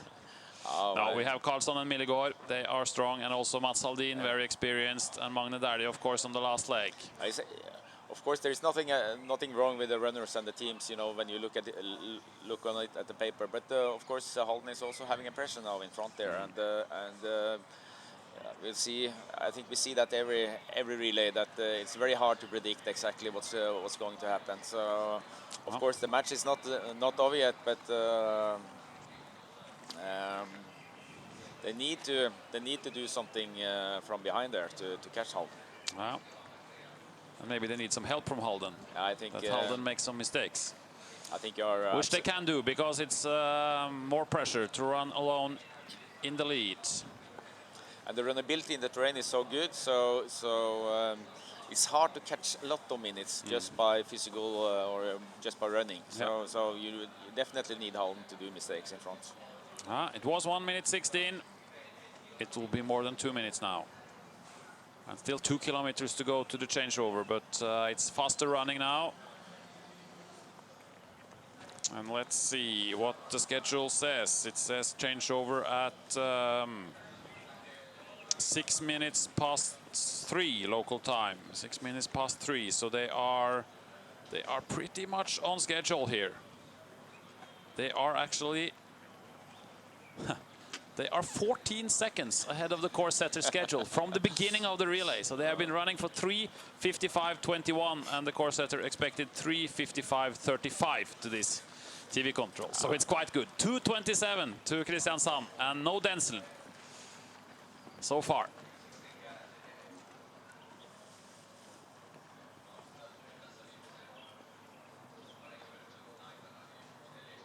So now the question is it more than 5 minutes to Kalevan on this control? Is it more than 5 minutes between Halden and Kalevan Rasti at this point? I can say that from this point, it's very easy running into the finish, and it's for those who are coming now struggling from behind and have starting to feel the pain. They are going to lose some seconds on just running. And Fredrik Portin looked really strong. Looked really strong. And what about Denzel? Because Paolo Uusquarok has been impressive so far, but now he's also losing time because he was just behind Kristiansand the last time, and Kristiansand has made mistakes, and Uusquarok has made even more mistakes because it's close to 4 minutes now.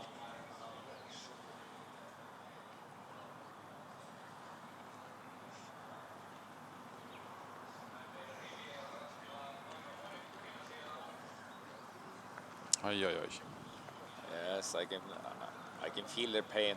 Those who are seeing in the picture now. Oh. But it's still only 2.5 minutes to Kristiansand, and they have Mats Dahlén, they have Hans-Gunnar Omdahl, Martin Hobman, Daniel Hobman still to come. Yes, and the 2.5 minutes is not much. So then Halden just need to do a couple of smaller mistakes, and Kristiansand will catch them up. So, because it's interesting to see Magne Dæhlie against Daniel Hobman, because Hobman was some minutes stronger in the World Cup recently than Magne Dæhlie. So, yes, absolutely, and Daniel Hobman is extremely tough fighter also, and a guy that I think his shape is coming now. He said he had a really good winter, and just some smaller problems now in April, but he was on the track again, and is charging hard now for the World Champs coming on later in August, so beginning of August. So, yep, I think now there we had Filip Belansky. 5 minutes 14. Another minute lost. He's losing 1 minute now between every TV control. So it's 5:14, but no Uskvarok. Here he is, 5:25. So he's right behind Adamski. Big mistake by Uskvarok here. It was probably on this. Here we can maybe see. No, okay. We don't have any tracking on Denzel, so we can't see what Uskvarok has done, unfortunately. But Adamski, he has lost from the start. He has lost 4 minutes and 10 seconds to Portin from the start of the leg.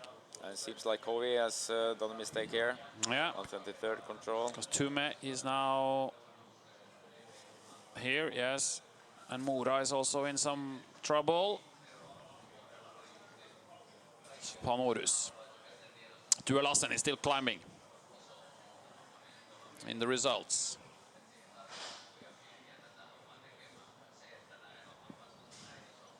And look at the EFCO. EFCO is coming there. It's a nightmare leg for... Yeah, it's more than 10 minutes. More than 10 minutes behind. It's actually much more than 10 minutes. Let's see what it was on the control before. It was 10.5 minutes. And he went out just 30 seconds behind Fredrik Portin, and now it's more than 10 minutes. And Graham Gristwood, what are you doing?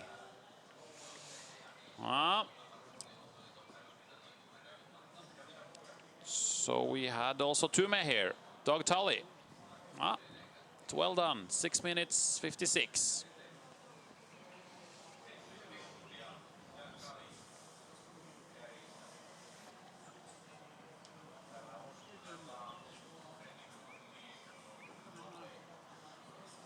Here's one with a little bit more speed.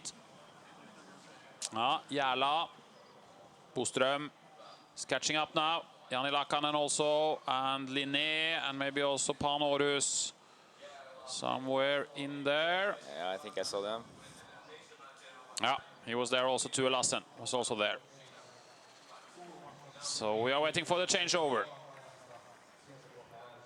which is planned from the course setter to be 6 minutes past 3. So we have about 3 minutes. A little bit less, 2.5 minutes to the changeover. We are on the power line, and we are searching for Fredrik Portin. Is this the one? Yes, Halden.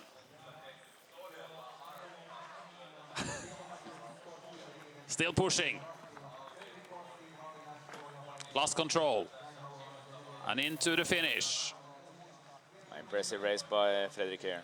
It's a very impressive race by Fredrik Portin. He started in the lead, and it looks like he will have clearly the best leg time on this third leg. He got this very important job in the Halden team, in a terrain, in an area that he knows from many years, and he has done really well. He has kept the speed up, and technically very, very few mistakes if we compare to all the others. And he's giving Halden a really good position here after 3 legs. It will be at least 2.5 minutes probably to Kristiansand, and more than 5 minutes to Kalevan Rasti. And he's coming here. We can see him just outside our window, still pushing hard and crossing the finish line.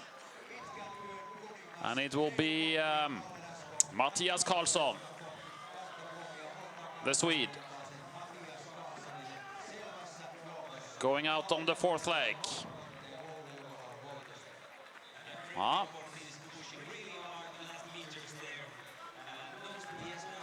He's nervous. Mattias is very excited. He looks very excited always. And but he can run really fast, Mattias Karlsson, in this type of terrain. So he just needs to stay calm into the controls. Yeah, and pick the controls in the forkings. But this is a great race by Fredrik Potin. Absolutely fantastic for Halden. So we will see what the gap will be. It should be Kristiansand, Baptiste Rollier.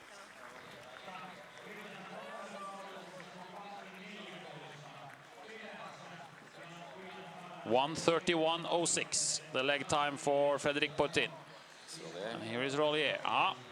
He's finished well. I think actually he's a little bit closer now than the 2:27 it was. So Kristiansand is absolutely in the fight here for the victory. maybe if Potin had some smaller mistakes, I don't know, in this flat area you were talking about. Because, maybe Rollier is a little bit closer.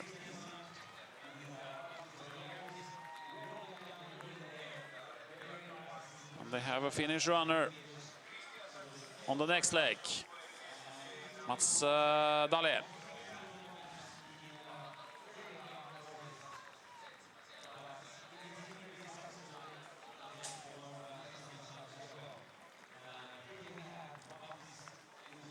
There's actually not going so well for Baptiste lately. It was not picked for the World Champs this year, and I think that's was a big. It was last week the selection was done for the Swiss team, and for the first time he's not.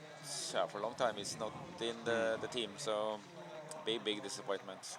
Well, and it's 2:17. So yeah, he took 10 seconds. It wasn't too much, but he took 10 seconds. And Mats Dahlén,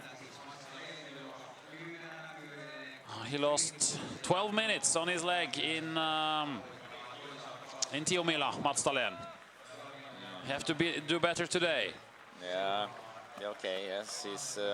But then Kristiansand was already quite far behind because they had lost a lot of time also before that. So now they are in the lead, or close to the lead. The first now is these two teams that will fight each other for the victory. So so far, I think we will see now that it's going to be really tough for the other teams to come up. So yeah, we'll see if Kalevan Rasti get any closer. 5 minutes 15. It was. Jan Petter Schela, Czech Republic, on the next leg for Kalevan Rasti. I think right now Kalevan Rasti wish that they would have Fabian Hertner on one of the last legs, but he's now running for his Swiss team, Basel-Land here, and not for Kalevan Rasti. And that's also something with Kalevan Rasti. Fabian Hertner is a guy that's it's important for the team because of his skills, but also he's also keeping the spirit up with a very nice attitude, and he's a really funny guy, and that's also something that means a lot for a team. As, for example, Mattias Karlsson also now running for Halden. Well, 4.5 minutes. We are waiting for Adamski. So this is a shorter leg. They have just started now the 8 kilometer only, the shortest leg of the relay. We have expected about 45 minutes on this fourth leg. So it will be Interesting to see. Normally quite a lot can happen on this fourth and especially fourth leg. Also a little bit fifth leg, but especially fourth leg. A lot of things have happened in previous Jukola relays. Yeah, you think maybe that since it's short, it will not happen so much, but it's rather the opposite, that shorter legs are more stressful than the long one, and technically we are talking then. 5.5 minutes, still no Philip Adams. Yes, now he is here, together with Uskvarok, just outside our window. 5:28, 5:29. They are still in the relay, Kalevan Rasti, but they cannot afford to lose anything more. They need to start to catch up.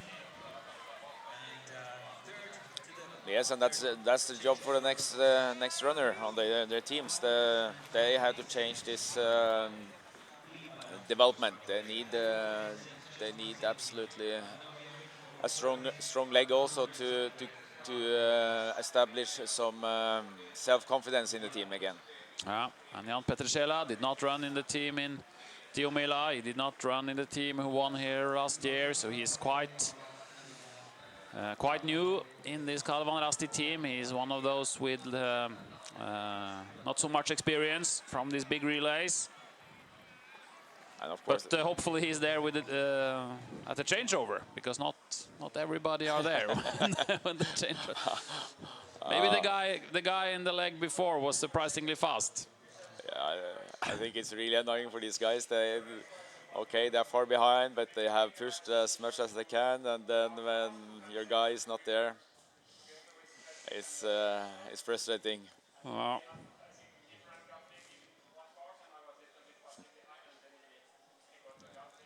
5.5 minutes, but it's still a long way to go.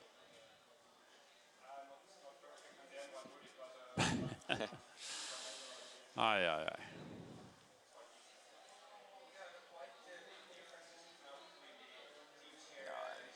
And everyone has strong headlamps. They don't take any chances by. It is getting lighter now. We can see it outside the window. Here comes Jani Lakanen for KV and Jala also. So these two guys here will be heading out together. Morten Järvis Vestergaard for Jala and Jani Müllerinen for KV.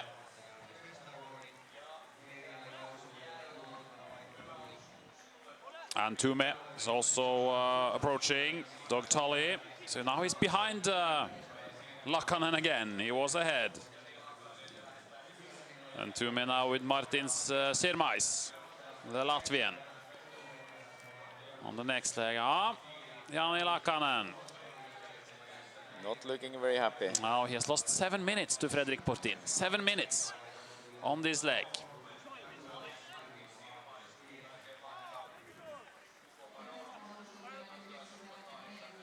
And Panorus, Tue Lassen, is also arriving with the start number 60 for Tue Lassen, and Magnus Devet is running now. So it will be interesting to see if these young Danes on 4th and 5th can get through, because they have Rasmus Djurhus and Søren Bobak on the two last. But they have two young guys now on the 4th and 5th who will have a tough time. Okoline. Albin Ridderfelt, it's Jakob Andersson who's waiting here. Albin Ridderfelt also has done much better relays earlier. 8 minutes he has lost to Fredrik Portin. So it's surprisingly big gaps between the different runners. I mean, these are the top class runners on this third leg, and it's 6, 7, 8 minutes separating them. It's very unexpected that it's so big differences. And of course, if you look at the mistakes done, it's mostly mistakes. Some, I think Fredrik Portin is the absolutely strongest runner also in this group of runners, but still, the mistakes are very classical relay mistakes. It's gap links that have caused most of the time loss. is here. So.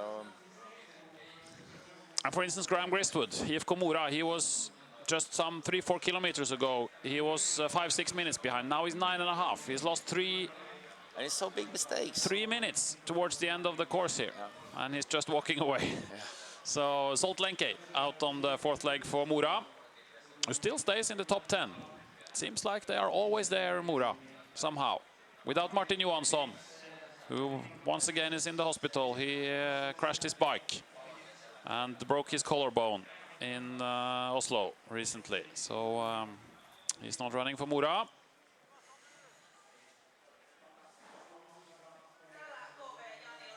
Not even for Tyrving. So we wish Martin Johansson the best. 10 minutes, 10 teams.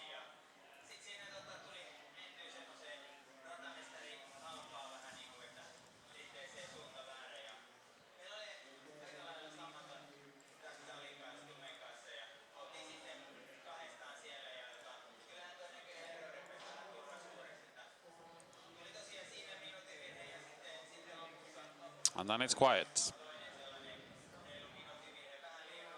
No Södertälje, no leading here. They have dropped far behind in the early part of this race. Vajakosken Terre, we saw they lost some time on the first leg, then they were struggling with an injury on the second leg. So Vajakosken Terre is out of the top. Malung has lost time. So a lot of the teams mentioned in the top, they are out of the top positions. Yeah, we have Göteborg also. Yeah, if Göteborg still not changed over. 12 minutes now, and they went out almost together with Halden, just some 20 seconds behind. 10 teams. And that's a nightmare for Göteborg. It's. But Tyrving is climbing. Björn Ekeberg has done a good course here. It's actually the 3rd best leg time. Only Portin and Rollier is faster than Björn Ekeberg. Tyrving didn't have the best of starts, but now Espen Jakobsen will head out on the 4th leg, and they are in 11th position. Björn Ekeberg has gone from 35 to 11 on this 3rd leg. And Tue Lassen went from 19 to 8. And now we are out on the 4th leg. This is a place we have never been before. 2.5 kilometers. It's a new TV.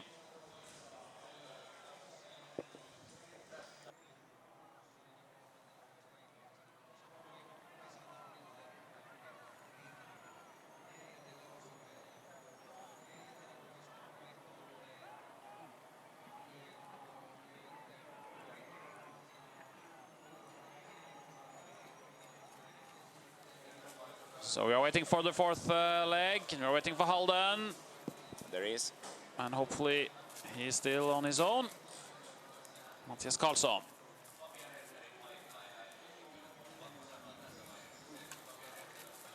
Nice and...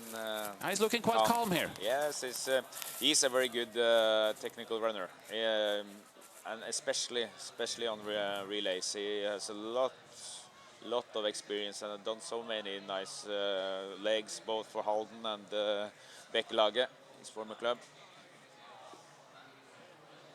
So we're waiting for the next team. So you could also say at the changeover, 12th position for Tisaren, 13 for Ikalisten Noseva Voima, and 14th position, OK Ravinen, Gustav Bergman. He has gone from 62 to 14, and his time is 1:28. He's 3 minutes faster than Fredrik Portin.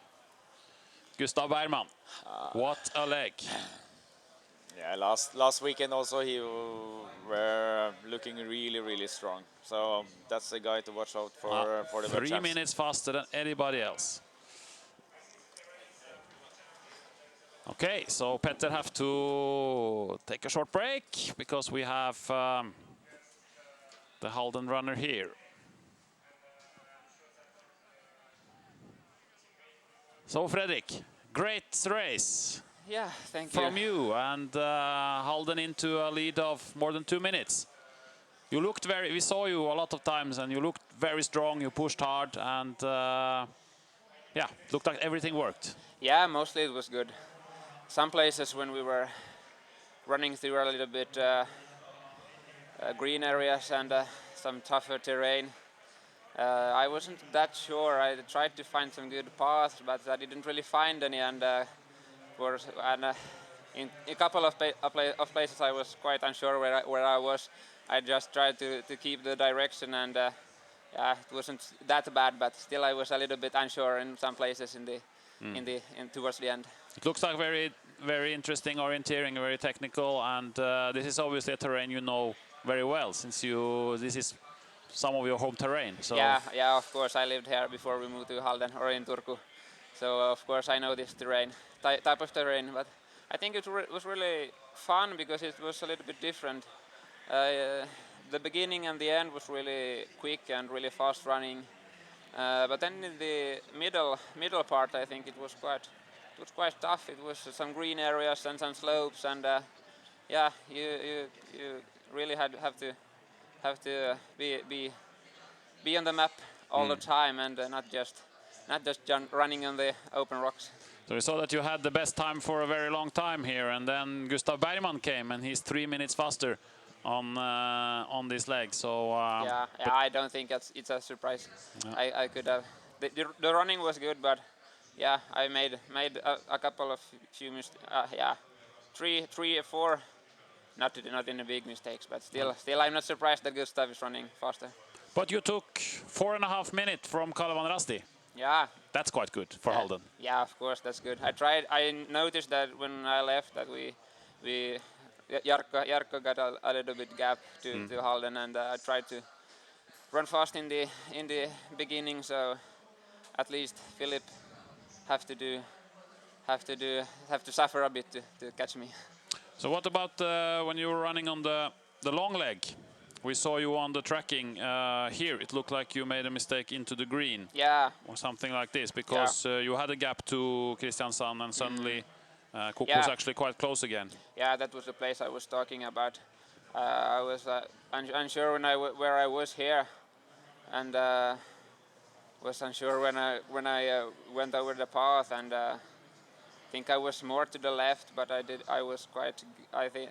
in the end I think I was still okay. I should have run a bit on the path to the right, and then it wouldn't have been a mistake, but yeah. So what do you think about Halden's chances now? It should be obviously quite good. You have done your part of the job, but what do you think about the rest of the guys? Are you confident? No, you can never be confident. But you can be confident, because it was 2 minutes and 17 seconds when you changed over, and now it's 4.5. Yeah, of course, that looks good. We have the. So it's doubled. Yeah.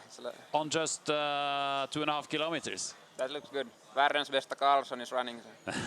And the world's best Karlsson. So we can wait for Kalevan Rasti also to see the gap, because it was 5:28 to Kalevan Rasti when you changed over. Here comes Jan Petter Schela. So he's almost together with Kristiansand now. Yeah. 5:04, so he has taken 20 seconds. Yeah, it's not over yet much. Plenty of work to do.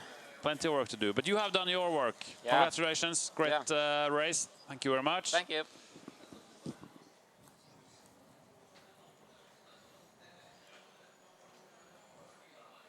And here we can see Kristiansand and Kalevan Rasti, and Halden is actually making a quite big mistake here.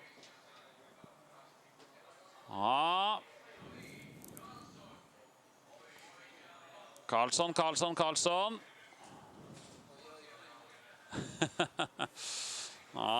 He's still staying here a bit, Fredrik, to watch. You saw that, Petter? Yeah, I saw that. He had 4.5 minutes here, Mattias Karlsson, but now he is missing. And that was a big mistake. Yeah. He's what we call lost. And he is inviting Kalevan Rasti into the match again. And this is Denzel.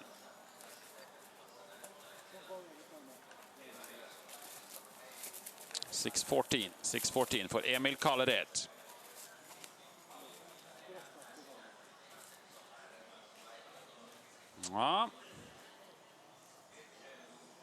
Let's see. if we can see something more soon about what is happening with Mattias Karlsson. The first TV is here after 2.5 kilometers. The next TV is after 4.6. It's after 4.6 kilometers.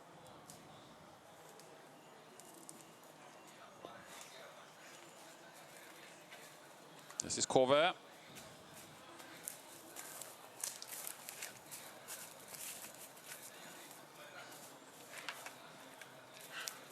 In fifth position, 6:59, Jani Myllerinen.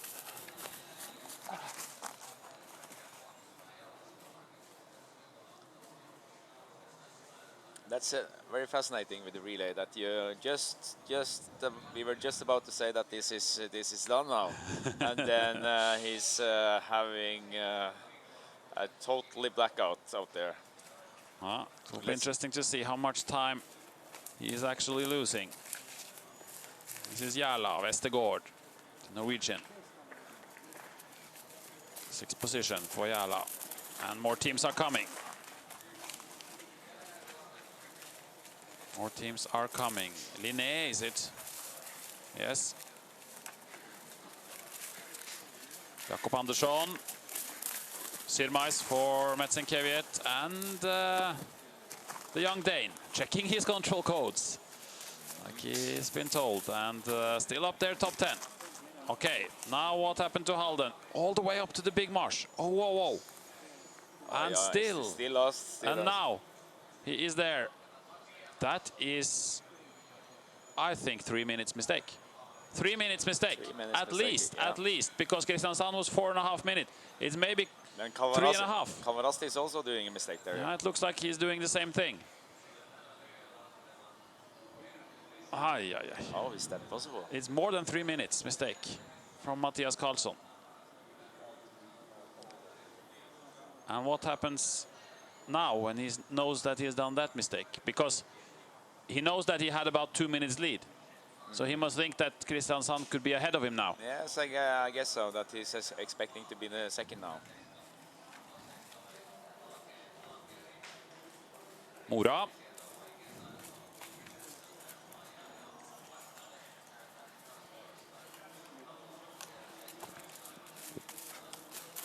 Salt Lake in 9th position. So you can see that the pressure on the guys in front is on. You saw the mistake of Cook on the first control area, or this TV control, and then Mattias Karlsson. So yeah, it's a lot of mental this game right now. But it's still a little bit surprisingly many mistakes, because I've been watching the relays for the last couple of years, and it seems like there is less mistakes every year from the top athletes. They are getting better and better, but I think this year it's surprisingly many mistakes from the top athletes. And I would say that the train is not that special. It's I said it was good runnability. That means it's also quite easy to keep the direction, but the mistakes down here is a lot of direction mistakes. Not so much into the control as we expected. It's actually on the middle of the leg that things happen, and the mistake starts, and then it escalates towards the control. Yeah, we are waiting for the next TV control. I think maybe we have Baptiste Rollier also quite close here. Maybe he's we're here. Having an interview quite soon to hear about Kristiansand. So still 10 teams here while we wait for the next next intermediate time.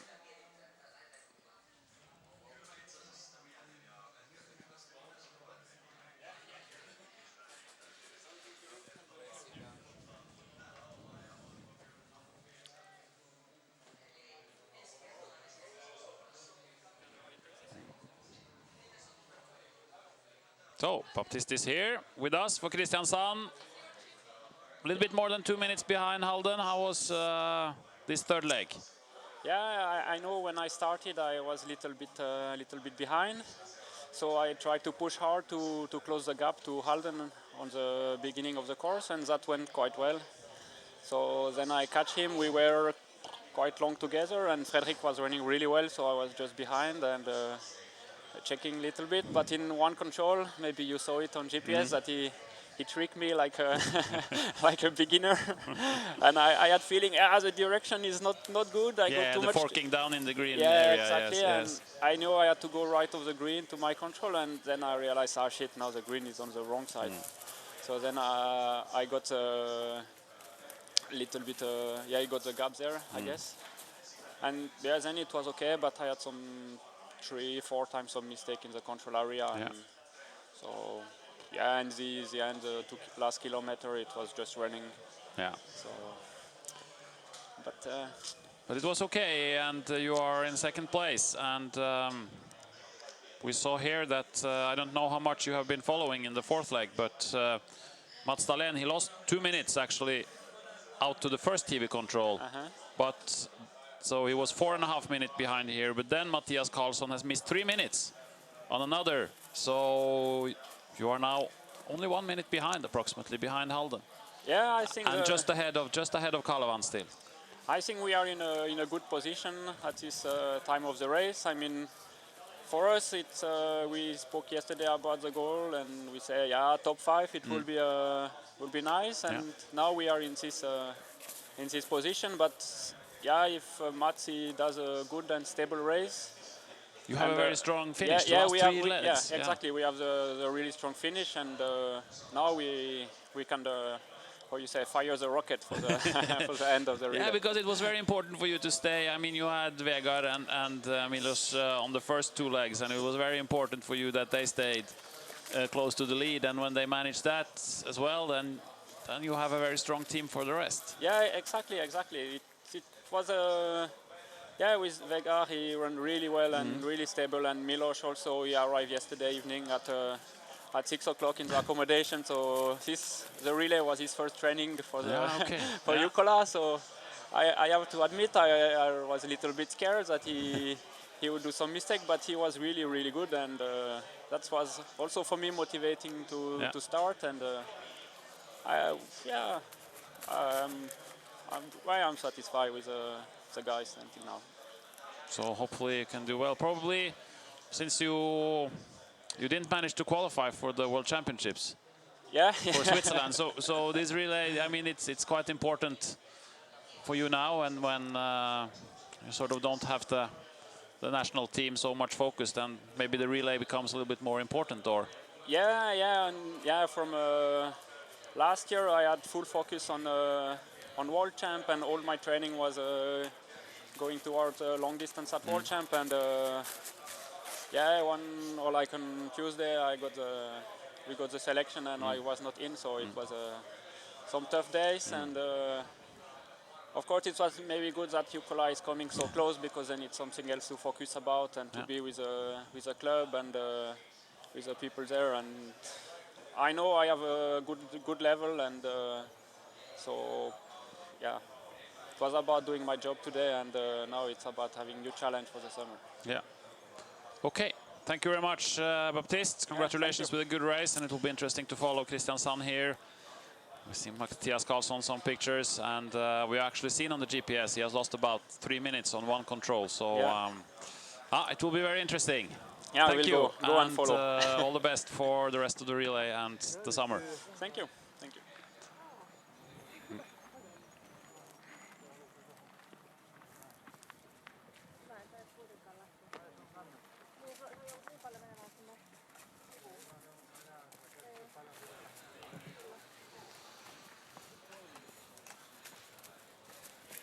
So Södertälje is in place number 20 at the moment. We are waiting for the next TV control, which will be after 4.6 kilometers. So they should be there just about now, because they were 40 seconds ahead of the course setters estimate at the first TV. But then we know that Mattias Karlsson has made a mistake, and now they are more than 1 minute behind the course setter expectation, and still not at the second TV on this fourth leg. So this is a very decisive part of this relay.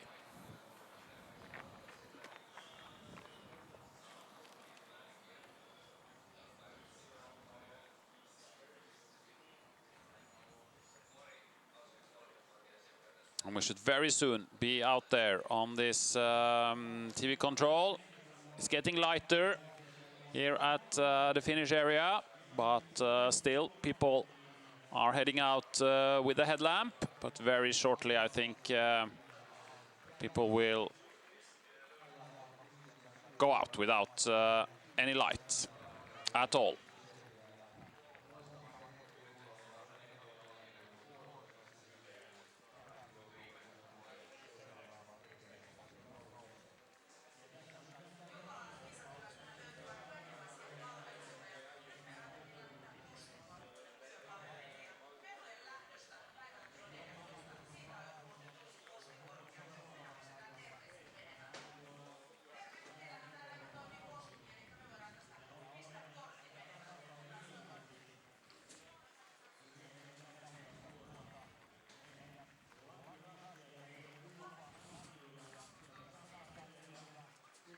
We are now out on the second TV control on this fourth leg. And, well, we don't know what is happening now, because we saw Mattias Karlsson make a 3-minute mistake, and we haven't seen anything since then. So what will happen now? We can see Karlsson. Halden is coming. But how much is the gap now? That's the big question. And he knows that he has done a very bad mistake.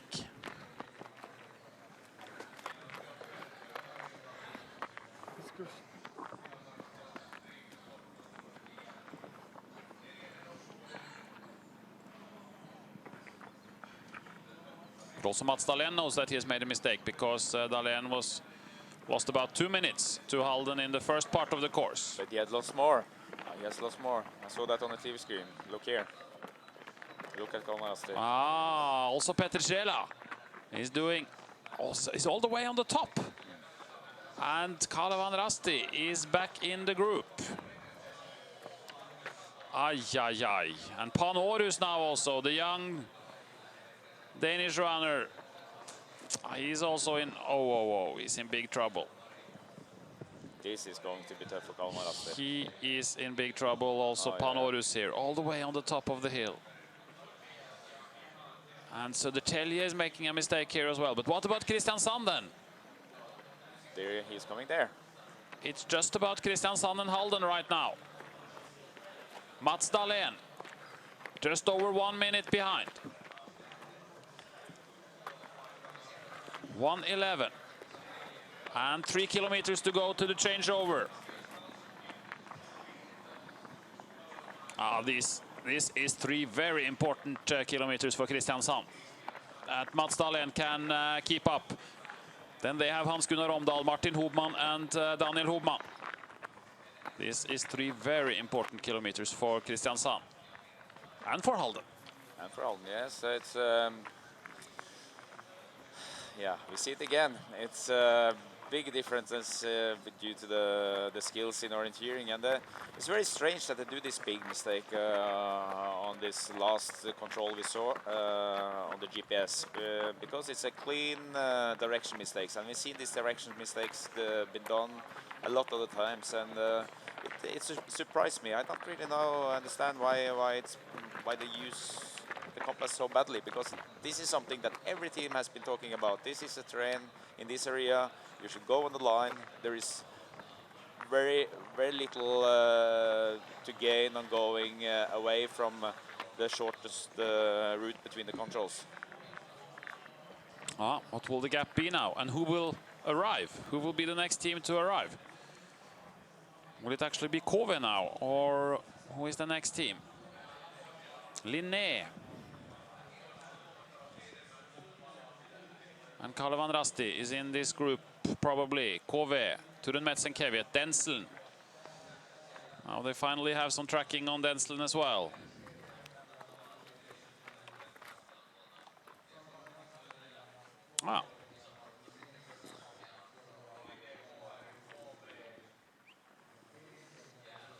So the tracking says, or the GPS here says about 4 minutes between Halden and Kalevan. So it means that even with that mistake, Jan Petricela is closer to Halden now. And he was.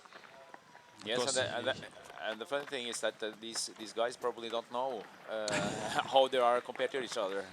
I think Halm thinks that Kristiansand is ahead of him. Yeah. And Kristiansand thinks that he's quite far behind. And Kalevan Rasti probably thinks that it's over. Yeah, maybe because he knew he was 5 minutes behind when he went out, and he knows he has lost another couple of minutes, so he thinks he might be maybe 7-8 minutes behind. But he's only less than 4. Less than 4, yeah. 3:56. And Kove is here, and Linné is here, and Tume is here, and Järla is here. And the relay suddenly got much more tighter. 4 teams, 7 teams now within 4 minutes. Yeah, and also this group, they don't know that they are so close, you can say. No. But they must get some confidence that they are catching Kalevan Rasti. Yes, and I think Kalevan Rasti was pretty lucky to get into this group, because after doing this big mistake, it's very important to establish some calmness in the race again, and it's easier when you have a group that set the pace and you can start, be a little behind, just read the map and pick details to be sure that you actually can orienteer again. Tensel.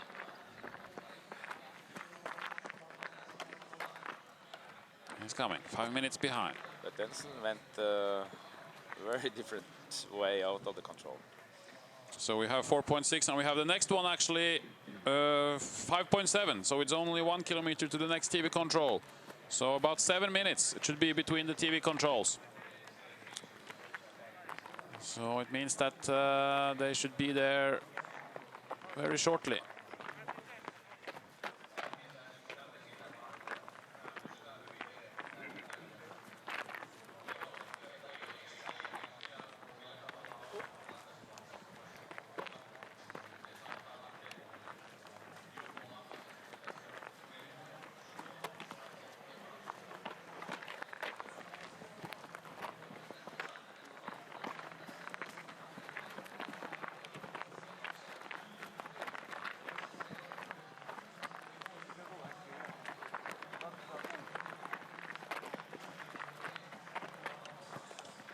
Mora is in 9th place. They have passed Panorus. So a big mistake by Panorus. Salt Lake K 6 minutes behind. He was 9 minutes. He's taken 3 minutes. All these teams have taken 3 to 3.5 minutes on Halden.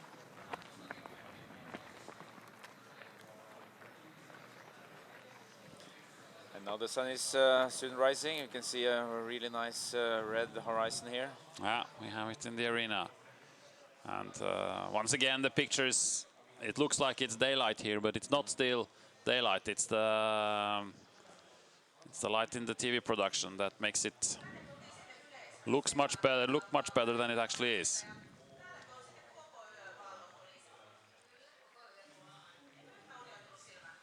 And they probably still need the light to read the map. So. And here now to the lake. Halden. 2 kilometers to go.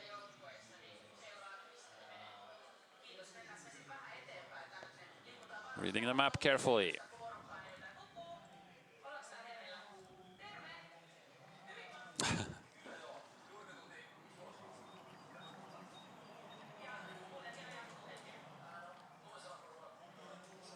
Mathias Carlsen is a typical forest runner. He has a sitting style, but it's affecting when he comes into the forest.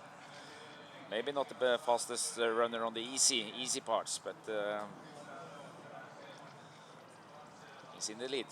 And it will be very interesting now, because 1 minute 12 seconds. 1 minute 12 seconds it was to Kristiansand.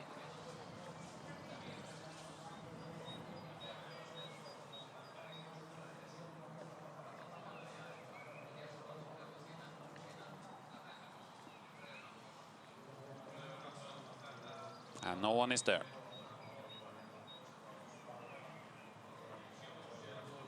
Just some birds and everything else in the forest waking up. And 1 minute now.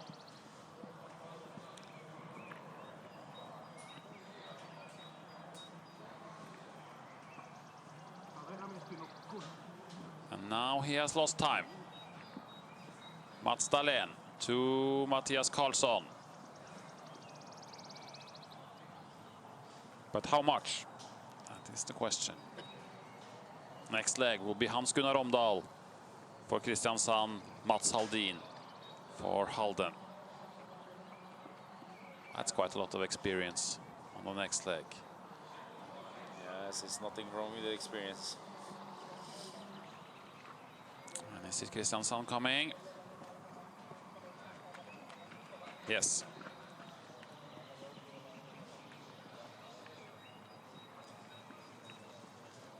So he has lost about 40 seconds, 1:56, but this is still quite good for Kristiansand.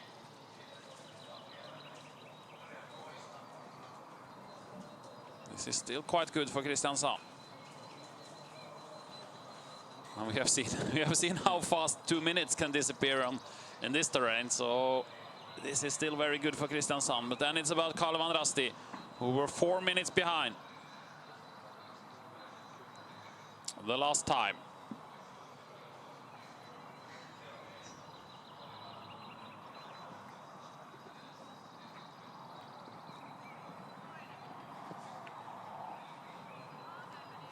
I don't think the runners really notice it, but it's a really beautiful time of the relay. This, where when you can hear the birds start singing around you, and the sun is, the light is coming back, and soon the sun.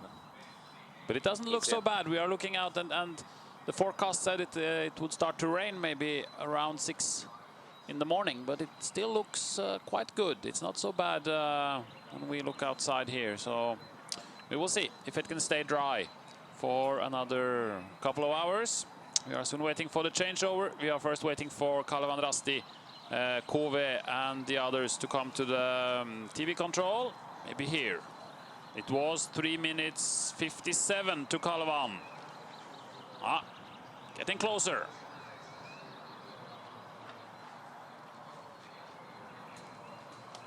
Just when we thought this relay was just going to be about 2 teams, and it is about 6-7 teams.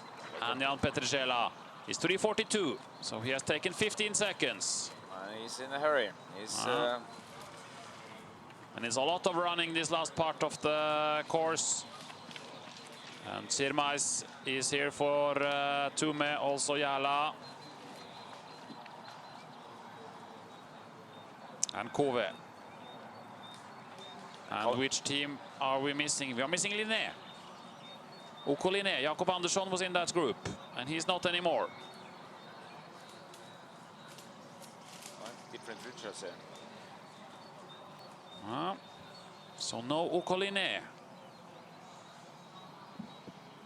at this point. It's strong by Kalevan Rasti, taking the initiative. We have seen it 2 times in front now, and it seems like he's really pushing. And that's strong after having such huge crash on one of the controls. Yeah, but everyone in the top 3 has had a crash. They've had 1 crash each. Halden, Kristiansand and Kalevan losing 2-3 minutes each on control. Here is Linné.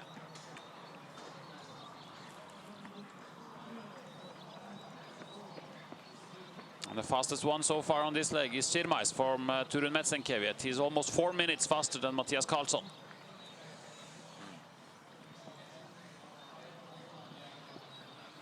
Jakob Andersson started so well. He had the best time in the beginning of the course, but now he has done some mistake.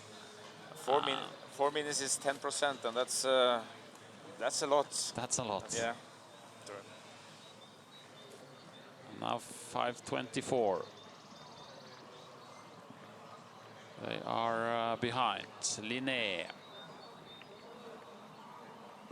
And they are not the best Swedish team at the moment, because that's Jala. With a Norwegian. With a Norwegian. Morten Järvis Vestergaard. And here is Karlsson.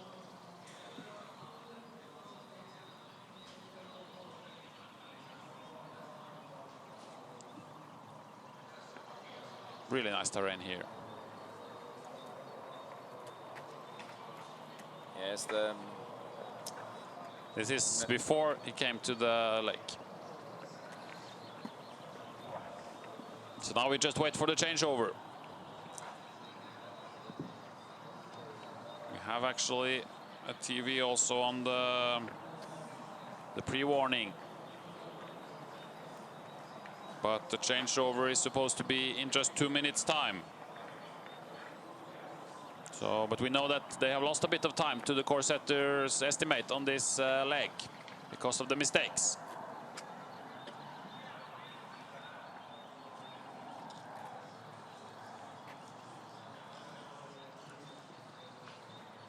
Now we are on the second last control, and we are waiting for Halden. He was supposed to be here 2 minutes ago.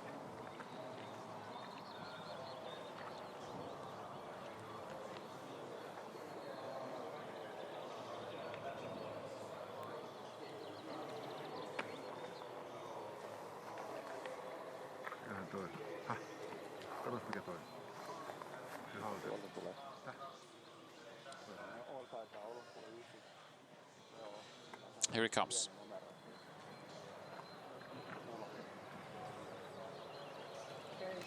Soon the changeover for Mattias Karlsson.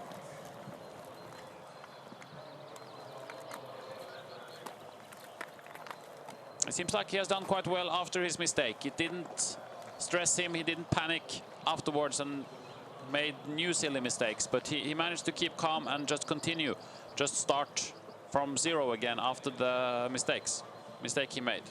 Looks like it. Yeah, and this is very strong. I think also Kalman Rasti did the same, and it says something about the routine these guys has that managed to do this. Karlsson, every time I've seen Karlsson both on tracking and also on the pictures here, he looks calm and confident and having good lines. So this nightmare mistake is didn't turn out so badly as probably expected when he did it.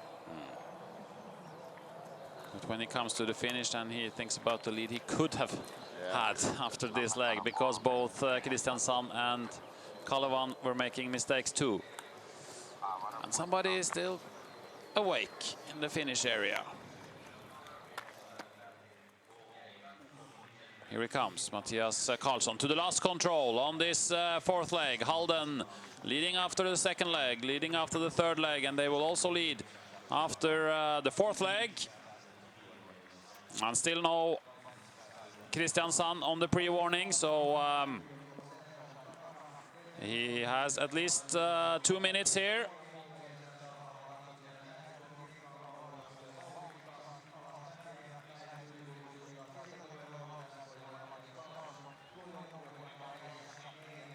Mattias Karlsson when Mats Haldin is waiting. More than 2 minutes now on the pre-warning. Still no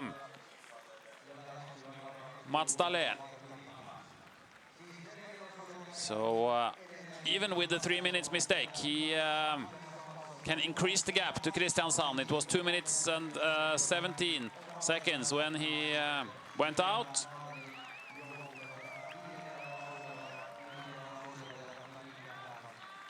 And Halden still running in front. They have quite a lot of experience to run in the front. 2.5 minutes to Kristiansson on the pre-warning.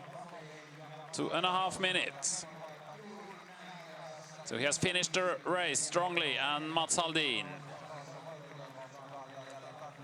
Another Finn out for Halden. And another experienced runner, another 40-year-old. Yes, and it's the third one today for Halden. That's has turned 40 or will turn 40 during this year. And without the headlamp, out on this fifth leg. And Mattias Karlsson.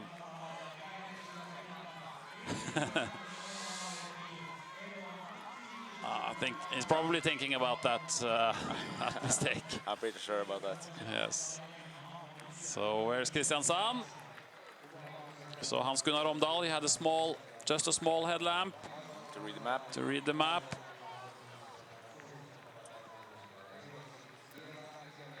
It's a little strange that Mats is not using that just and throw it, you know, when it's not needed.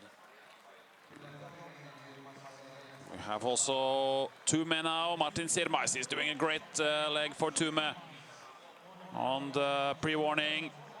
3:40 behind. And also Kalevan Rasti now 4 minutes behind, but well, Tume is a bit in front. And Jala is coming, Kove also on the pre-warning. First we wait for Kristiansand. Here is Mats Dahlén. It will be about 2.5 minutes. 2.5 minutes.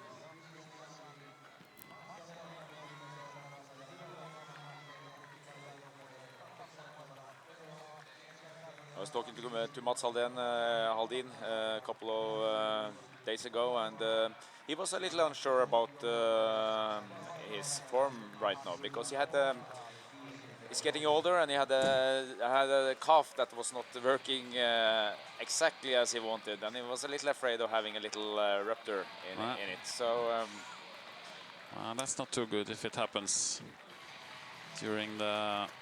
So maybe he stays a little bit calmer from the start and not rushing out on the first kilometer to the start point. At least he will feel on it, and that might affect his concentration on the orienteering. Let's see.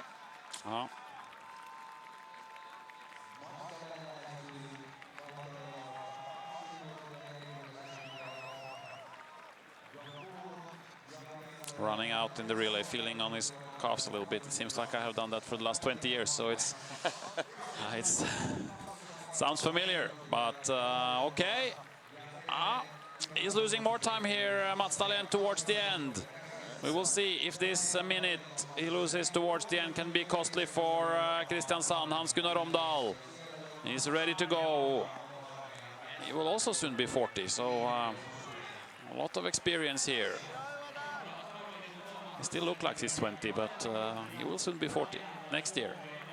Yes, but he's still training hard, and he's training harder than Mats Haldin. So we will see. 3 minutes 4 seconds. When Omdal gets the map in second position, and then what about the following teams? Because I think they are here very soon.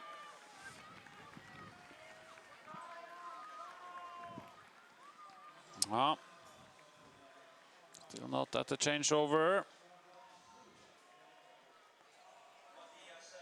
He did quite well, Mats Dahlén. He lost 45 seconds to Halden. Here comes the group. Jala now in the third position, ahead of Kalevan Rasti, Turun Metsen, Kevjet. So those three, and here comes also Kove.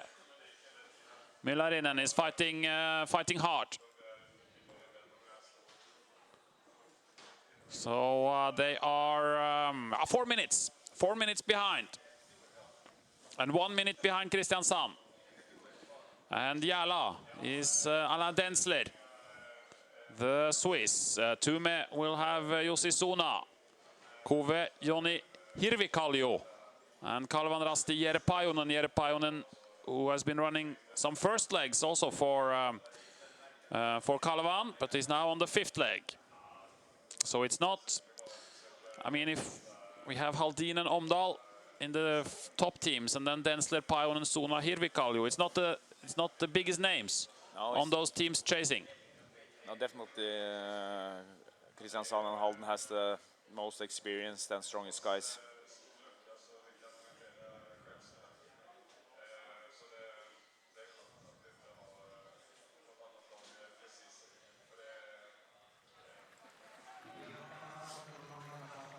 But with all these mistakes we have seen, and on the 2 last legs now, it's still quite open, I would say. Because it surprised me that the mistakes are so big. And when it happens, when this mistake happens several times now, it can happen again. Even if it gets slight. Yeah, because it gets a little bit easier now when there is no need for headlamp anymore.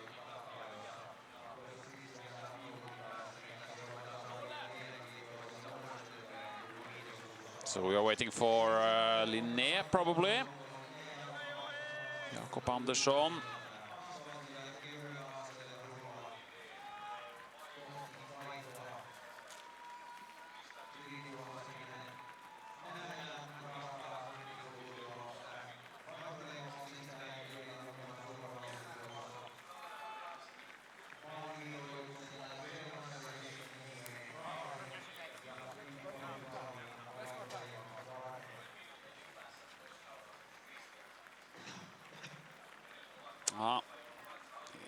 He's losing contact, Linné, with the team. 6:37. 6:37 for Linné. Matt Ogden, the New Zealand, young New Zealander. He is going out on the fifth leg for Linné.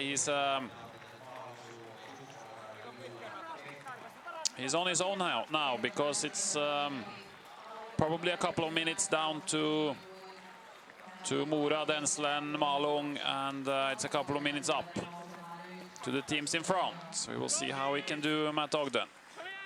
Matt Ogden is from New Zealand, and but he's a very strong technical guy. So seen him several times in the World Cups, and New Zealand's hope, I think. Together with Tim Robertson, yep, the sprinter. David Andersson is getting ready because here comes Malung. Skogsmordarna. They have quite strong finish, Malung, with David Andersson, Anton Östlin and William Lind now. They are still not without a chance for the podium. 7:43 for Mora, and it's about 8 minutes, I think, for Malung. So it's about 4 minutes up to the podium. Top 3 for them, 7:53. But they need a really good race by David Andersson now. And he is getting back to shape after several years with injury. Yeah, he's had some tough years.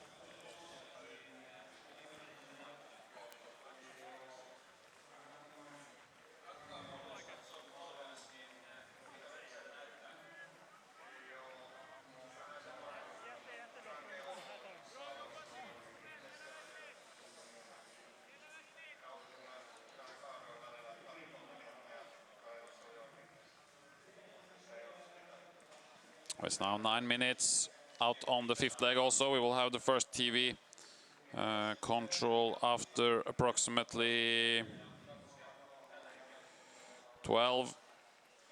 13 minutes on this course.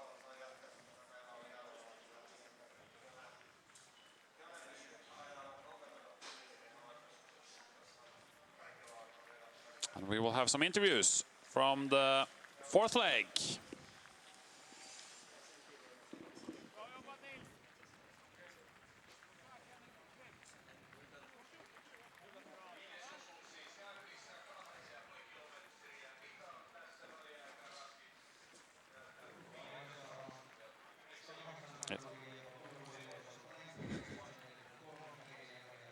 So we have Turun Metsen-Kevjet is here. Martin Sirmais. Yes. You are up to 5th position now.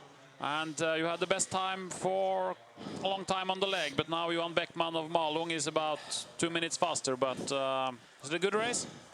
I'm very satisfied. And if you ask me, could I run a bit faster? Of course, always you can find some place. But it depends. You should use some tactics. And if you see because in the beginning I was just running with Linné, and I didn't know what the guy. He was a tall guy, but I didn't know. I didn't recognize him, and I was unsure because I was on the front, and then suddenly I felt that he's keeping good speed, and we were cooperating, and suddenly we caught a group, and when you see the other group, it feels that they are slower speed, but it wasn't so because. You don't feel when you are excited, you don't feel this speed when you keep going and suddenly you lose this touch with the map. And there was one place that you were on the top, and suddenly I was thinking that on the front there is a control, but suddenly these guys disappeared, and yeah, something is wrong, and I missed about maximum 20 seconds. Yeah, okay.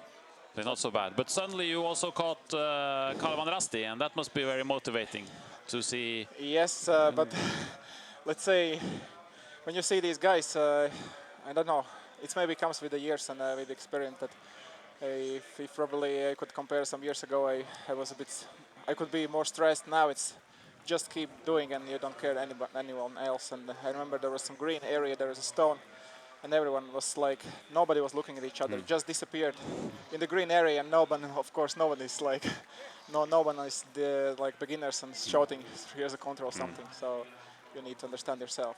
And the course was interesting, technical. Yes, as I expected, and we planned a bit of the old map, but let's say for me I think it was like some guys from Finland said that it's coming like a normal middle distance, world level, like you see it's. But but let's say I was a bit afraid of this mapping because we used to run. I have been a lot of areas around this place, and everyone was a bit scared because of this model event. When you checked everything and you suddenly see you can't see even the gray on the map. Something you have to be in your mind very flexible and like it's orienteering. It's not just what you see and you're always comparing. And let's say that's the style you should find your style how to do it in this terrain. And what about Turun Metsenkevet now? You are in a good position. Yes. What is your goal? You have any? Let's say some years ago we just expecting some top 3, but you see when you are, it's normally everybody is a bit angry deep inside because some guy all the time miss more than 10 minutes, let's say, and it's quite much time in this level. And I think we invested a lot in these camps, and everyone is just like, I think I should say big thank for Juha Suntila, our manager. He invested a lot of work, and like I said, it's not just organize the camp, but it's very, very important that the coach comes with you to the camps and he sees your level and what's your style. So, but even if you are from Latvia, I mean, Tume is the local team here because Turun Sunistajat and Paimio Rasti is organizing. So you are sort of the local favorites. Yeah, you can say like that.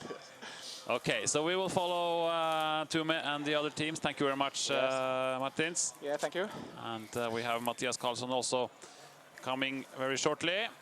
First, we have Halden to the first TV control here with Mats Haldin.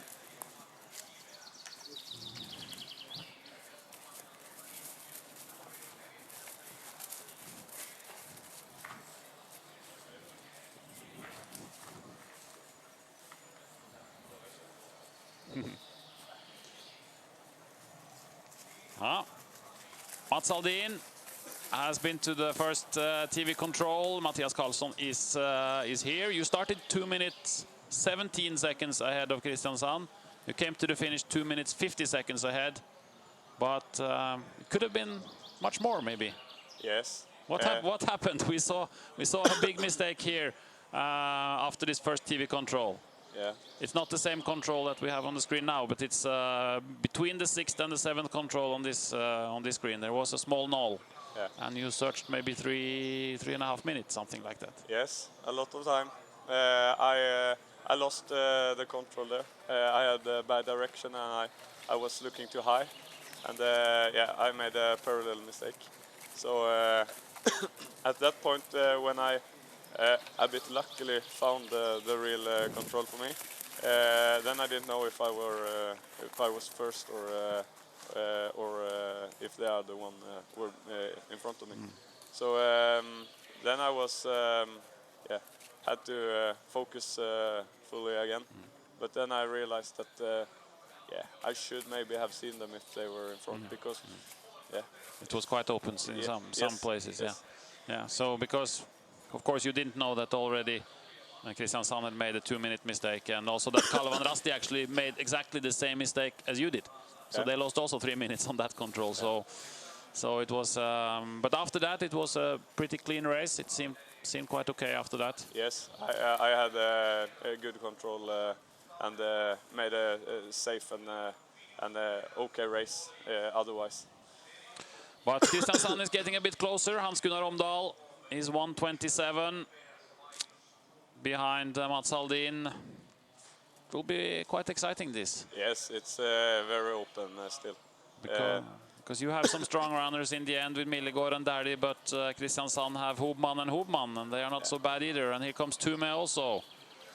And they are only 2:26 behind now, so they have taken also 1.5 minutes. So some problems for Mats Haldin in the beginning, maybe.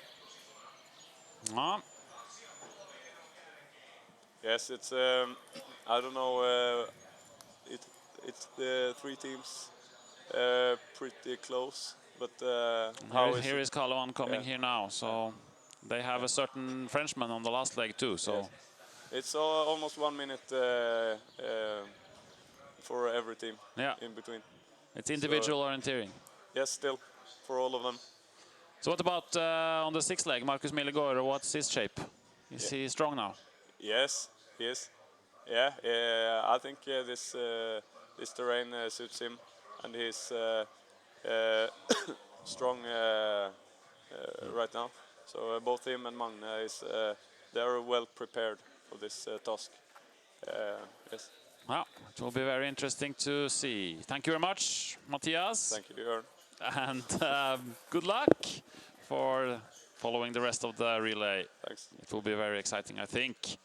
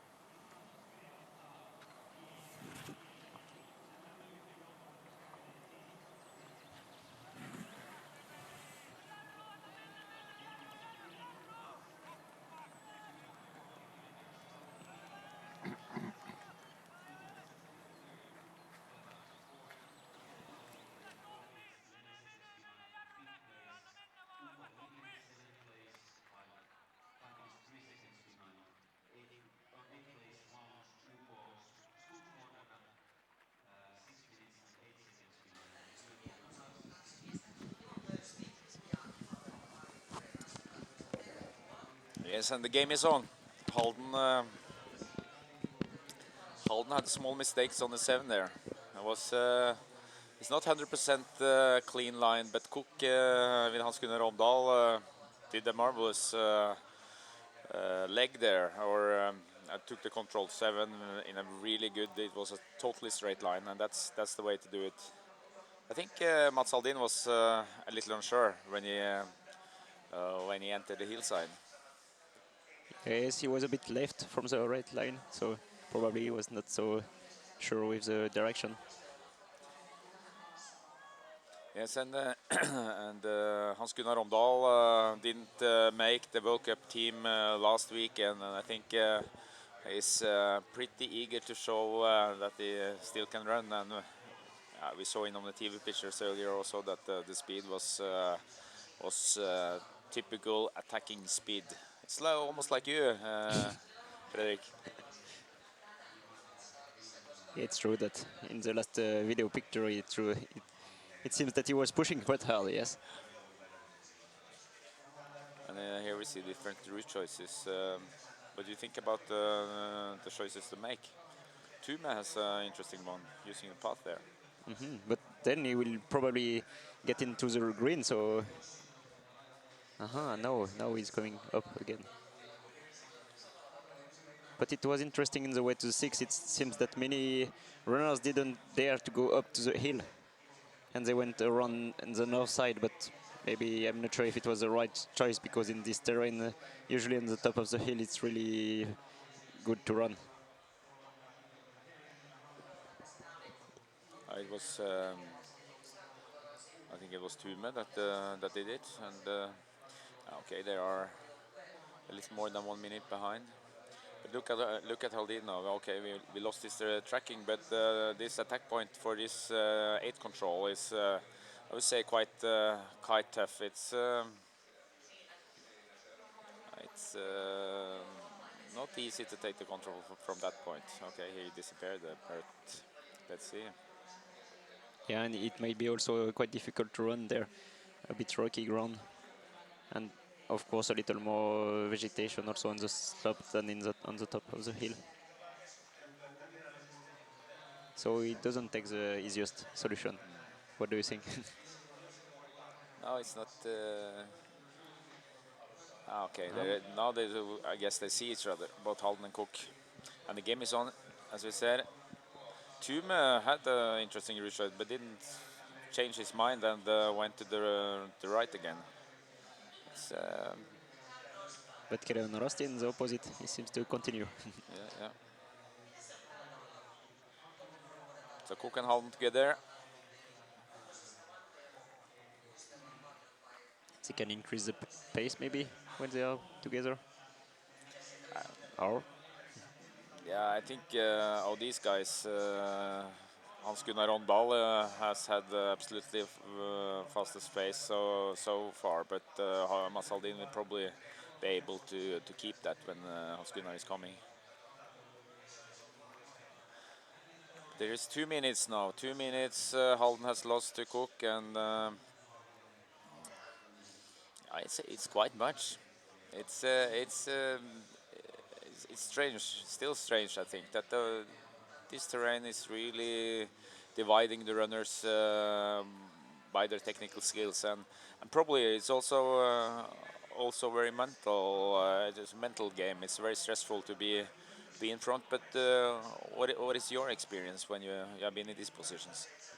Well, I'm not sure, but I think in this terrain, the difficulty in this terrain is the changes, because some parts they can go so fast and they have so big visibility, and then they come in some areas with a lot of details, where, like when they are now, and a lot of cliff, for example, there it can be really difficult, and a lot of mistakes can happen if they are not in the right high in the slopes, for example, or if they are not sure where they are when there are a lot of punctual or points or details.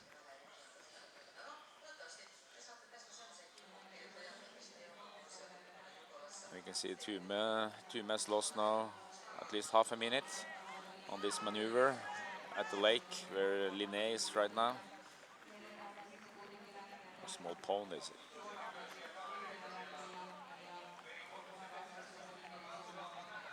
Tomb is missing.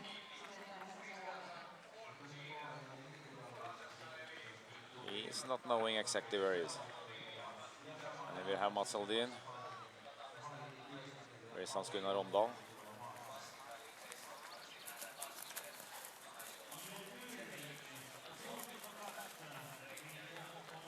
He was checking who was following.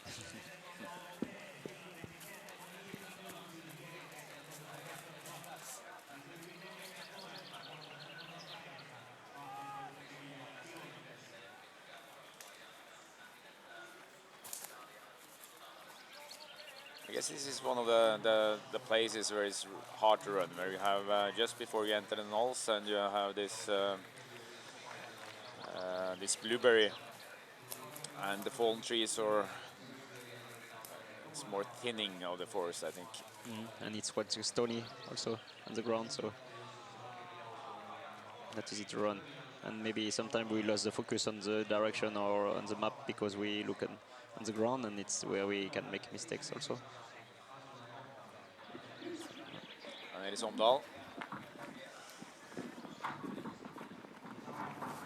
Still keeping a good speed. Oh yeah. Breaking the trees.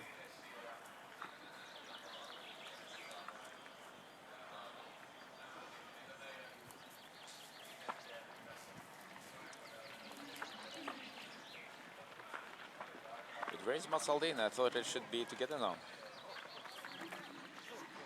Okay, no. They're running in parallel.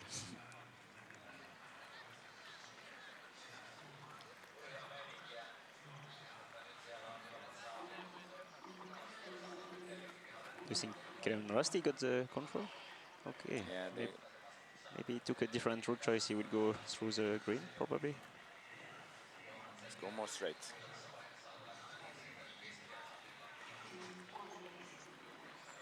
And keeping the strategy. Going straight on this is...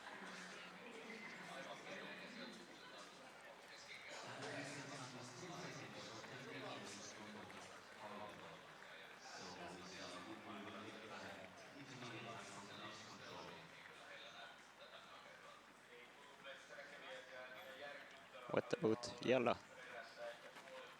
Jalla is now trying to investigate the forest a little, but not where the control is. So they have a bit different strategy, maybe. Yes, but that's the thing. When they try to make easy route choice, going from the top, trying to get some. It's a strategy to make the control attack point easier. But on these tops, I think it's very diffuse. It's very. It's a huge flat areas and very hard to find any good details to start the last part of the leg, and then things happen like you see with Jalla here. I think the mistake starts actually up on the top of the knoll.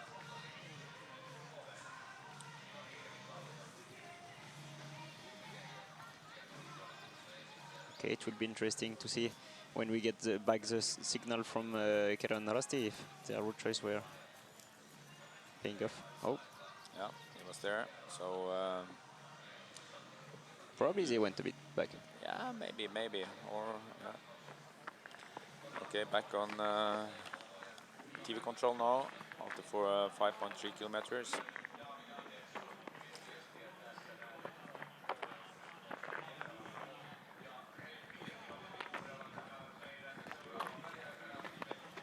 And here we have the guys. I think we see them there. Omdal with the light.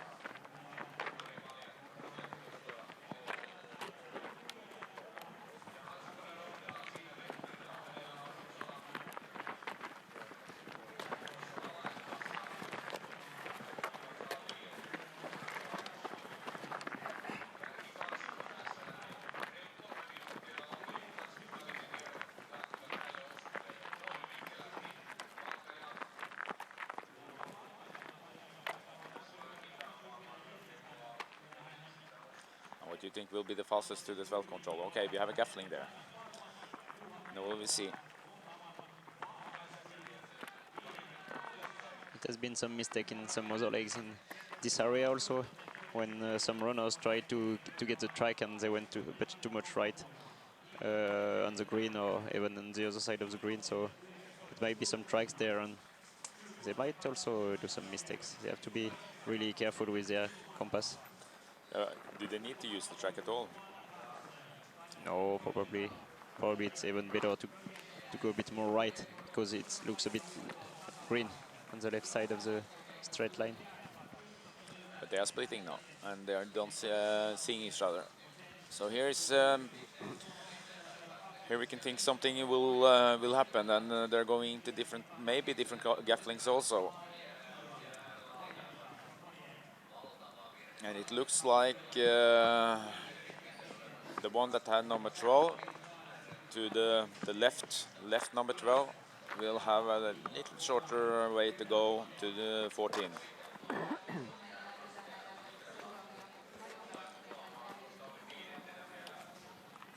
Let's see now. We have the attacking group coming soon. It seemed that Jala did have some problem again in the GPS.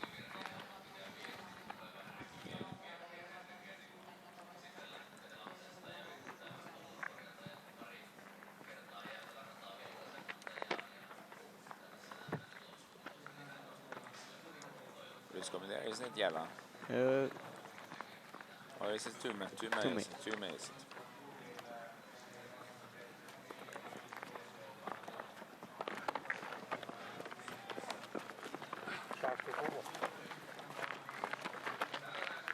.218 behind, and that means he had lost about a minute on the last kilometer. And that's it was going around. Okay, they're together again, Halden and Cook, and it seems like they're going for the same gaffling. Strange of Omdal there taking the road. It's quite the S. Yeah.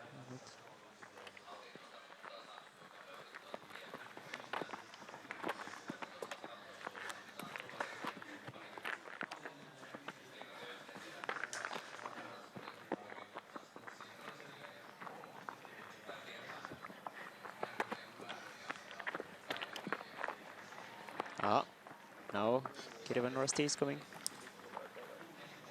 Kalavan is there. And he's getting up to 3.5 minutes. Jari Pajunen.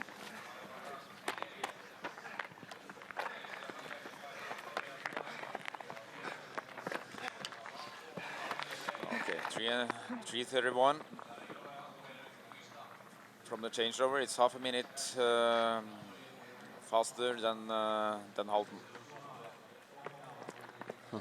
But now they are splitting there. Yes, what is Cook doing? Maybe something with the GPS. It seems like you have the other gaffling. Yes. Oh. Or what is Halden doing? Maybe he's afraid of the marsh. Yes. Anyhow, okay, he's going for the path. I think he's going for the path, and then. But Cook is doing a mistake here, and he's getting up to 1 minute. It's fantastic. This relay has it all. It's things is. The standings are changing all the time. People are doing a lot of mistakes.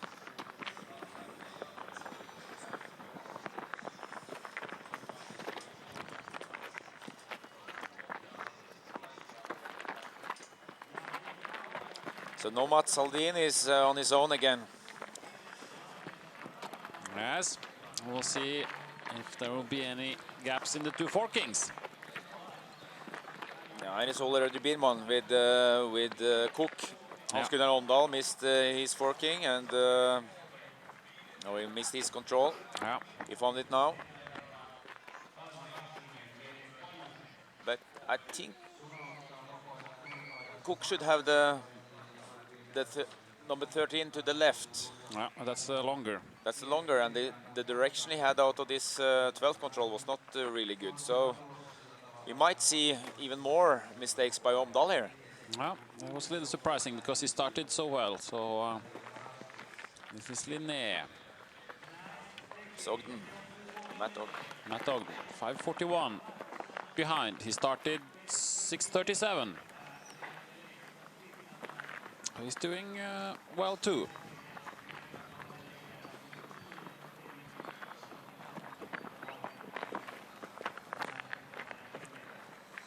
.30.25 so far. Omdal has been the fastest until this point. David Andersson.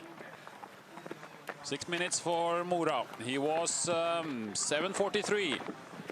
No, sorry, for Malung, and he was 7:53 when he started. So he has taken 2 minutes approximately, the same as Omdal. So we said that they need a good race from Andersson, and they have one. And here is the lake again, 2 kilometers to the changeover. Mats Haldin is coming. Mats Haldin is coming, and he's back alone in the lead. He was out in the lead, and then punched the control too. Yes. It's good to remember. It looked like he was just going straight past it, and then suddenly found out, oh yeah, I have to punch, and then. Oh, Cook lost. About 1 minute. About 1 minute seems to be the gap. Okay, so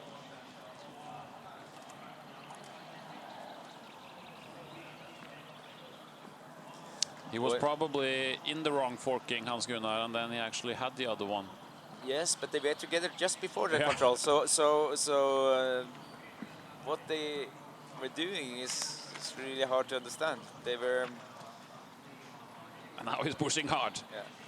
Because now he knows that Haldin is ahead. And 50 seconds, 49 seconds.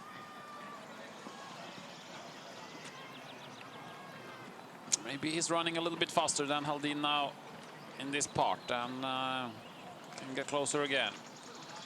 Yes, but he's a little stressed.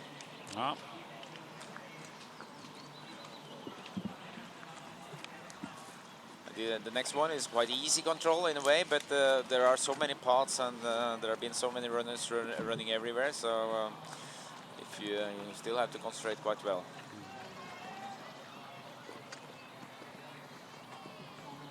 And again, you can see that they are not clean directions out of the control. They are running longer than they need. So.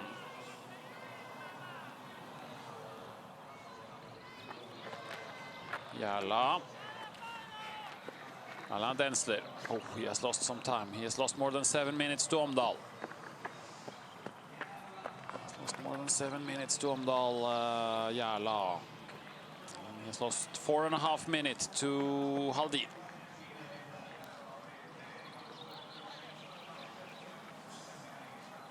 We're waiting for Turin Metzenkeviet. Jussi Suna. They have Edgar Spertux and Scott Fraser. Two last legs, Turin Metzenkeviet. Edgar Bergtux, world champion, and he's. I think also his shape is on his way. He wasn't very strong last weekend. Had some tough times in Halden, and but they have a long-term goal for the world champs, as many of the other runners. But for this relay, they are, of course, they are trying to get to step down the training to be ready for these races. It means a lot for everyone.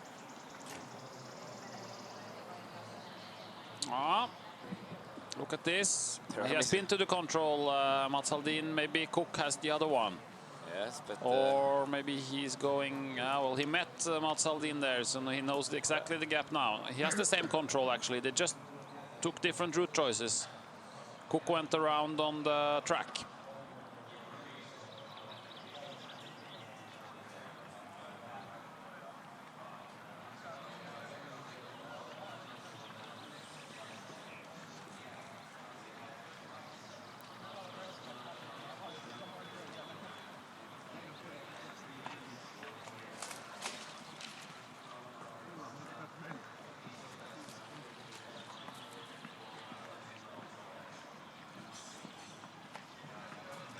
Here comes Kalevan.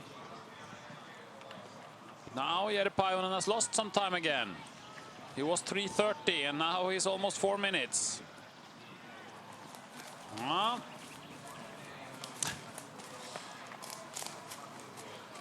And a little bit stressed. Yes, you see that on the shorter legs, that the guys get easily stressed because they think it's very short time to do it, to make a good race, and then they push a little too hard into the controls and stressing, and I think you almost see that in every relay. Yeah, and now the final part. And Omdal is going straight, but Omdal, I don't know how he uses compass, but it's not the way we maybe like to see. He is from the southern part of Norway, and you don't need a compass to run there. No, but he's an international runner. But he's running very fast, and these mistakes he obviously is doing is not costing him very much time. Like we had to the 5th control here, and 15th control.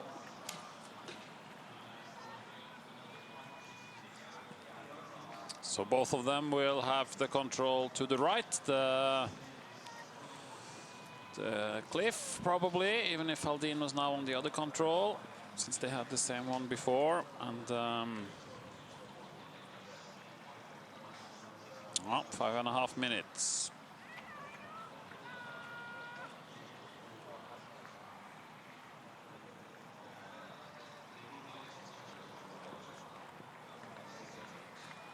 But Kalevan is still within the 4 minutes, and never write off Thierry Joujou.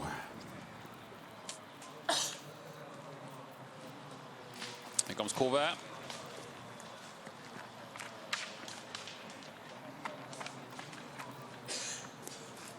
.5:53 for Kove, and then Linné. Matt Ogden. He's now soon in touch with Kove. What do you think about Kalevan Rasti? How much, the last leg, how much do you think it's possible to take for well, you used to be the French coach, so you should know. But I think everything inside 4 minutes is possible. But well, probably 2.5, 3 minutes is realistic. But I think everything within 4 minutes is, you cannot write off anyone. It's Hogman, Dardy, and Joujou. They are all strong, but it's depending on who is the strongest on the day. But Thierry, obviously, the. But when you see the development of the relay so far, I think the guys in front would be quite stressed by just 2.5, 3 minutes. I think, when we were thinking before this relay, I would say that I at least thought it would be enough with 3 minutes. That would be a pretty good lead. But right now, I think I changed my mind and will say that it will be a pretty open game with 3 minutes on the last leg. Yeah. But I think if you get more than 4, then you start to have a buffer. So. The way we're counting then is okay. You can do 2 if there is 2 minutes mistake, two single minutes mistake, and then you have 2 minutes on the speed. Yeah, and it's 4 minutes. Then it's 4 minutes, yes. And realistically, between Hogman and Thierry and Magne Dardy, it's 2 minutes. It's possible physically.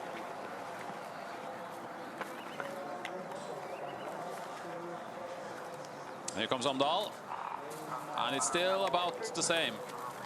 It was 49, now it's 46. Just looks like he's running much faster. Yes, but speed is approximately the same. And also 2-man Kalevan Rasti, but it's probably one of those 4 teams. I think now it's only 4 teams who can win. Yeah, I agree.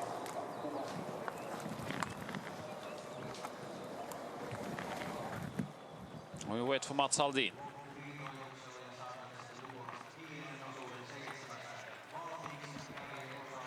Come to the change to the last control and the changeover, and Halden still in the lead.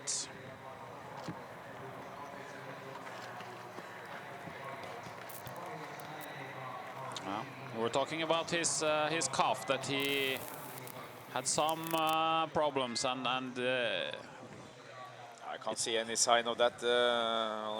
Actually, it seems it's good, but you know, you always have some pains, and the old guys, they have maybe some extra pains. But I think it's really happy now that he managed now to get the gap to Cook. That was really essential for his job on this leg. I just think it seems that he is not running 100% freely. It seems like he's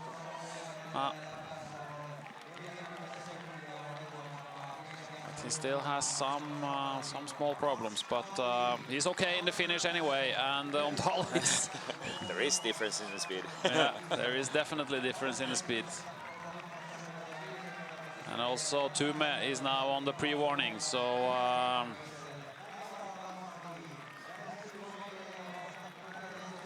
we'll see how much is it here at the changeover between Halden and Kristiansand.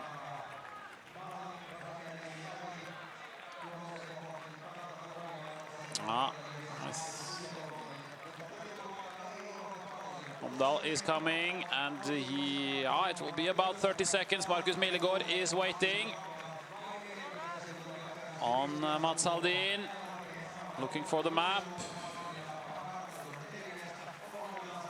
It's important to take the right one, and Markus Millegård is out. And how big is the lead? Omdahl is coming, and it's less than 40.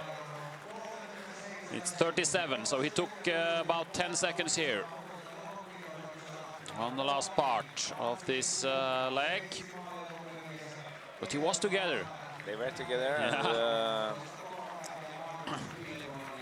And Millegård knows that there are guys chasing from behind. And what about Martin Hobman? Yes, he's normally not so strong as his brother coming after, on the leg after, but has made some good races internationally, and I think the level of the two next runners now, Hobman and Millegård, is quite equal. Millegård has had a lot of injuries the last years, but been focusing hard on the relays. Hobman has a lot of other things to think of also. Jussi Suna has done a great race here for Turun Metsen-Kevjet. They are still in the third position. And now it's all about Edgars Bertuks on the next leg, and then Scott Fraser on the last one. And Tume comes here. And they are 2 minutes and 12. 2 minutes and 12, and he went out 4 minutes 6 seconds behind. But he has lost a little bit of time to Omdahl. But he has taken almost 2 minutes on Halden. I think the guys is happy about this development for Tume.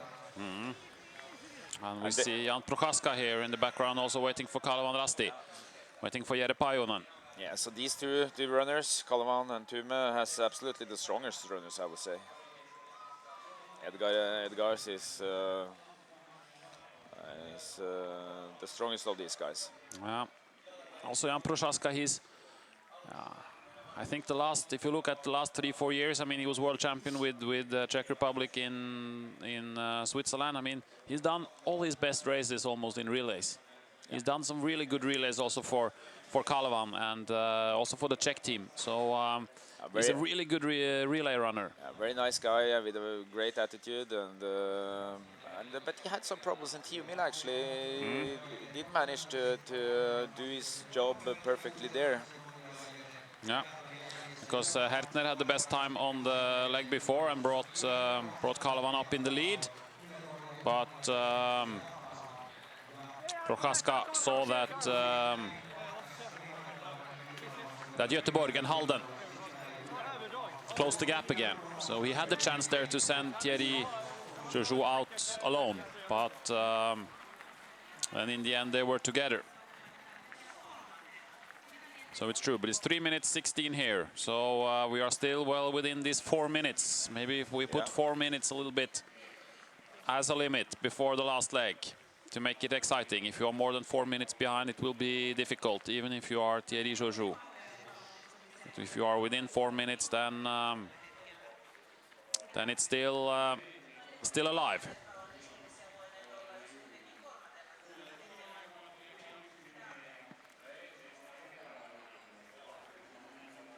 And I think it's only about these 4 teams now. We have Kove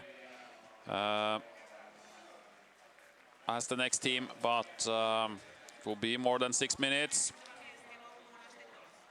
We have Michal Hubacek and then Timo Sil on the last 2 legs.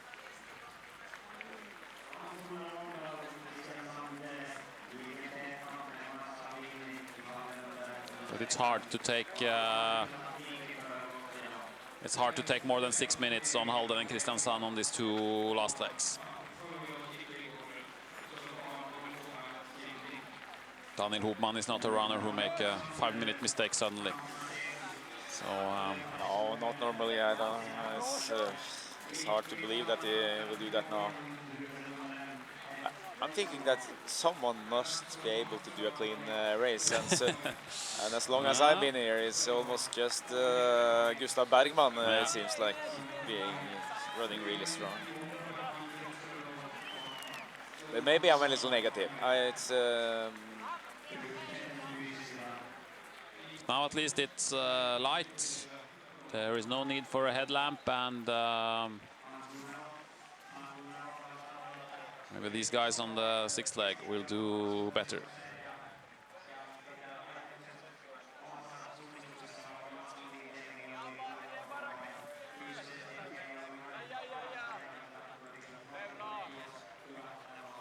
So Kove is out 5:54. Behind. And actually just there is the changeover between Joni Hirvikallio and Michal Hubacek. But it's quite long, this 6th leg. 12.5 kilometers. A lot of things can happen in 12.5 kilometers. Okoline is also at the changeover. Unexpected winning time on this leg is 70 minutes. And 70 minutes, yes. Matt Ogden changing over, and also David Andersson is coming. Anton Östlin is waiting, and for Linné, it's Rasmus Andersson, who just started on his 6th leg. So compared to the course setters' estimate, we are still a few minutes behind. We are about 5 minutes behind. After 5 legs, so that's not too bad. But we've seen more than 5-minute mistake of the leading team. Yeah, we can say that. We can't blame the course setter actually for his estimations. No, I mean on the first 3 legs he was just some 10-15 seconds away. I think but you then said 14 seconds. Yeah. But then when Matthias Karlsson started to go in circles, then we have lost some time compared to the course setter. And also Mats Haldin lost about 2 minutes here on the 5th leg compared to Omdahl. So Omdahl is still the fastest actually on this 5th leg compared to all the others. But he has also done some mistakes. But there are nobody with a really clean race on this 5th leg. So Mura is in place number 8. It's quite tight still. It's 8 teams within 8 minutes. I mean, we have seen some Jukolas where it's really big gaps after 5 legs that you have maybe 15 minutes in the top 10, but and not this time. It's of course before the race, a lot of the team put the best runners on the 3 first legs, and I'm not sure if this tactics has really paid off. The legs number 4 and 5 here has been being changing, you know, the positions a lot. And but Holland has been leading since leg number 2. They are leading after 2 legs, 3 legs, 4 legs, and now after 5 legs. So Holland has stayed in front. Of course, all the time. Of course, that gives them a lot of self-confidence. The other runners is seeing that, and it's a good style of a team that want to do good, to be in the team at the top. Petter will give his headset away. And we have Hans Gunnar here. Yes. Yes. Just fix the microphone like this. Yeah. So you have the best time. Okay. On the 5th leg, 46:13. So and 2.5 minutes faster than Mats Haldin. Yes. You satisfied? Yes. I should only have a half minute better. Yeah. I have one mistake on I think about 30 seconds. It was on the 12th control on the forking there. Yes. When you up on the hill. Yes. Yes. But I understand that I was very near the control, and then I stand, check the direction on the map and look around, and okay, I can't be to the left, maybe I'm a little bit right. Okay, I go a little bit left, and there the control was. So it was enough to leave a small gap up to Halden. Here we are now. You can see after 2.5 kilometers, it's Millegård. So we will wait for Martin Hobman. But it's very exciting for Kristiansand. You have been in the lead, or very close to the lead, all through the relay. Yes, we have run good orienteering, everyone. And I think Martin and Daniel also will run good. And Daniel is very, I can't say in English, but he wants very strong to motivation. Win He's very motivated. Yeah, very motivated to win the relay. So I think he will run a strong leg on the last. Yeah. And also Martin, I think, will run good.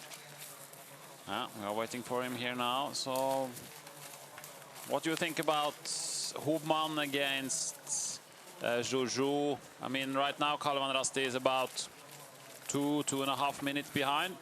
That should be enough. Here comes Martin, and it was 38 seconds. Now it's 1:03, so he has lost 25 seconds.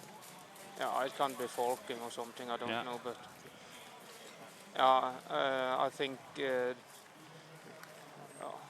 Daniel will run very fast, and if he is together with somebody here, I think he will beat anyone in the finish. Okay, thank you very much, Hans Gunnar. Congratulations, a very good race, and it will be very exciting now to watch the last two. Yeah. Thank you.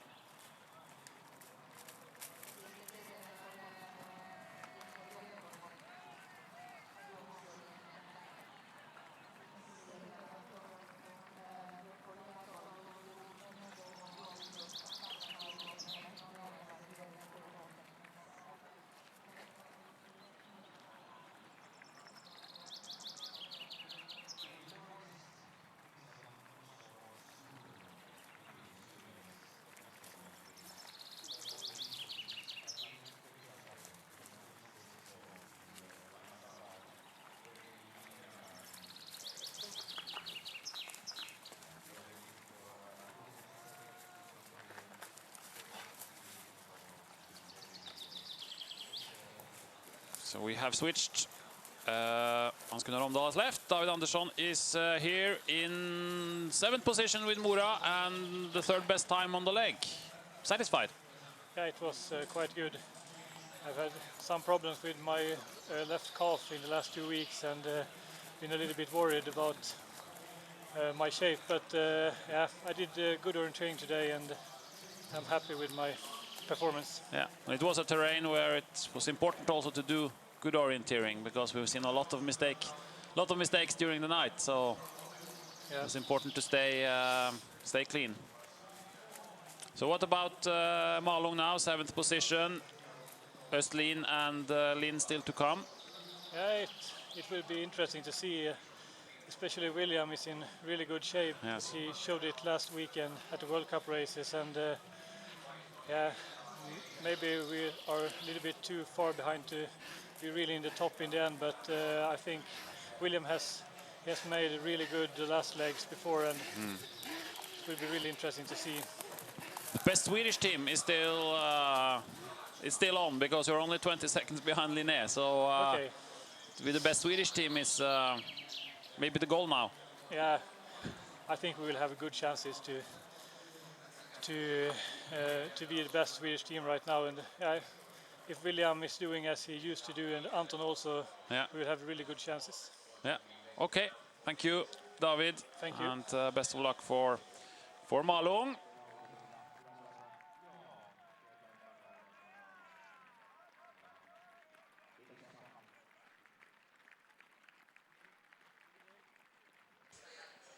Kalevan Rasti, Jan Prochaska is 3:36 behind now. He was 3:16.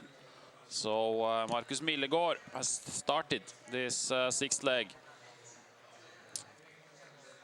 very well.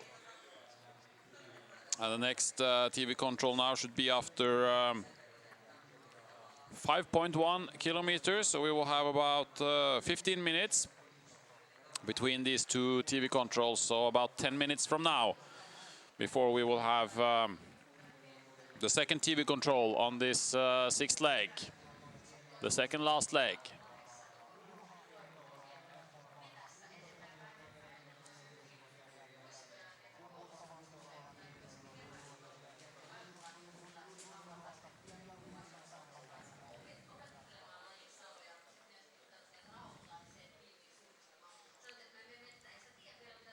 So at the changeover, we had Malung, we had Mora in 8th position. Järla is in 9th position. Alain Densler lost about 6-7 minutes and dropped from 3rd to 9th position. IFK Göteborg now up to 10th position.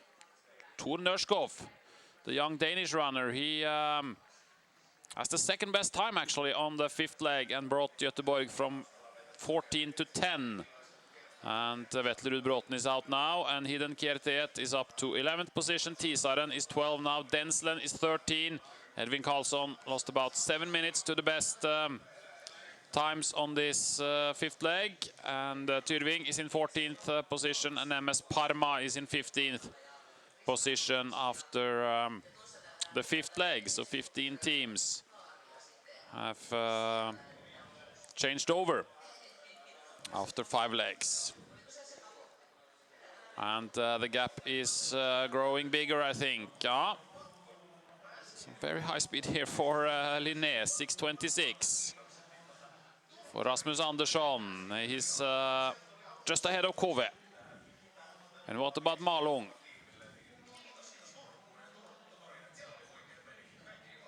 We have David Andersson here. He was quite confident that William Lin would do a very strong last leg. But they need Anton Östlin also to perform here on the 6th leg. Yes, and it's a long way up to the leader, but yeah, maybe podium. I don't know. At least to be the best Swedish team, because that looks like now a fight between Linné, Malung, Mora, Järla, IFK Göteborg. They are all there, so it can be a tough fight to be the best Swedish team. 7 minutes behind now, Malung. Skogsmordarna.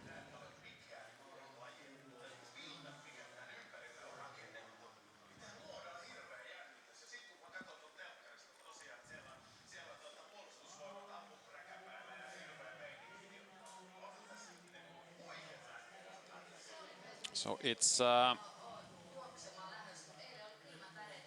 Millegård, it's Martin Hobman, it's Edgar Spertux and Jan Prochaska.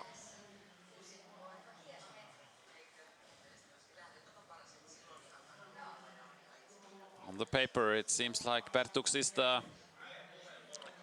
most famous name, but it's a little bit difficult to say who will be fastest of those four here on the day.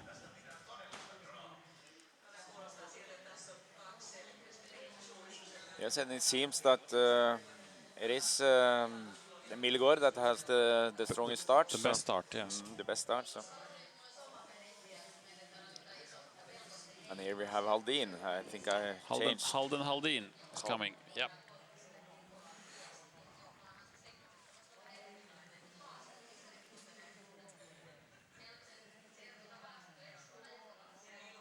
Yes. Here is Mats. So Halden changed over first after 2, 3, 4, and also 5 legs. Yes. Yes? That's nice. It's quite nice. And well, Hans Gunnar Omdal, he came up to you and you were together, but you managed to get a gap in the end on the forking. Oh, it was forked. I didn't know. Yeah. I just was running my own race and tried to go as fast as possible. And I realized Hans Gunnar wasn't with me, but I didn't know, was it forking or did he take another route choice? And so I didn't know, is he before me or after me? Yeah. So you are about a little bit more than 2 minutes behind him on the leg. You satisfied with the race? No, I made mistakes in the beginning, and those stupid mistakes, new beginning mistakes, running on the wrong path. And okay. And Petter told me something about you had some problems with the calf as well. Did you feel it or was it okay? I was a little bit careful, especially in the beginning, because I know it can come, and if it's real bad, I will run slower because of it. So I took it carefully in the beginning. And but I did manage to run without pain all the way, so I was pushing in the end. Yeah. And now for Halden, Millegård and Daddy, is it good enough? They are good, but so are also the others. So we'll see. For sure be a fight until the end, I think. Yeah, it feels still very open because I mean, no, Kalvan has Thierry, but they are 3.5 minutes behind. So at the moment it feels like it's anyone's game from these teams. Yeah, I think it's still very open. And Magne is ready for revenge after Tiomila. Yeah, for sure. He said himself he is in better shape than in Tiomila, so that is at least good sign. And Marcus have started very well. He is the fastest one to the first TV control, so looks quite good here too. Yeah, seems to have good speed. Even though the terrain is nice here. Highway. Okay, thank you, Mats. Thank you. And good luck for Halden this morning.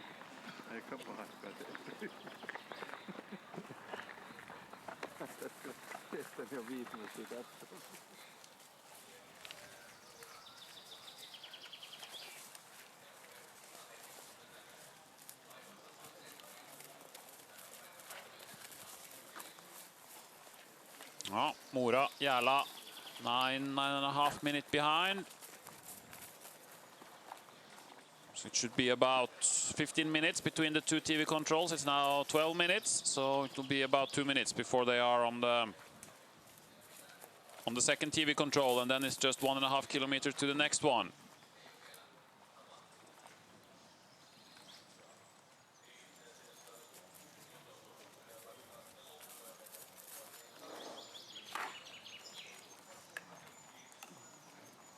Here comes IF Göteborg and Hidden Kiertet.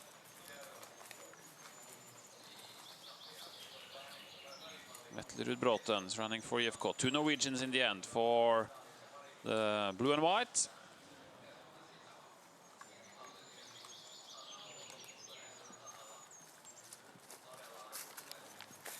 It will be interesting to see if some of the 4 best teams will get together, because now they're just running one by one, and Kristiansand and Halden were a little bit together on the 5th leg, but apart from that, it's pretty much been 1-1. Yeah, I will bet some money that that will happen sooner or later. But who is going to get together? That's the interesting part. That's the interesting part. Yes.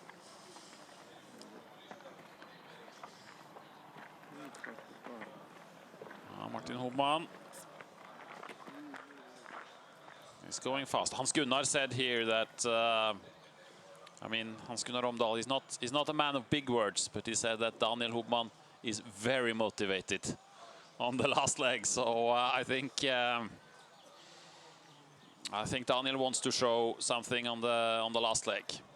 Yeah, it's very interesting that that Daniel Hobman and Thierry, they had this fight for ages now, almost 10 years. They have been the absolutely 2 best runners in the world. Maybe Thierry a little ahead, and but Daniel had some other distances than Thierry, but really competitive guys, really competitive guys, and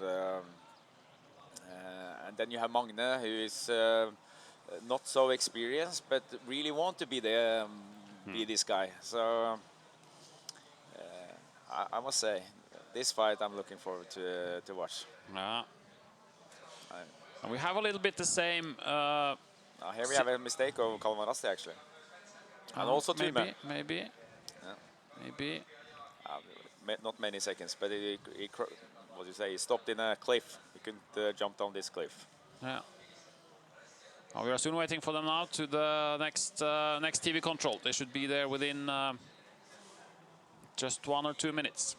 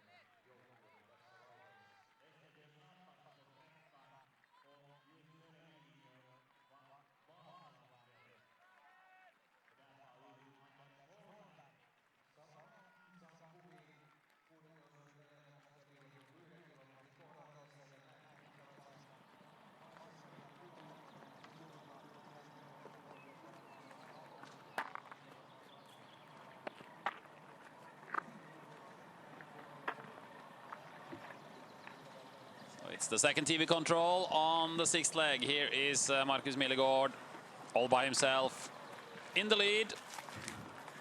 Is he looking fresh? He's not halfway through yet. No. So there is no sign of any weakness. We will see. It was 1 minute to Kristiansand. And Martin Hobman. And here he comes already. He's getting closer now, Martin Hobman. He might saw him when he punched the control. 30 seconds. But in a different direction.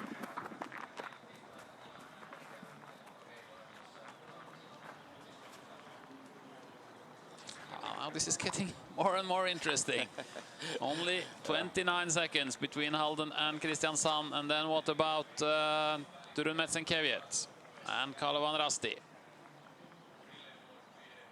If Kristiansand can get closer, they can also get closer. Yes, absolutely. Oh, very nice terrain out here in this part. It's possible to run really fast. And to this point, Millegård has run and Hubman has run 27 minutes in 5.1 kilometers. It's strong. It's reckoned as a fast terrain because you have these rock formations that there are not many loose stones. You have bare rock and not much on top of this bare rock, and that means it's not so soft ground as you can find other places in Finland or especially in Sweden and Norway. And that means also that international runners like the Middle Europeans they can more easily adapt to this terrain. For example, like the Hubman brothers, this is not a terrain that is hard for them to run in. Okay, so 2 minutes, it's gone now. No more teams. At this point, so who will be the next? Let's see. So it was Turun, he was 2:48, Bertux behind, 2:48 behind on the first TV.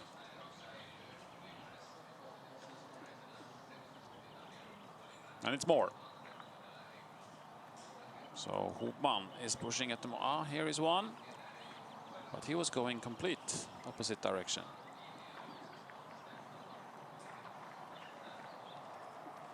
But he's coming back, I think, in the left side of the picture. Not that guy. There was a black shirt. It looked like Tume, but we will see. Maybe not. Maybe not. And now also Kalevan Rasti could be here because it was 3:36. It was 3:36. Yes, it was Bertux. He made a mistake here. Because I saw him in the forest. It was about, let's say 20 seconds. Mistake for Bertux. And he has now lost 20 about... valuable seconds, I will say. Yeah.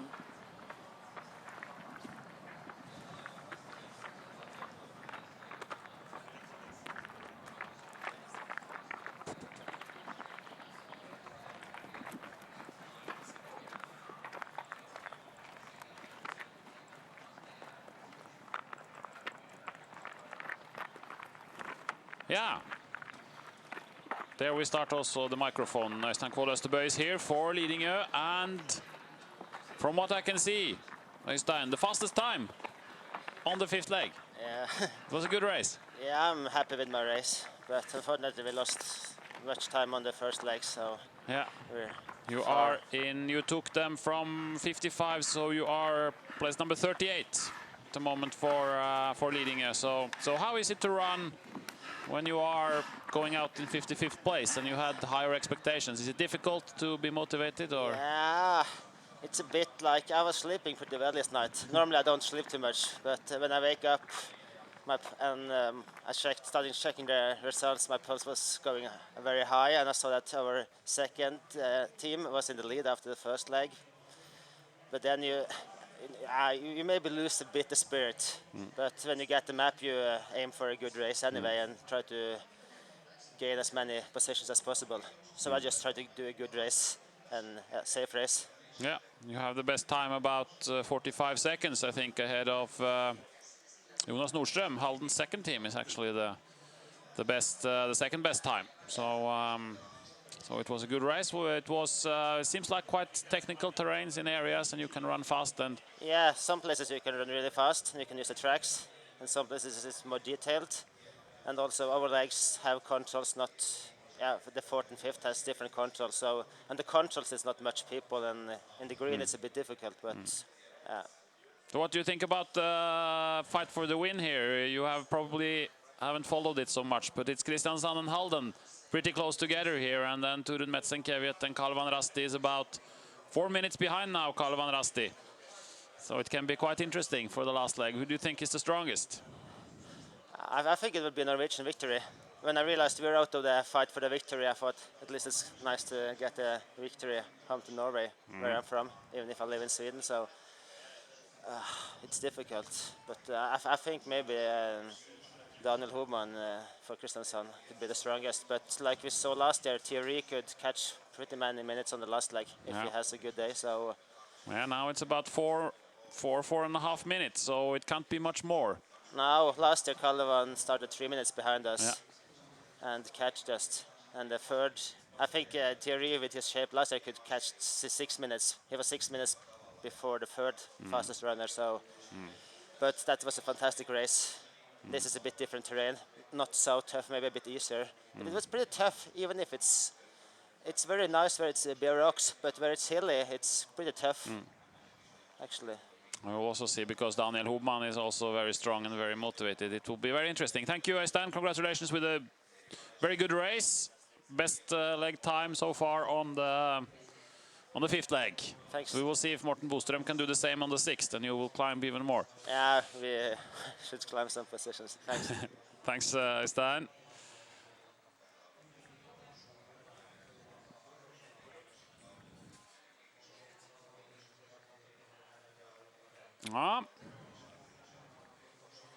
They went on a little bit different route choice here, but still Halden just a little bit in front.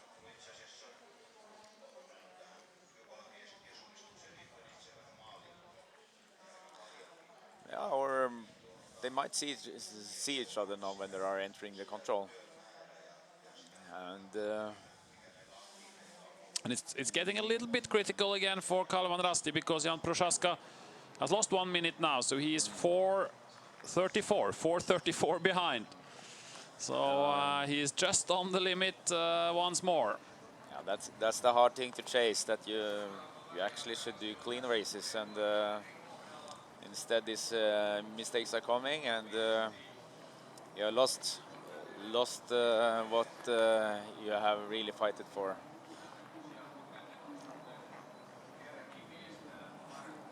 And here is the next TV control after 6.6 kilometers. We'll have quite good TV coverage now on the last part of this course, with 3 more TV controls to come on the next 6 kilometers. And here is Millegård and Hobman. That's a huge inspiration for Hobman, I think. He can see Millegård ahead of him now, and he knows that he can give his brother a fantastic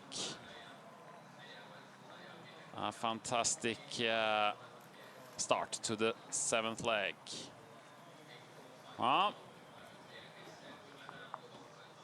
So it's a Norwegian fight, but there's not so many Norwegians here. It's Magne Dæhlie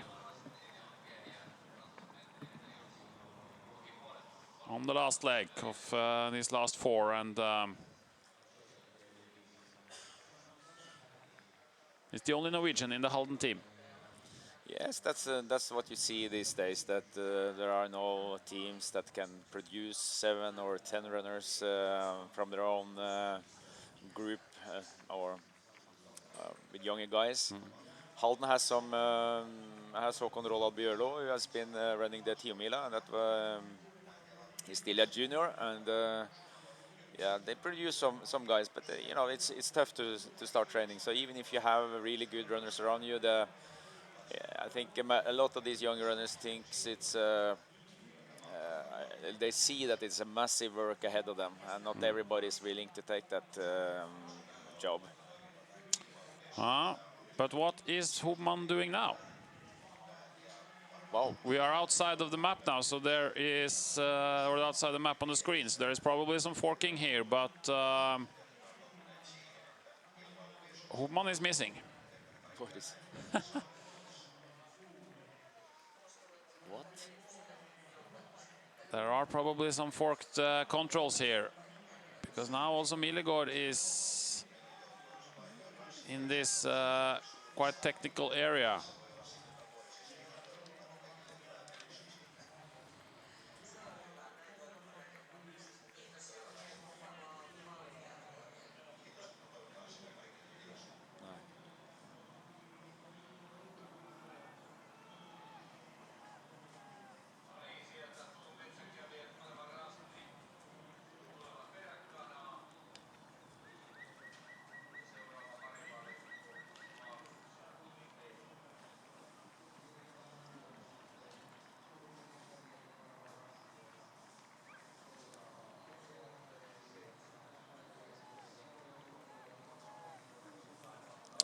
That is going to be interesting to see what's what the there. gap is. We see on the map here, we have a paper map, and there are some fork controls just after this TV control, the boulder here, in a slope going downhill, and it's clear that Martin Hubman made a mistake here, and there are some controls very close together. So we'll see how big the gap is. We have the next TV control after 9 kilometers. And we should have some tracking before that also to see the gap. Seems like it was not for a long time they stayed together. No, about it's 200 meters, and then maybe Hubman was too eager to get Millegård's back, and instead of reading his map. And we're waiting for Tume. And it's coming together now with Kalevan Rasti. So it was 4 people running individual races, and now here at this control we have 2 in front and we have 2 chasing. And now it's under 4 minutes again.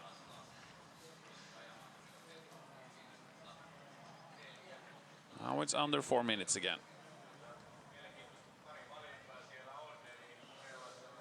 And he took about 3 minutes last year, Thierry Joujou on Lidingö. Fredrik Johansson started 3 minutes ahead, and then I think Johansson was about 3 minutes slower on the leg, but then it was 6 minutes down to Lundanes, who had the 3rd best time on the last leg. So it says something about how much Thierry can actually catch on the last leg. It was a little bit tougher terrain, maybe last year, but still. Definitely it was tougher terrain, but on the other hand, it's also a different level on the last leg runners. They know that it's not good enough to just run a good race. They really have to be first in the finish, and that makes the strategies different, and also the preparations, I think. So, and you normally see bigger gaps on the last leg. If we look at the times from last year, Thierry Joujou beat Daniel Hubman with 10.5 minutes on the last leg. 10.5 minutes. I don't think that will happen today. That will not happen today. But it happened last year, and Kristiansand finished in ninth position. And you should also take in account the time of the day they're running. It's getting tougher now. It's everyone who has been in the army knows that the time between 3 and 6 o'clock is then the body is tuned on sleeping, not running like hell. IFK Mora is having some problems on this control. He was quite close to the control, but went out on a loop and still searching. And it becomes clearer and clearer that it is about these 4 teams, because the teams behind, they cannot get any closer. It was 7 minutes the last time, down to Skogsmårarna and Linné.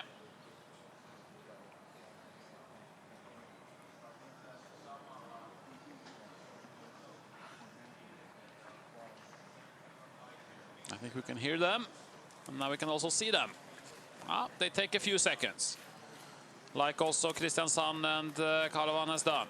Some good speed here for Anton Östlin. Or Malung and Rasmus Andersson for Linné, 6:45. This is the fight for the best Swedish team. but it seems tough to get on the podium. But William Lin is in very good shape, so we will see. Kove is mid between here.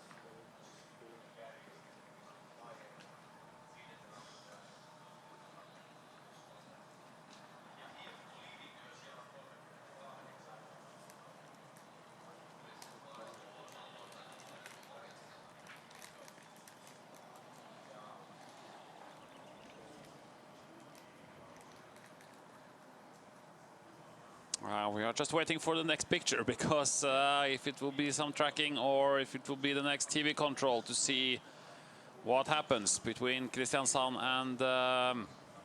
and Halden. How big was the mistake for Daniel Hubman, for Martin Hubman on this control?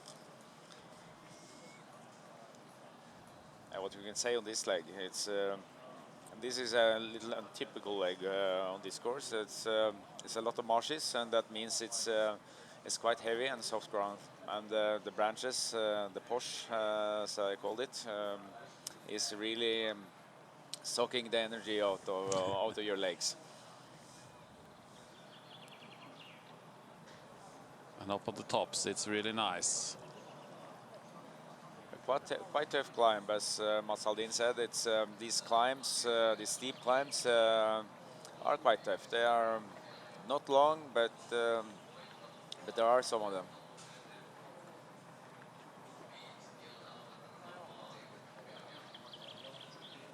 I think that might affect the runners also a little. That they have slow speed in the climbing, and then they come on the top and it's full speed again, and I guess the kilometer times goes down by from maybe 7 minutes to 4.5, 5 minutes on the top, and then you have to go down on the other side, and the controls are downhill. Yeah.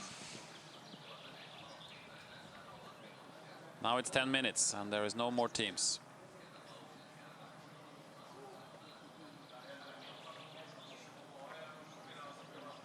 So we expect it will take about 14 minutes between these two TV controls. So it means about 4 minutes. And we will be at the next TV control. This is the control we are at now. After 6.6 kilometers, the next one will be after 9 kilometers, just 3.5 kilometers left of this sixth leg.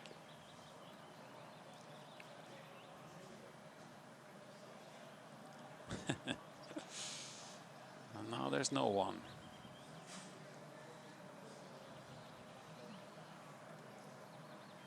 It should be Kove or Järla or Mora. But they are all losing from just the last TV control. Kove was 9.5 minutes, and maybe here we see why.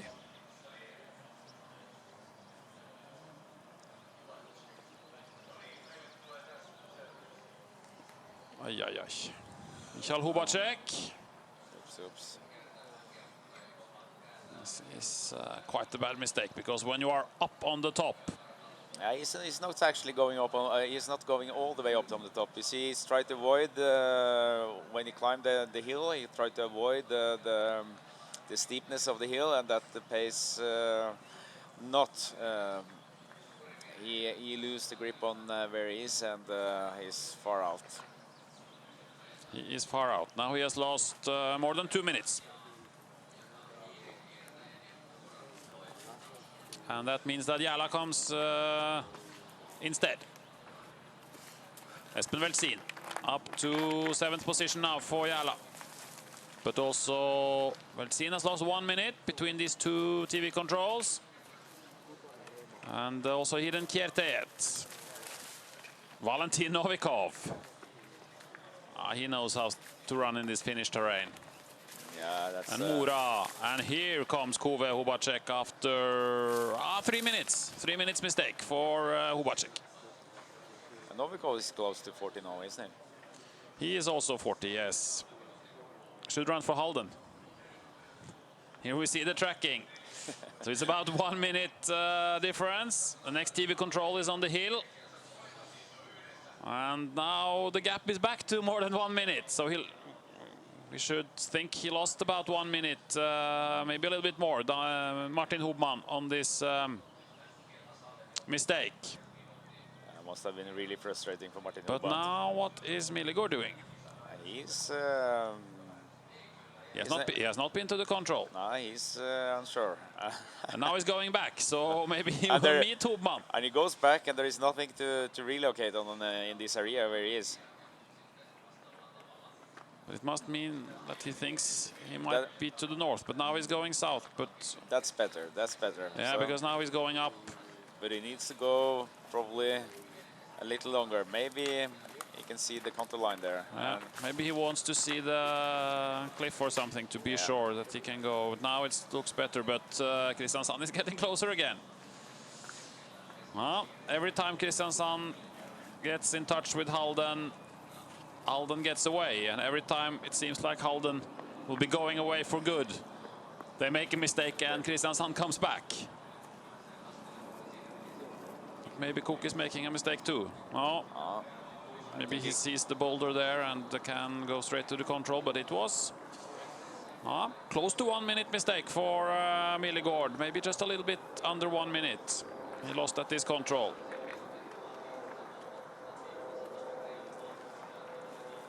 And Hubman finds it. And soon we are at the TV control, this one, on the top of the hill.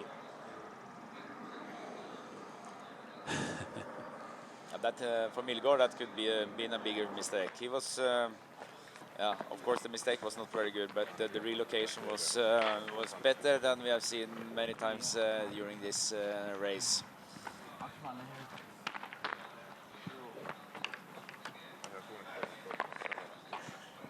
And here comes Marcus Milligård.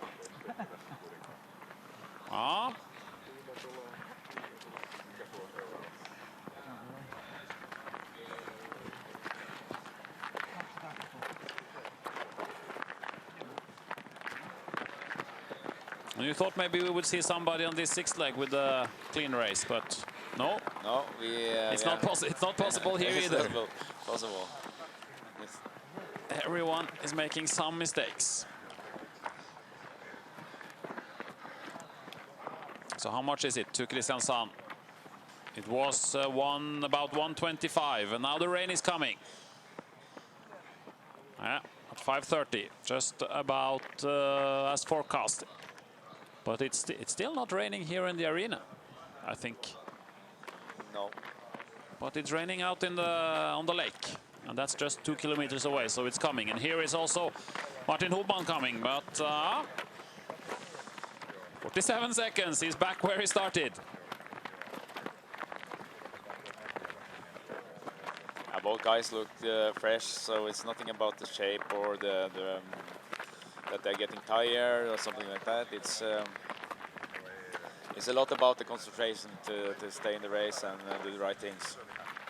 Now we have very tight TV controls coming up, just over 1 kilometer to the next one, and then another kilometer to the next one again, and then it's the changeover. And also Tume and Kalmar Rasti had split. It was about 1 minute between those teams now. Yeah. It's once again Turen Metzenkeviet who is ahead, which means that Jan Prochaska can't really catch this 1 extra minute, which would make a perfect experience for, or a perfect start for Thierry Joujou. It's very nice here, open.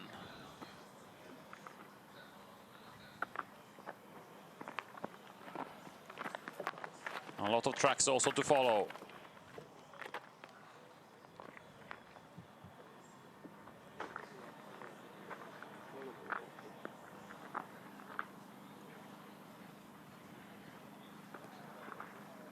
And this is actually the first team of Via Koskentere, and they are one leg behind now.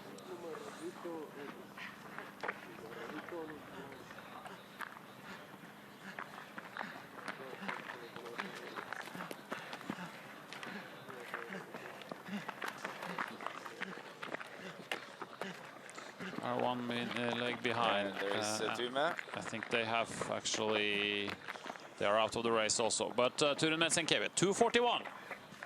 So Bertux is going strong now. He has taken 1 minute on Halden, and we saw the mistake. So it's clear where the minute has gone. Yes, I might have expected a little more from Edgar Bertux here. He's absolutely a strong runner, and haven't managed to put a real world champion pace here. Oh, it is a couple of years since he was the world champion, and then it's Jan Prochaska for Kalevan Rasti. We are talking about 4 minutes all the time, and he's 20 seconds over, and now he's 20 seconds under. It seems like he's following the broadcast. You have to stay under 4 minutes. We want excitement also on the last leg, which we will have anyway because of Halden, Kristiansand and Tume, but we want also Thierry to be a part of this. And Linné now 1 minute ahead of Malung approximately.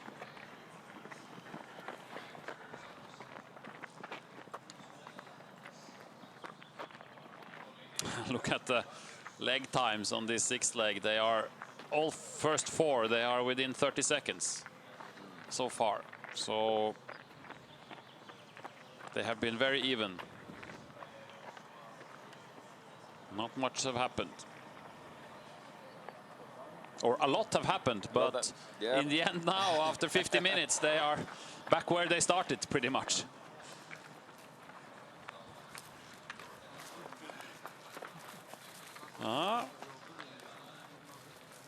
So this footage is from before we saw Jan Prochaska. So this is not live pictures, but pictures from some minutes earlier in the course. Here he found the control. And that's it. That was a quite tricky control. Quite tricky control and a good move actually from Jan here.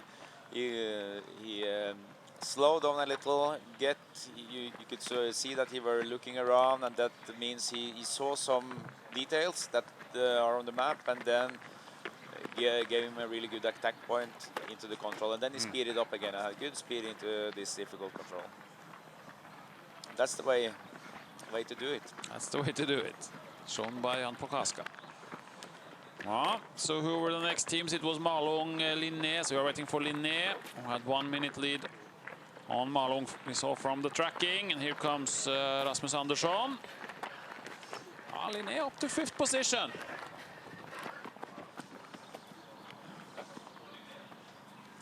Linné up to 5th position. And Rasmus Andersson, he is about 1 minute faster than the other guys. One thing to think of here is that they were a part of the course we didn't see, and we're talking about gafflings here. Yeah. And we have seen now that many teams have split it with 1 minute.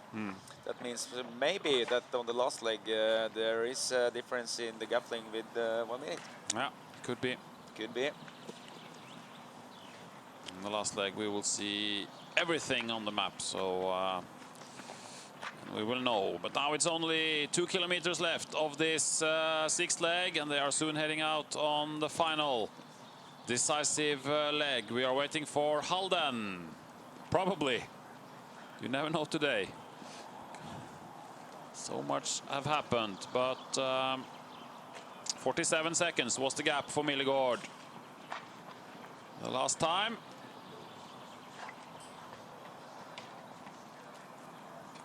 Here he comes.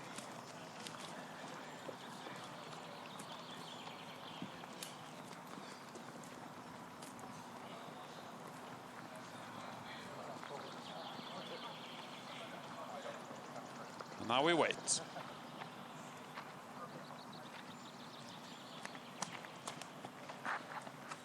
Of course, these guys now is pushing hard to establish a gap here. Every second is now counting for the last leg runner for the position, and now it's 30 seconds.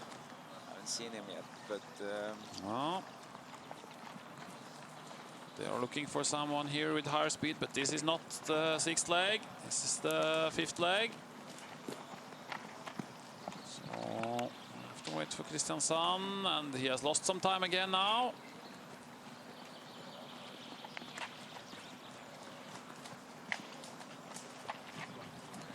Here he comes.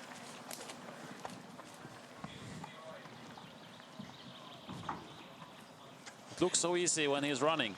Yeah, it looks like it's like the same with his brother.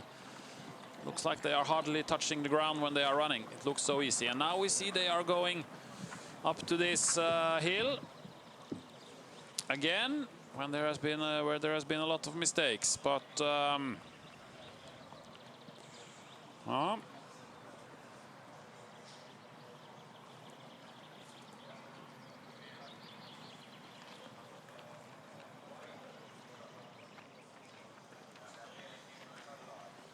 about 1 minute.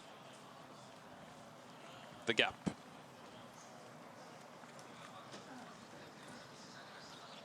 Now it's a lot about path running. We will see if Hubman is a little bit stronger, or is he going on a different route choice here? Yes, it seems like he's heading for the left path. Yeah.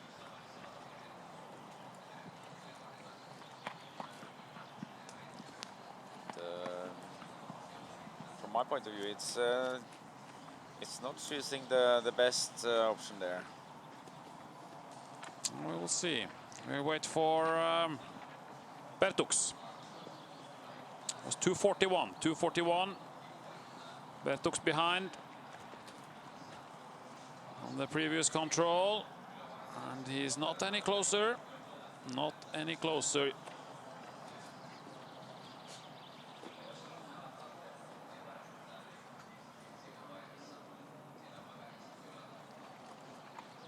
And Prochaska was 3:41. 1 minute behind Tume. Here comes Bertux.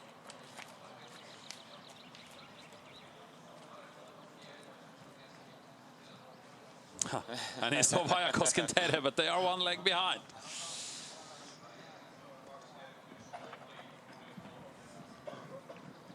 And I think actually also disqualified.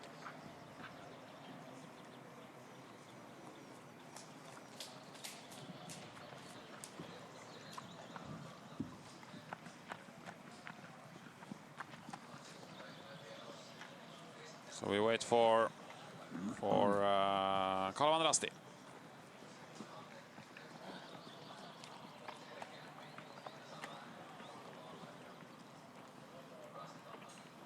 It seems like Hook is catching up, but he's now going into the green, and that will slow him down quite much.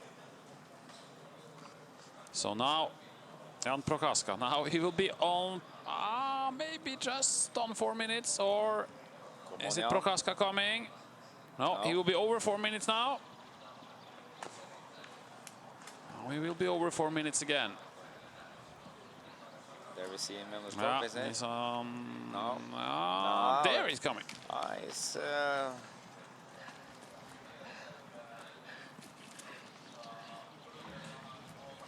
4:14. Still trying to push hard. Now it's the long leg of running. He's pushing now. And Prochaska, he knows how important this is to give a good start for Thierry Chouchou, a good position. Yeah. So Halden has taken this control. Kristiansand is on their way.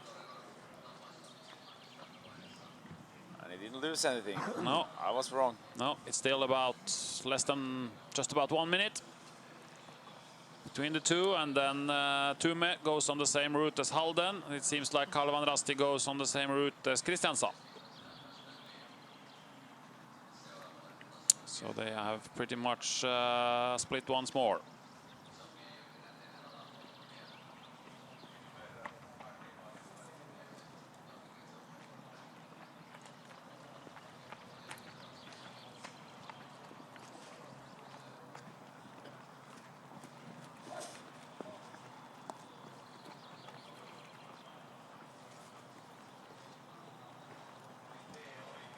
So next should be Linné. They were almost 6 minutes behind. Rasmus Andersson is the fastest so far on this 6th leg. And he's still doing quite good here. Both surprising and very good of Rasmus. Yeah, he's still about 20 seconds faster than Marcus Millegård on this leg. And Coker is doing is a little bit to the left.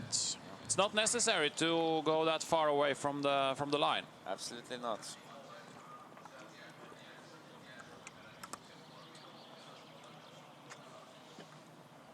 Let me see, this is the third last control and this is the second last control. And soon the changeover to the last leg. And where are we now compared to the estimated time? We are about 5 minutes behind. About 5 minutes behind.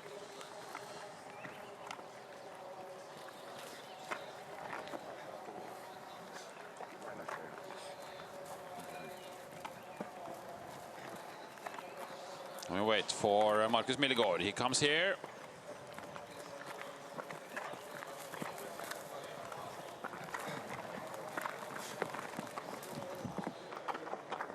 Still looking very calm. And now the last push towards the finish. And there's a... You need to cross the marsh to get over to the last control. It's actually a path there. Yeah, it's a path, but it's probably getting quite wet now.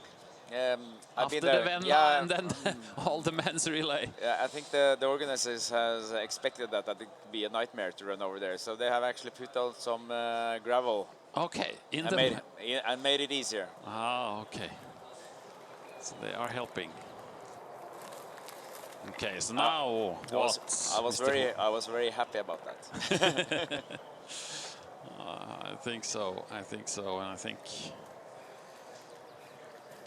maybe for Martin Hubman it would be better if it was as heavy as possible because he's just flying on top of everything. But he's 56 seconds behind, and this creates a very interesting picture before the last leg. With Daniel Hubman chasing Magne Dæhlie with about 1 minute. And then we will have Scott Fraser and we will have Thierry Joujou.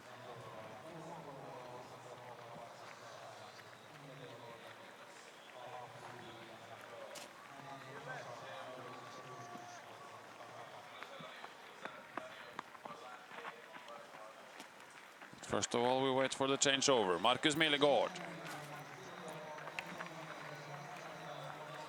Well, it is not so often that the team is leading all the way from the second leg. I think Halden have won before, leading all the way from the second leg. But still 1 leg to go, and they've been leading second leg, third leg, fourth leg, fifth leg, and now also 6th leg. They have been challenged by Kristiansand several times, but every time Kristiansand gets in contact with Halden, Halden gets a gap again.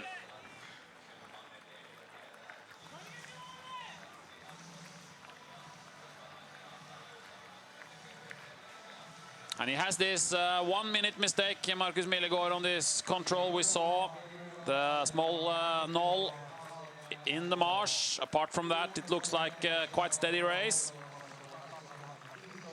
Yes, and it's as you said, it was quite controlled mistake compared to some of the others, and it's strong by Millegård. He were not able to train exactly as much as he like. Yeah, he were very good in 2010. Then we had the silver in the World Champs, and since then more or less injured and had big problems. You know, he had a really rising career. And Martin Hopman probably been running just a little bit faster than Milligård, but making a little bit more mistakes. Some here and there. And Magne Dæhlie will head out in the lead on the last leg. So he was beaten by Eskil Kinneberg in the end of Tiomila. Now he has the chance to get his revenge. Magne Dæhlie. But he's being chased, and he knows that he's being chased by possibly, at the moment, with Ola Lundanes out, possibly the two strongest in the world, Daniel Hopman and Thierry Chaujoux. They are the two chasing. And it's 42 seconds. 42 seconds between Halden and Kristiansand, and Hans-Gunnar Romdal was here just an hour ago, and he said Daniel Hopman is very motivated. And he looks very motivated. And his little brother, Martin, has done a really good job on the 6th leg, I think. It was a very good job, but probably a little frustrated about this mistake after just catching Milligård. And then it's Turun Metsenkeviet, still in the top 3. Bertuk's coming, and Scott Fraser. He's back in Turun Metsenkeviet now. After a couple of years away, and he will run the last leg, and you never know what you get with Scott Fraser. But you get a strong runner, and you get someone who can fight to the end. And he's a Scottish Scot, so he has this attitude. It's typical Scottish attitude that so he will not give up easily. And now Tume is in position, and Martin Schirmais said it when he was here that we quite often have a very good team, but it's always one guy who misses 10 minutes and everything is ruined. We will see. So far today they have done, or tonight, they have done really well. So now it's up to Scott Fraser.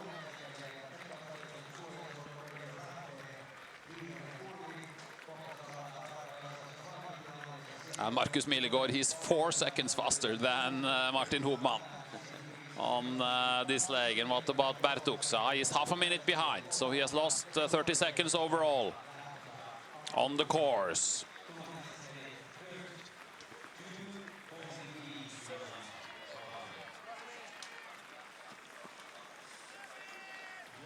And we just got a very big map, and it's the 7th leg. And this is very interesting. Here first, Bertuks to Fraser.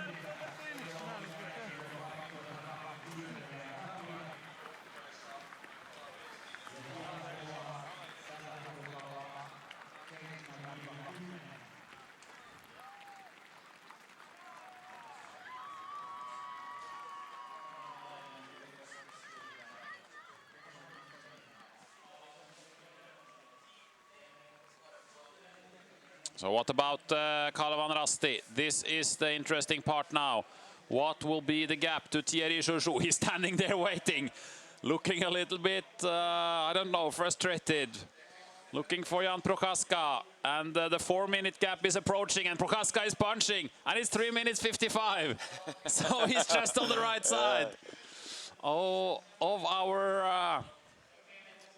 our imagined border for what Thierry Chaujoux can possibly do on this last leg. He's just inside. And Kalevan Rasti is not out of it yet, but it's 3 minutes and 13 seconds up to Daniel Hopman. This is going to be a challenge for Thierry Chaujoux. And judging from the speed out here, it looks like he's going to try to take it all on the first 3 controls. He is up for this. And this will be very interesting. Yes, it's a typical start of Thierry, I think, and this really hard run out. And the thing is that he managed also to keep the speed after a tough start. So And one thing is he able to catch? Is he able to catch the guys in front? But what happens if they are together in the finish? It's also a very open question. Yeah, we saw what happened in Tiomila. Yes, then was Magne was passing Thierry from the last control and in, and then. And we know what Daniel Hubman, what kind of finish he has, and it's a really good one. It's a really good one. He has crushed Thierry in the sprint before, so and Thierry has had a really serious injury during the winter. In the whole January and February, he was not running because due to a broken toe. And of course that I don't think it slows him down now in the forest, but in the sprint, as we saw in Team Mila, it was definitely a disadvantage for Thierry. So we got the map here for the last leg. We have Linné coming in also. Rasmus Andersson has done a really good leg here. We just got the map from the last leg, and very interesting that all this eastern and southern part with a lot of green area that was used during the night legs, not used at all on this last leg. This last leg stays only in the northern part of the terrain, which means the faster part. The faster part, yes, that's true. But there are also some technical controls there. There is, especially in the middle part of the course, there are a lot of difficult controls. And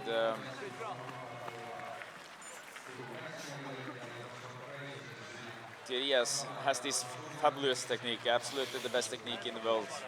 And but of course there is not. There is the race today that counts, not what you have done in the past anyway. We'll see. Linné is 5:59 behind. Linné is the best Swedish team at the moment. Oskar Sjöberg is running out and is the fastest so far on the sixth leg. Rasmus Andersson just 19 seconds ahead of Millegård and 23 seconds ahead of Martin Hubman. Yes, quite surprising. Very strong. Very strong from OK Linné.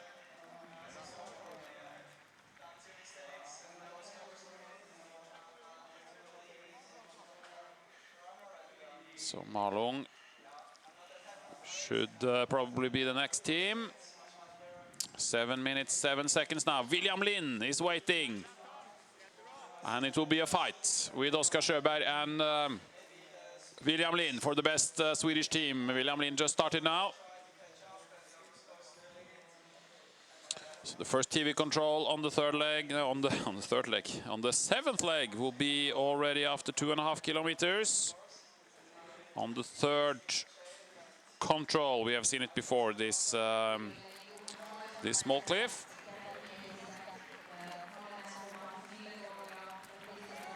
And then after that, they will have a long leg.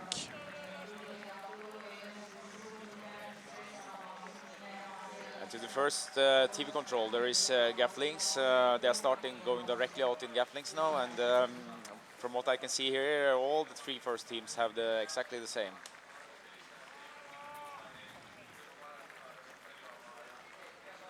Yes, on the first gap links they have, yes. But then they split after that. Then they split. So it will be interesting. Then Halden has its own gap link, and Kalmar Rasti and Kristiansand the same.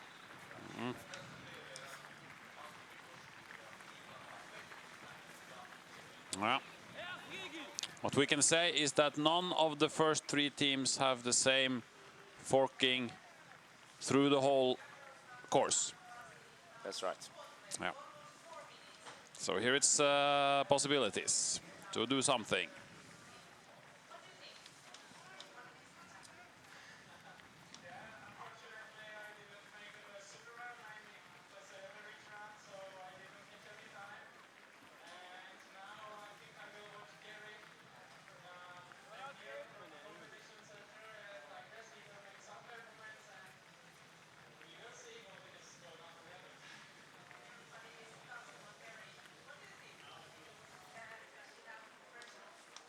So Malung is in 6th place. We are waiting for more teams. And we're also waiting for another Halden runner. It's starting to be a habit.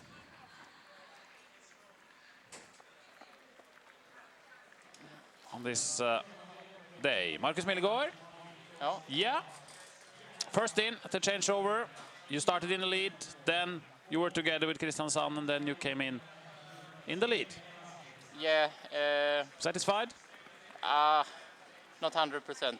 I made 1 minute, I think, around on yeah, 1.5 kilometers before the lake. Yeah, and we saw it. It was live on the tracking. So, yeah, I guess so. And that we was, yeah, I mean, I could have invested 5 seconds and spared that minute, but it's easy to say now. But still, you managed to get away from Hubman again on the forking before that, and he didn't really catch you. So you have sent Magne out with the lead, and we are waiting for him now. How do you see the last leg now with Magne, Daniel Hubman, and Thierry Joujou, and also Scott Fraser somewhere in there? Yeah, I would say 45%. Let's say 50 to Magne, 45 to Daniel, and 5% to the rest. Okay, but that's pretty much like what Petter and we have said. But look at Daniel Hubman. What do you say now? Do you change your percentage now? No. It's 11 seconds only. Thank you, Marcus. Congratulations with your race, and you can follow everything for the rest of the morning. And they are together now, more or less. Magne Dæhlie and Daniel Hubman. In the rain, because now it has started to rain. Also here in the competition center.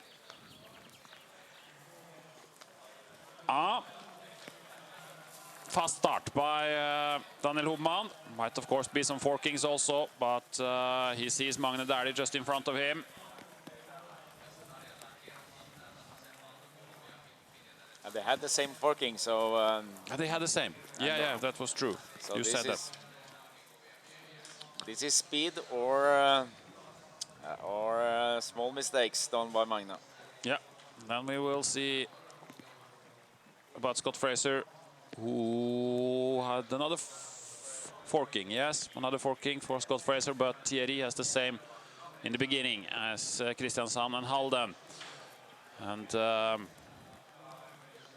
And he started 3:55 behind.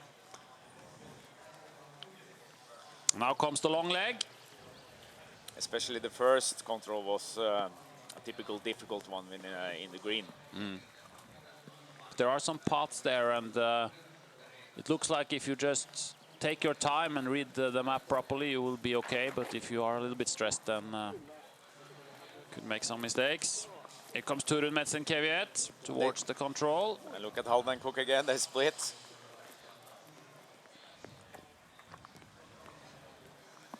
And we wait for Scott Fraser.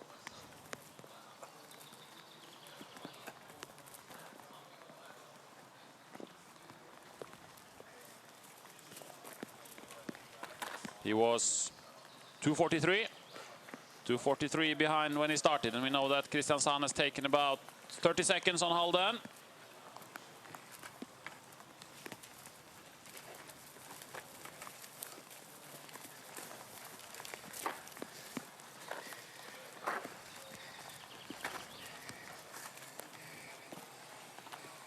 Here comes Scott Fraser.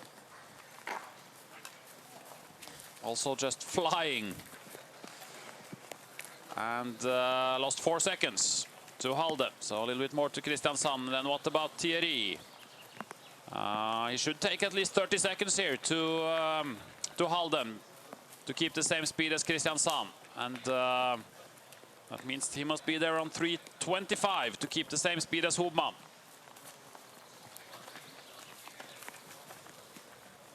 And he comes.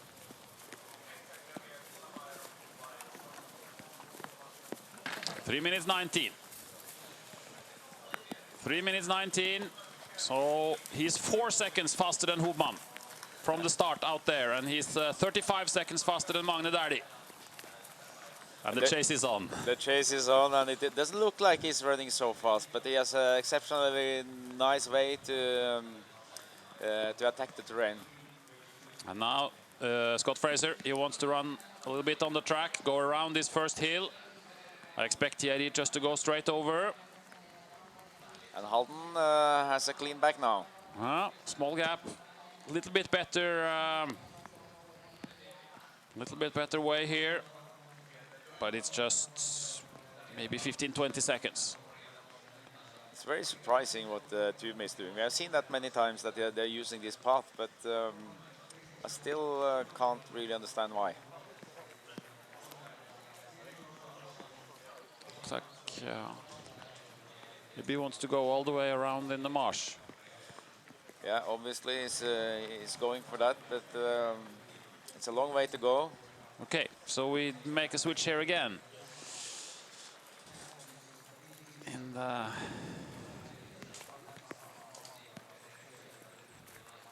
position.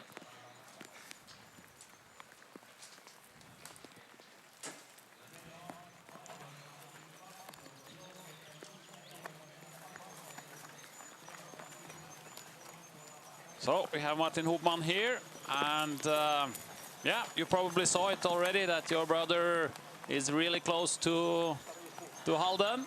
It's very exciting. Yeah, it is. Yeah, I never won Tiomila Jukola, so it could be the first time, and that's really exciting. And yeah, of course, I wished I could have done a little bit better. But I hope my brother is doing well, and I really believe in him. So you had some, we saw it, you have some small mistakes. You managed to get together with Halden, but then just after it was a mistake on the forking, so some small mistakes? Yeah, the first time it was a really small one. I didn't expect to see him before because I was, I don't know, maybe 40 minutes alone running, and then I saw him, so yeah, maybe my feeling there were too good, and I was trying to stay in the back, but then just right after it happened, the mistake. The second time was a little bigger, and I already realized on the top of the hill it's not the right way down, and I couldn't relocate. Tried on the way, but I couldn't, so I had to do a really big relocating, and yeah. But otherwise, I felt really strong and had I think a good speed. Yeah. But it seems like, because we have been sitting here with Petter as well, and it seems nobody manages to do a completely clean race. Everybody has some mistakes. Maybe it was Gustav Bergman on the third leg who did a fantastic race, but all others make some mistakes. What is it with this terrain that makes it so difficult to have a completely clean race?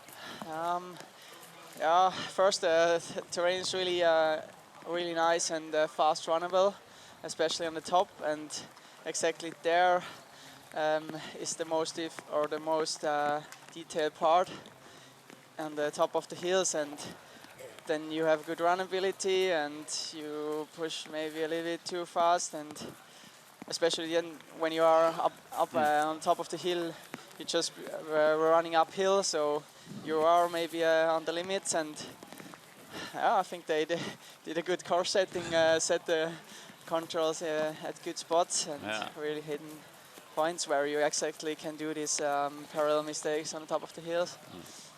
What do you think about what is happening here now? It's probably about 20 seconds between Halden and Kristiansand. And what do you think about your brother against Magne Dæhlie?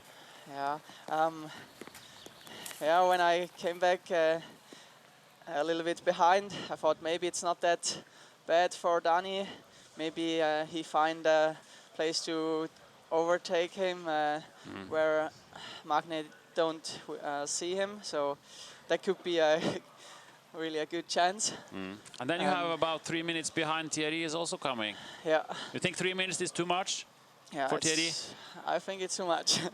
As long as they do a proper race, I think they have a good speed, and yeah, of course, Shoshu is trying to do everything, but yeah, they are world-class runners there, Dani and Magne, so I think, yeah, they will fight against each other for the victory. So if I tell you that there are 3 more forkings to come on this last leg, and Kristiansand and Halden have different forking in all 3. Yeah, I think that's an advantage for. It's of course, yeah, I think it's an advantage for us, because if we would have the same, maybe Dani caught Magne up, and then they're just running together all the way. Of course, Dani is strong in the finish, and he probably is the stronger one. But still, I think it's good to have another forking than Halden. Yeah.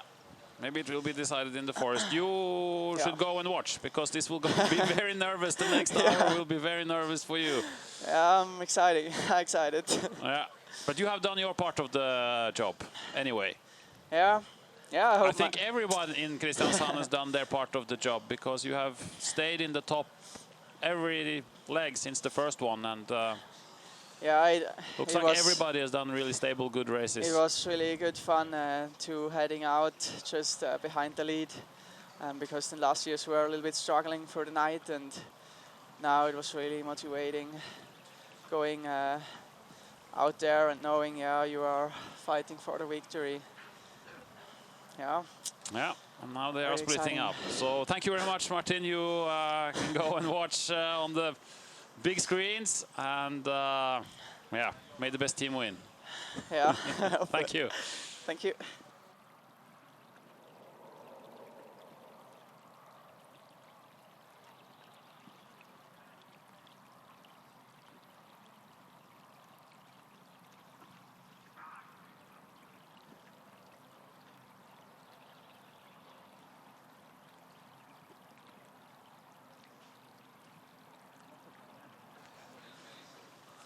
So as we just mentioned, there are 3 more forkings to go on this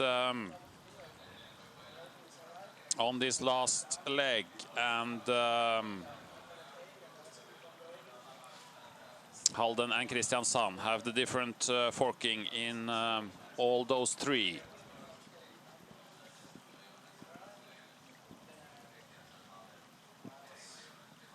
And Turen Metzenkeviet and Kalevan Rasti.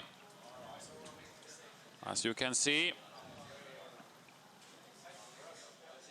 they have the same here, control number C, but they will have a different forking later in the course.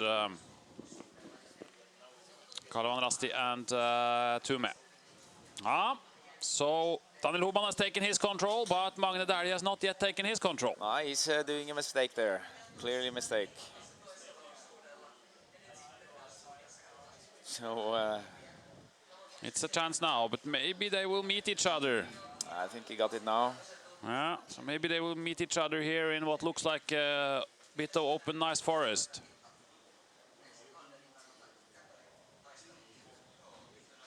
And the next TV control will be on the 7th control. So there we will see the exact gap. But now Kristiansand is in the lead. Yeah, that is, he's standing still. He has still not found his control. And he's so he's close. Going back now. He was so close. And now he goes back. And this is a critical moment for Halden in this relay. He's going back up. And that means that he will go maybe further north. Yeah, no, he's... because he's already been there. Yep. This is his second mistake of Magne, actually. He's...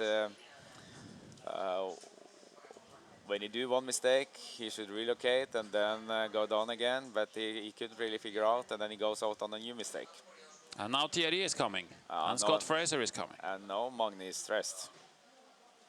And now he has to go because now he has no idea where he is. So he has to go on to the top now to find out. And this will be a big mistake. And Kalevan Rasti and Tume is also coming, and Kristiansand is going away.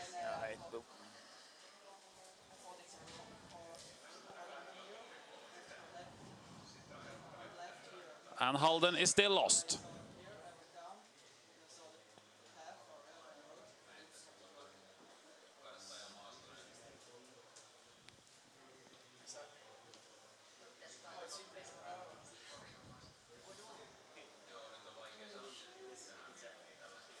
Huh. Has he understood where he is now? Maybe, maybe, but it should be more than 2 minutes now, I think. It must be 2 minutes. Kristiansand is in a very good position right now. Daniel Hobman in front. What a relay. What a relay. That's been very interesting from the beginning. And but right now, it looks very good for Daniel Hobman. Absolutely. Can he keep this, or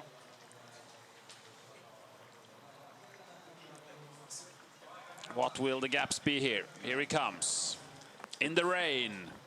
Yeah, that makes it also much more slippery on the rocks.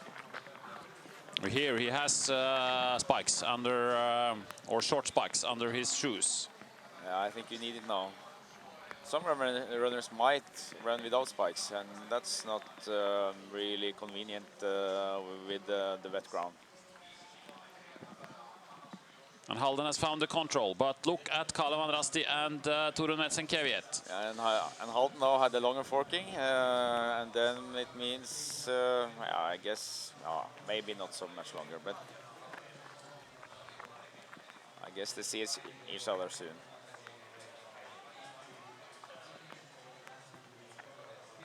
Linné is still ahead of Malung. But a good thing for Tume is that he's together with Thierry. I think Scott is really happy with that. Yeah. And they are on the same... maybe we can join some of the Magnus mistake here. Because this is a little bit earlier footage. Now that's previous control, which he did well.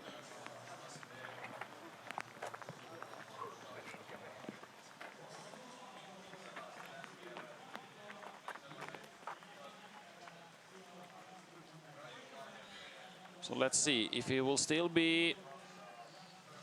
But look at look at Kalevan Rasti. They are. He should not be there. Yes, I think they are going just around some cliffs there.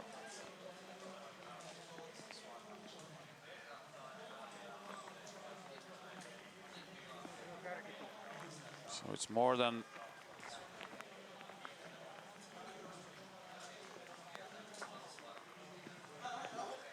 More than 2 minutes.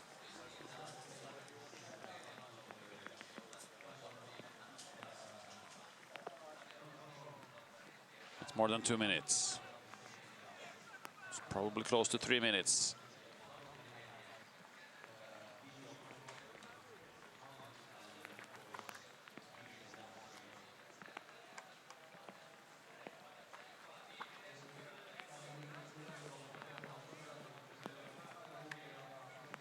Still no sign of Halden, and we should wait also for Kalevan. Here comes Magne Dæhlie. 2:35. Almost 3 minutes he has lost. Almost 3 minutes. But here comes Thierry Chauchou, and now he can almost see Halden in front of him.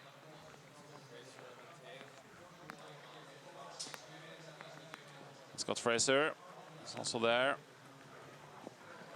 22 seconds now only between Halden and Kalevan, and Kalevan is a little bit closer to Kristiansand. What was it at the first TV? It was it was 2:51, and now it's 2:57. So he has actually lost 6 seconds to Kristiansand, Thierry Chauchou. And there Halden and Kalevan Rasti was also splitting, so maybe Kalevan Rasti can go past Halden without Halden seeing it. Yeah, now it's a long leg. to the next control. So I think maybe the longest leg of this last leg of the course. Here you see from 7 to 8. It's a long one. And after this long leg, there are some new forkings. And there, Fraser and Jojo will have different forkings. And Fraser will have the same as Magne Dæhlie, while Jojo will have the same as Hubman on the next forking.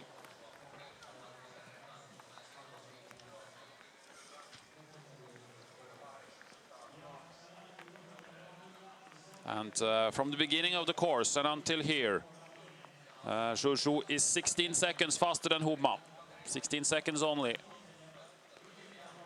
So I think it's quite clear Daniel Hubman has to make some mistake here for Kristiansand to lose this. But then almost every runner since the start of this relay have done some mistake. Yes, and it seems like Halden is struggling now to find a good line. Maybe he's trying to go to the right and take it from the paths. Seems like a quite passive route choice. Yeah, it's probably not so bad, but he was having a little, did a little extra, some extra meters there. And the line of Thierry is looking really good. He's trying to use the white areas where you have more rocks to run on, which is faster than going into the marsh, as Cook did.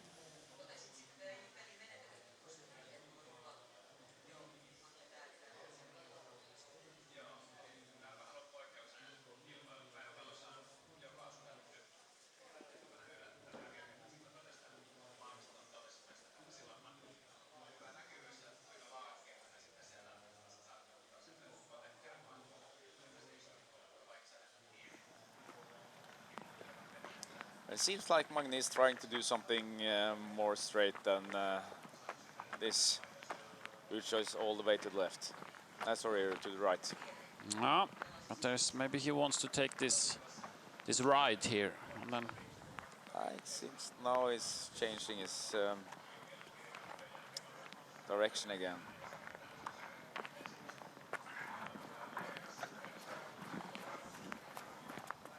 Fraser stays with Thierry on this leg.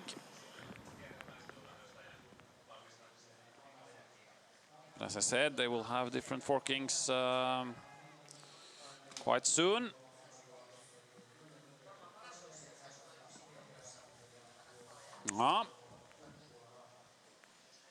Right now, this is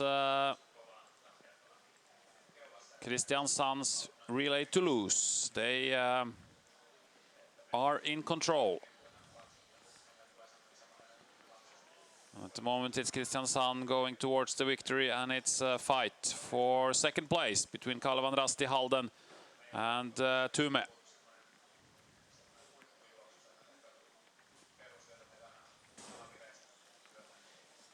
And Halden take a quite dangerous route choice. It's absolutely, you absolutely need to find some nice tracks or something through this part he's in now. So Linné has punched here in 5th, and then William Lind still a little bit more than 1 minute behind OK Linné in the fight for the best Swedish team. He knows these flat parts, of course. Magne Dæhlie comes from Hedmarken, you know, where they have a lot of flat, quite diffuse areas. So we will see if Thierry is maybe a little bit better. Here is the 7th leg, 6.7 kilometers after the long leg. Daniel Hubman arrives.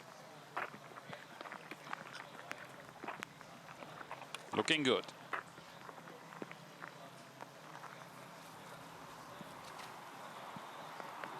But now he goes into a really technical area.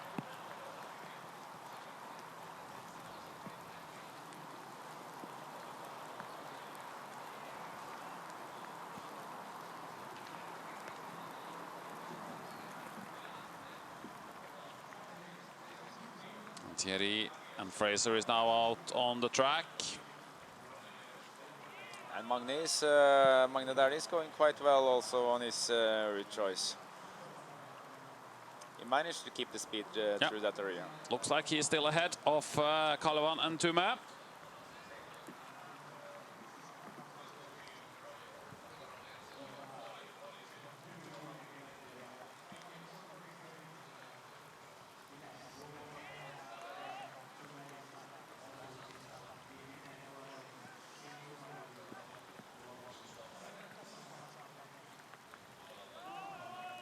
It looks like this is actually a better route choice, what Magne Dardi is doing, because he was only 20 seconds ahead of Thierry, and it's probably more now than 20 seconds. That could be right. So we will see compared to Hubman.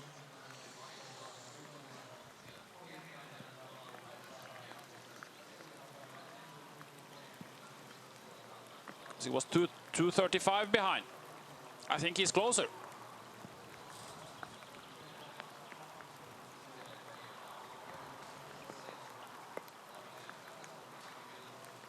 Yes, there he comes.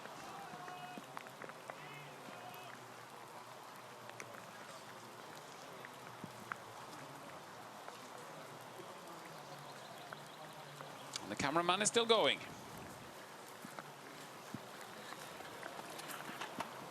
Ah, 2:06. It was a good route choice by Magne Dardi, and he took 30 seconds from Daniel Hubman. So now, what is the gap down to Kalevan Rasti? It was about 30 seconds, or 20 seconds. It was from Halden. It is a little bit more.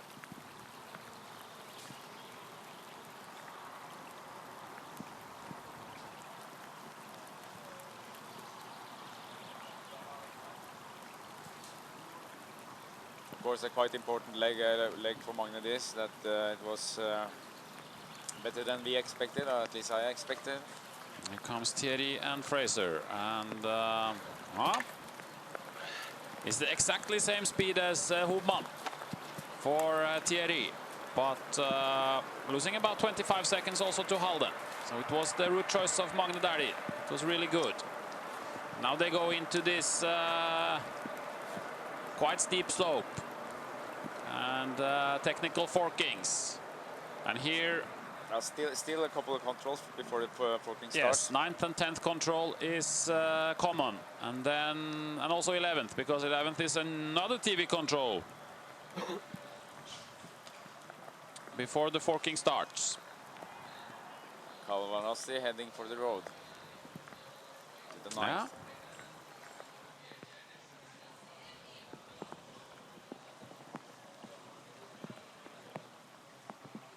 Here we are on the top, on the next TV control. On the boulder, 7.4 kilometers. This means halfway through already. This is a fast leg. Let's see what the kilometer time will be when Daniel Hubman is here. He's coming. 7.5 kilometers. And he's flying.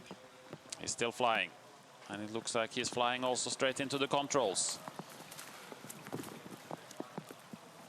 38 minutes, 5 seconds in 7.5 kilometers. They are running 5 minutes per kilometer. Here. And now comes the forking.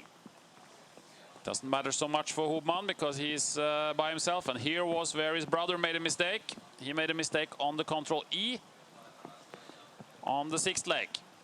And Millegård went to F. And now Halden is still ahead of Kalevan and Tume. It looks like the E is a little shorter for me. Ah, it might be. And Halden and Turun Metsen-Kevjet have E, and Thierry have to go for F.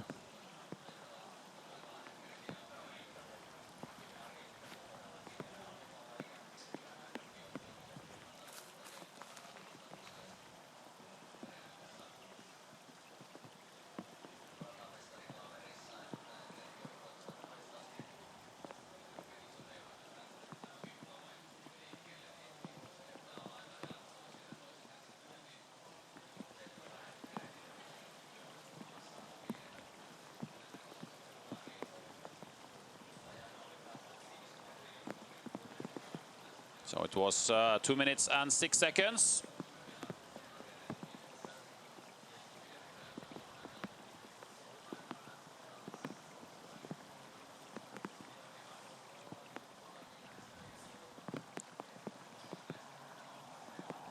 And then we have 2.5 kilometers to the next TV control.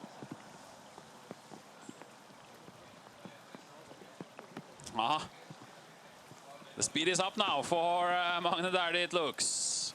2 minutes. So he's taking another 6 seconds on Hobman. So he's making it harder for Thierry to catch up. 2:51 it was to Jojo.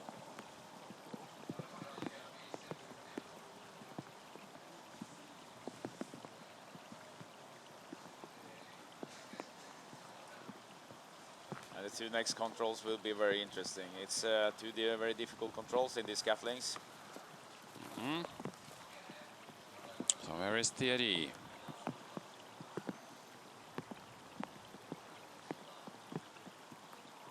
He's not any closer.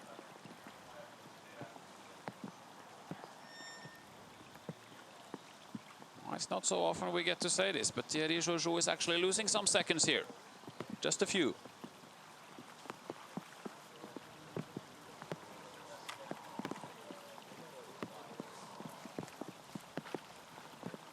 About 10 seconds he has lost on this part.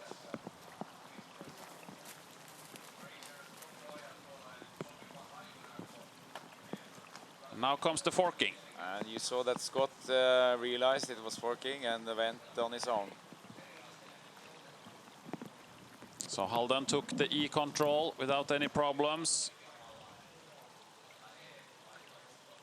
Looks like he is back on track now, Magne Dæhlie, after his mistake.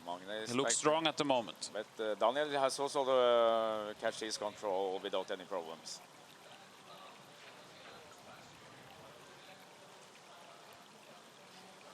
No, let's watch. He will see this cliff probably and then thinks I have to go to the right. Yeah, you saw directly from the control that that Scott Fraser was aware of this and went on his own.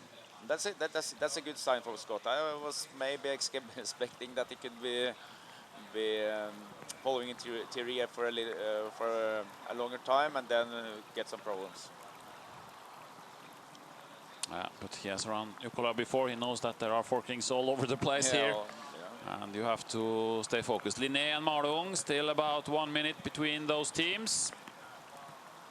Kristiansand on the way to the 13th. And it seems like Tume actually is doing a mistake. Yeah, he is. He is. Scott Fraser is missing here.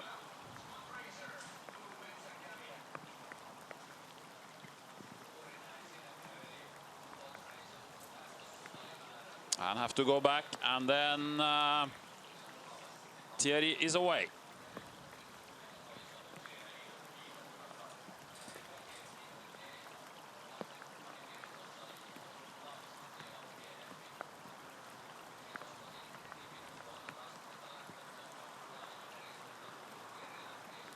And Hubman has catch his control again, easily.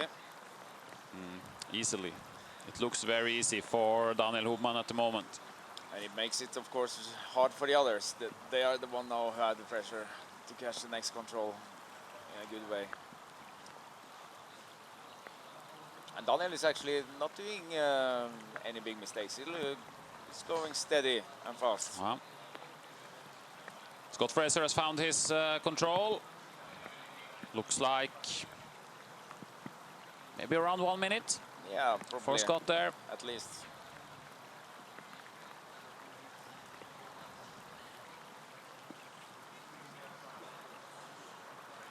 And how did the weather get this bad?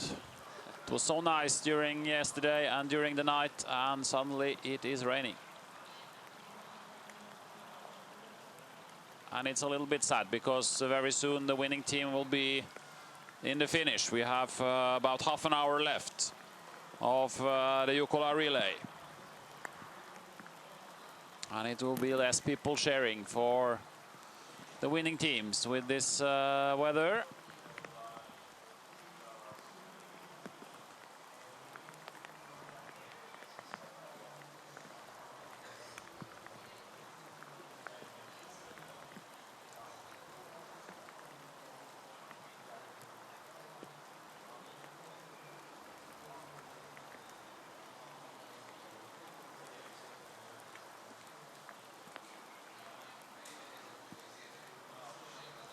IFK Mora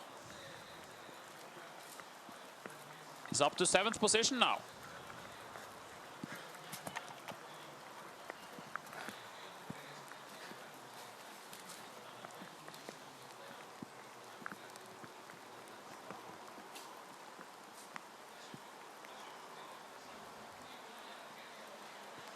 So Halden has taken his control also. Dardi and Hubman is now on 15th, and the next TV control will be 16, just on the right side of your picture. Daniel Melny is looking so strong now.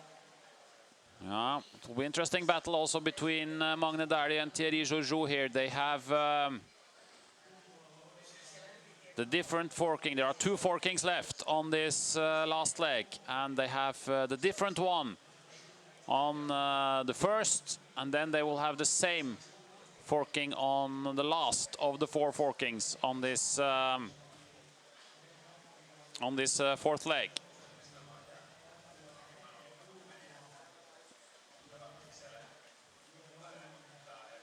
And it's still about 1 minute between Halden and Kalevan Rasti. And also about 1 minute between Kalevan Rasti and Tume. Maybe a little bit more, because he has to go a little bit more down to take his control, Scott Fraser.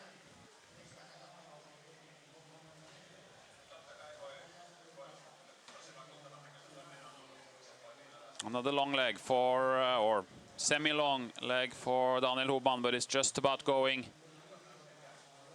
as straight as possible.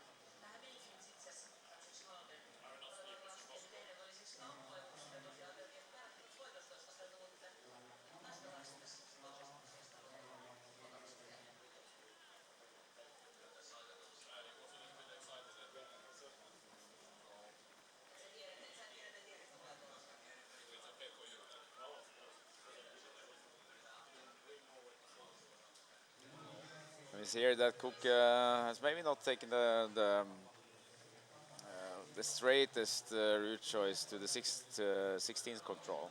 There is a path going slightly on the right there, which seems very nice to catch.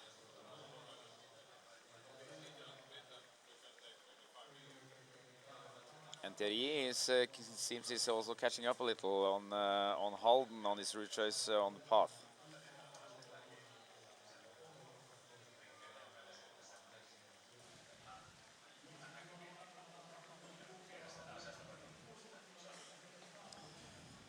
Halden is heading for his path to the 16th control.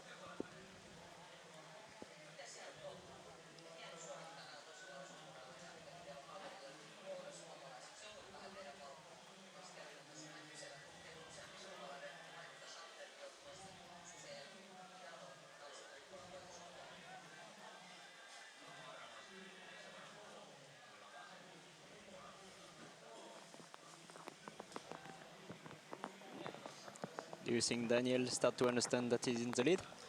I think he has a good feeling now. He's being orienteering very well the whole course, and we haven't seen any, mistakes or weaknesses in Daniel's performances. I think he feels that he has, he's going to do a good race, and that's of course very positive and gives him a lot of self-confidence.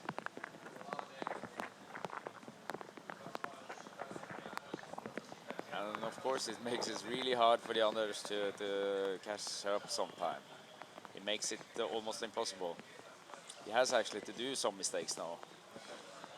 What about Magne? When he did some mistake, do you think he would get stressed and maybe miss some confidence? And yeah, I think he lost it, but it seemed like he's got on track again and had a really good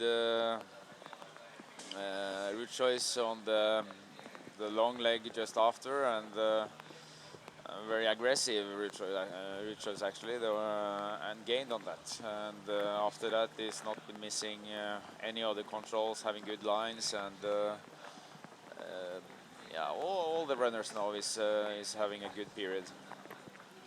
Maybe except Scott Fraser, who had this mistake, but it will be hard for him to catch Thierry and Magne, I think. it seemed that Thierry was pushing really hard, so maybe it was a bit hard for Scott to read the map and follow Thierry, and maybe that's why it went to the mistake. Yeah, it's. I was really happy to see that he was reading the map and split it on the TV control, but he still made the mistake, and maybe it was due to this that he has been just being behind and steering on Thierry instead of being aggressive in his orienteering from behind. It's you can a lot of times see it's difficult for the runners to just take over and be in charge of the race. It's changed the strategy from a quite passive way, more in control, to a more active way and decide things. Exactly.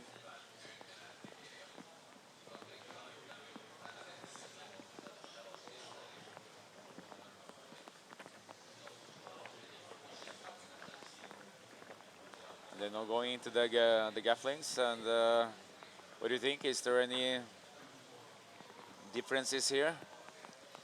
No, I don't really think it should be a big difference in time, but of course it can be some mistakes.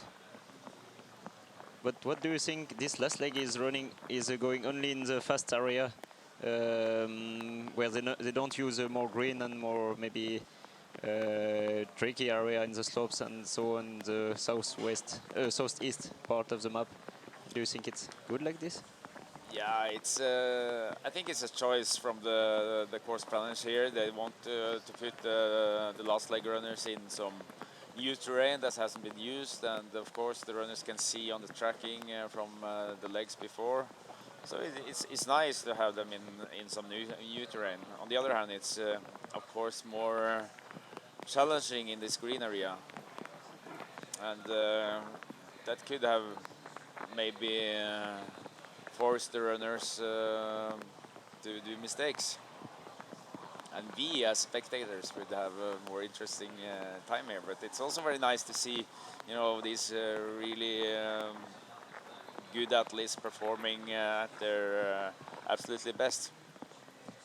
Yeah, I think the main idea of the course setter was to surprise the people, because of course he knows that people have the old maps and they can expect some courses.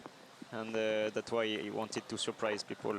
And there is also one part in southwest, or there is a forest there, and he didn't even use it. So I think he wanted to surprise the teams like Kelevan and Rusty, who are doing some course setting before to prepare for the race.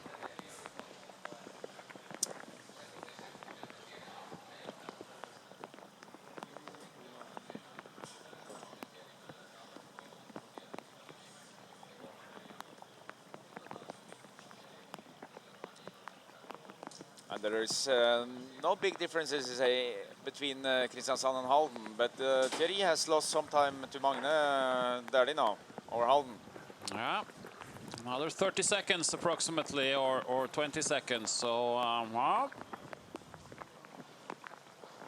have you seen anything in the running of Thierry? Is it just some small forking? It's more, you know, finding the good strokes through the terrain. To the 15th control, Thierry had his own route choice going on the path. Okay, it was maybe not big differences, but on the long leg, it's not really any route choices, but it's more finding good lines there. And Magne had a good line using the path where Linné is and Tume is now. And now we see that Tume has been passed by Linné. Yeah. Tume has missed more. He made a mistake also down at the 15th control, Scott Fraser. So he's in a little bit of problem, but Daniel Hubman is not in problems at all. He is running so well at the moment, and now is the... It seems like the speed is also really good. It's going exceptionally good now. No weaknesses, absolutely none. No weaknesses, and control number 19 is done. And it's not so far to go. Actually, the next control, the 20th, will be a TV control. And then it's just on the flat part, on the way into the finish. Yeah, and from my point of view, I can't really see any difficult control. It must be some stress that causes some mistakes, but it's hard to see that these runners who have been running so well so far, especially Daniel, will be threatened from behind. And it's still 2 minutes, and 2 minutes mistakes on this control is quite much. So the chances for Daniel is increasing. It's increasing all the time, and it looks very good for Kristiansand. This could be the second time that Daniel Hubman runs Kristiansand into a victory at Jukola. He did so also in 2009 in Mikkeli on the last leg. And the only other runner left in the Kristiansand team is Baptiste Rollier. He was running the third leg also at that time. But the other ones, they are new.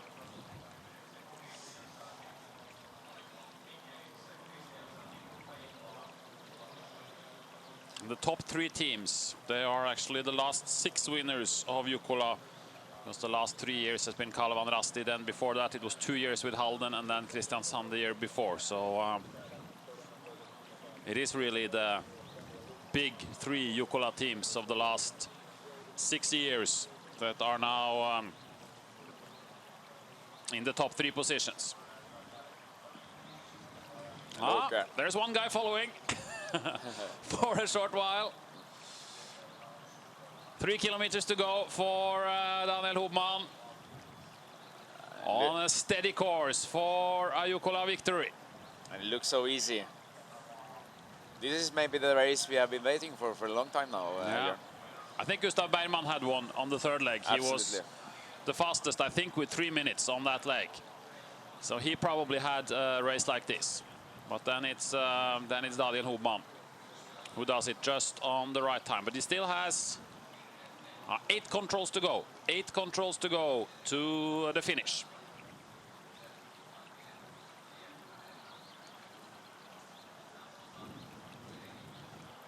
And Kalevan Rasti is not catching much on Halden. No, then Magne Dæhlie goes on the right route choice. Or goes to the right with Daniel Hubman going to the left. So we will see what Thierry does. Looks like he is also going to the right, like Halden. taking the 19 first. Then we'll I see. have to take 19, of course. I hope he will take 19 first, yes. Then we will see if he goes to the left and the right. You are still awake, Petter. It's quite yes, good. I'm impressed by myself. Yeah. This has been so exciting, actually. You told me earlier that you had to go to sleep after the third leg and then we'll come back, but you have been sitting here the whole time. Yeah, and it's due to the interesting relay, actually. It's so fun to watch instead of sleeping. Yeah. You can sleep when you get old. Yeah, yes, and you should not miss a good party, you know. And Thierry goes left. Same as Hubman did.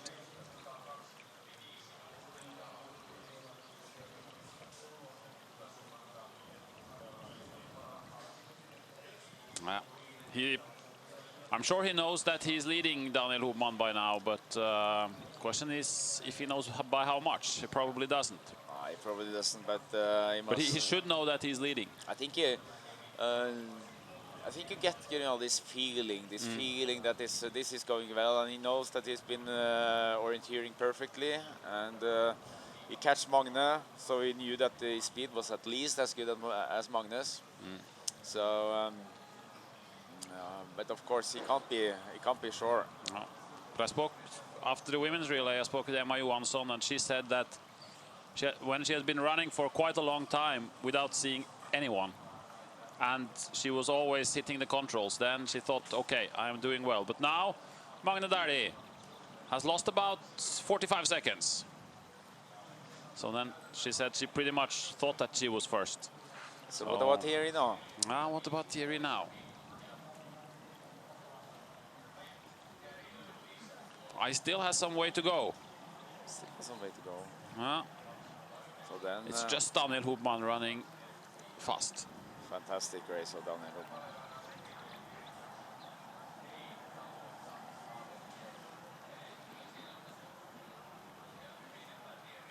But it looks like the left route choice might be a little bit better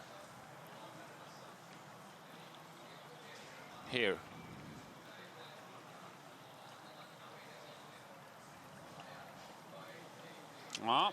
He has to make some mistake in the last part of the course, Magne Dardi, for Thierry Chouchou to catch him.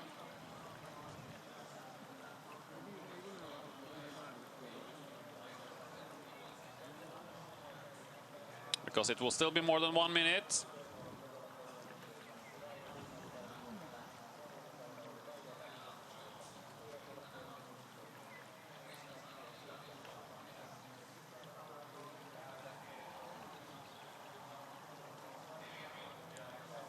Going for the shortest route. Yes, and he has to know. He knows that he's behind, and that's his only hope to take some. I think he's actually trying to go to the right here. That could be. To go out on the paths along the lake. Go on a little bit of right route choice. Because it seems like what Halden Kristiansand was doing was a little bit S. So he tries to get a nicer curve, nicer bend to his route.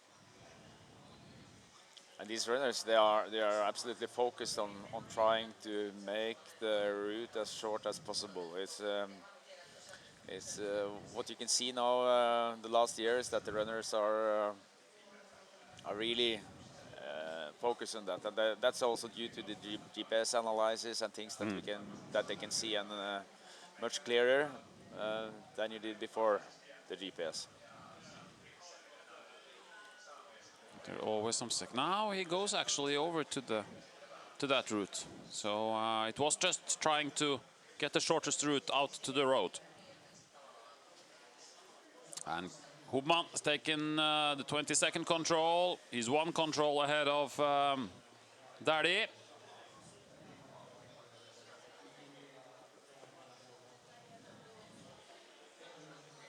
And there's not much left that can happen. There is a long leg or semi-long leg from 23 to 24 going up on this last hill, where we have seen a lot of other controls as well.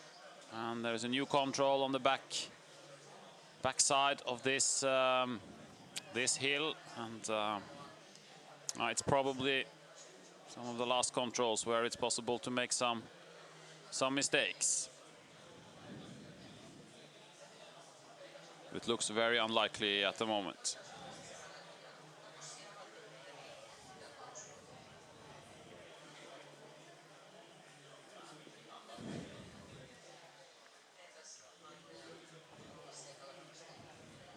He's still running very close to 5 minutes per kilometer. The course setter had expected 79 minutes for this 14.5, but it will be closer to 75 minutes here for Dani Hubman. And that's also with rain coming down, so it's... And also with the rain coming down. It would have been maybe a minute faster without the rain.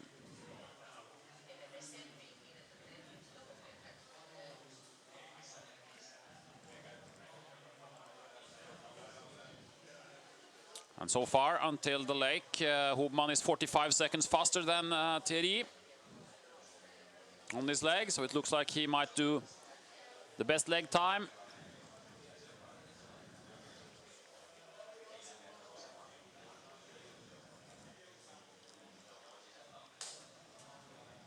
I know Thierry is trying also to do his own route choice there.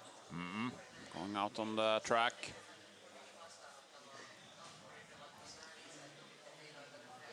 Linné, Oskar Sjöberg, he's still doing quite well here. He's up in 4th position now for Linné, and I expected William Lind to catch up here, but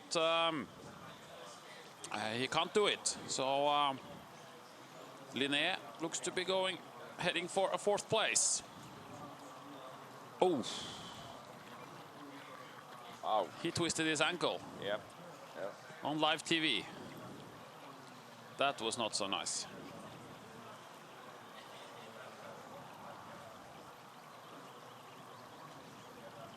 Here comes Linné.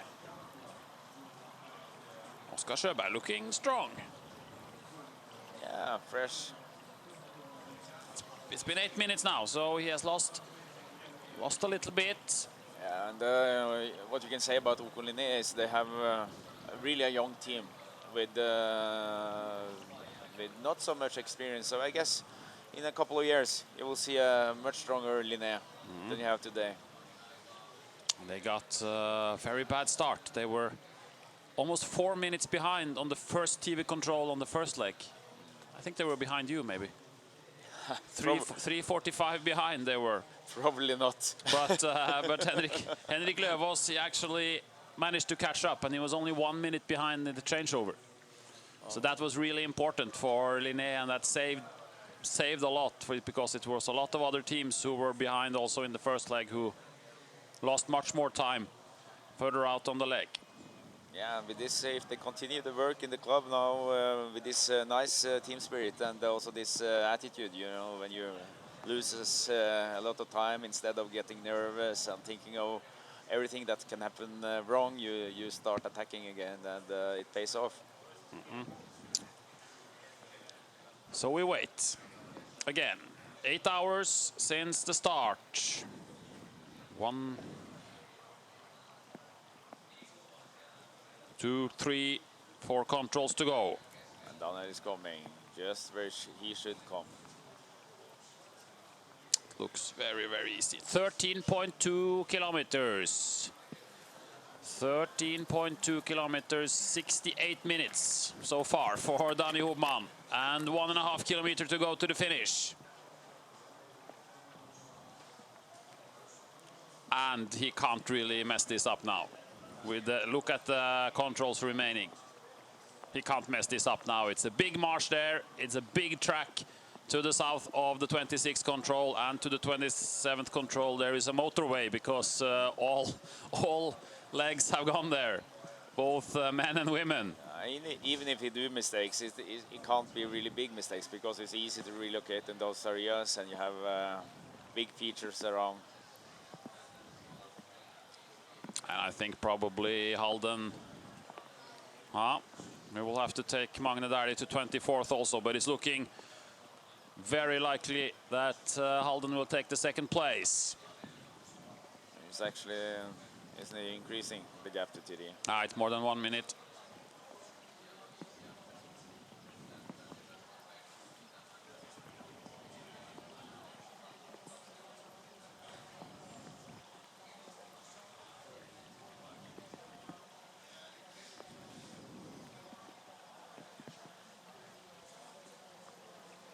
It's more than 1 minute, and if we look a little bit behind the top teams, on the 9.9 kilometer mark, we have Mora in 7th place, Kove in 8th place, Denselen is now 9th, Järla is in 10th position, and Hidden Kierteet is in 11th position. And then after 7.5, we have IFK Göteborg in 12th position, Lillomarka 13, Tyrving is 14, so it's a bit of a close to Oslo battle between Nicolas Oskarsson and Torgeir Nørbekk. Then Södertälje is 15, Stora Tuna 16, MS Parma 17, Ikalisten 18, Tisaren 19, and leading us second team is actually, no, leading us first team is 20 at the moment.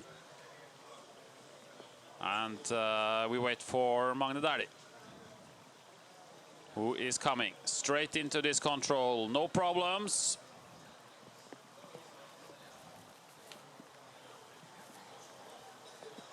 And here he actually can see that there is nobody around him, because he has about 15-20 seconds of vision here. Okay, will there be some mistakes on the tracking? Mora, who has done so well so far on this leg. Ay, ay, ay. And then Kove and Hidden Kierteet is ahead. Mora with Wojciech Kral, the Czech runner, who was actually faster than Daniel Hubman and Thierry Joujou in the early part of the course, but now he's behind. Oh, he's behind. It's another one of those guys who keep steady for a long time, but then the mistake comes. And it comes for almost everyone, except for the one we are waiting for, in some red and green and white. The colors of Kristiansand. Finished 9th in Tiomila, finished 9th last year, which was disappointing, and had also a very disappointing Tiomila.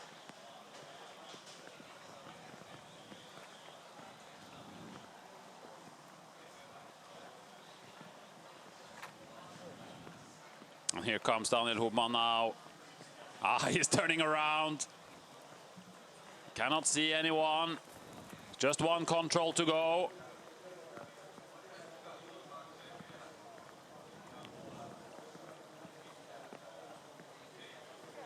And this will be a win for Kristiansand. This will be a very good win. We spoke about it very early in the race that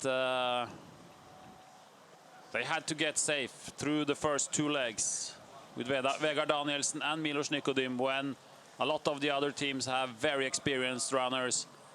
Kristiansand had the younger ones, and they managed to stay within the leaders. They were all the way up in the leading group, and since then it was clear that Kristiansand would be very difficult to beat. Yeah, of course, that was very important by Kristiansand to play the game this way, and they have absolutely succeeded with that strategy. Yeah, if you want to win, it's very important that you have your best guys on the last 2-3 legs. Yes, and we see that now. It's of course on the third last and the second last there were possibilities to when we look now we can see that there were possibilities to run faster, but on the last leg it's these guys, they're absolutely in their own class, I think. Yeah, and Daniel Hubman will probably get the best time on this last leg. But here he comes. And Thierry is doing another excellent race also, but it must be frustrating to not get anything out of it. He's only chasing for the victory. Yeah, we had Hans Gunnar Omdal in here after 5 legs, and he said it. Daniel Hubman is very motivated for this, and he has done a fantastic job. And he turns around and he meets his teammates, and he probably knew that he was first, but he gets, of course, the final confirmation from his little brother Martin, who has never won Tiomila or Jukola before, and the rest of the team as well. And for the second time in the history of Jukola, It's Kristiansand from Norway who wins here. Vegard Danielsen, Milos Nikodym, Baptiste Rollier, Mats Dahlén, Hans Gunnar Omdal, Martin Hobman and Daniel Hobman. It's a very international team as well. With 2 Norwegians, 3 Swiss, 1 Czech, 1 Finn in the team. And congratulations, Kristiansand, with a great victory at Jukola 2015. Daniel Hobman decided everything on the last leg.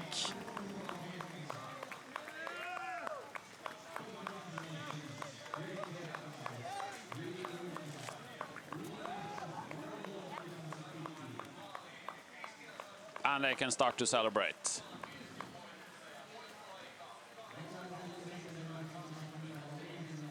They can start to celebrate. 1 hour 15 minutes for Daniel Hobman on this last leg. 14.7 kilometers.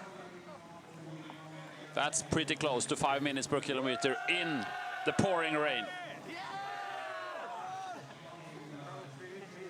It's absolutely strong. I'm really impressed.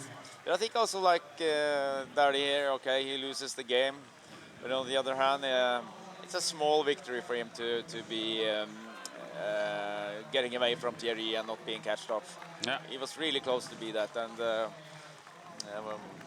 that is a runner for the future and needs these kind of small victories. Wow.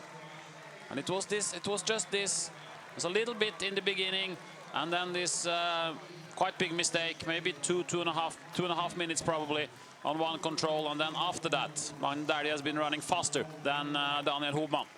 So maybe it was a little bit extra pressure to go out in the lead with 40 seconds gap, and that created a bit of mistakes in the beginning, but then after a while he got into the flow, and in the end 1.5 minutes behind for Halden. So it's a double for Norway in Finland. Also Halden with a lot of Finnish runners. They have more Finnish runners than Norwegian runners on their team. So 3 Finns and 3 Swedes and 1 Norwegian in Halden. Here comes Kalevan Rasti. It will not be a 4th win in a row, which is also quite good because not for Kalevan, but if a team is dominating too much, it's not interesting anymore. So, well. No, but it's not easy to dominate in orienteering. We have seen all these mistakes, and that's what makes it interesting. It's you can't really know what to expect. Yeah, but if Kalevan would have won this year, they would be the first team ever to win 4 Jukolas in a row. So then we could talk about the biggest dominance ever. That's right. But it won't happen because they will end up in 3rd place. So it was some mistakes during the night. Filip Adamski lost some minutes on the 3rd leg, and the guys behind, they stayed always 3, 4, 5 minutes behind the leaders, and it was too much for Thierry Joujou to catch up.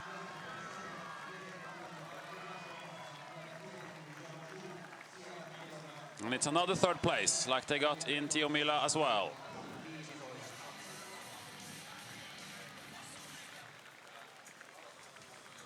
Yes, it's been actually a tough year for Kalevan, and they need to now start to build the new team. I think this loss of Fabian Hertner has been hard for them.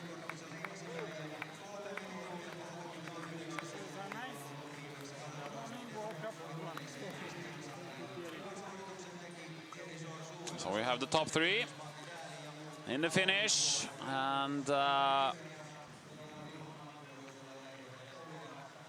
Thierry Joujou in the end, he's just 26 seconds slower than Daniel Hobman. So so we have three guys now with a clean race: Gustav Bergman, Daniel Hobman, and Thierry Joujou. And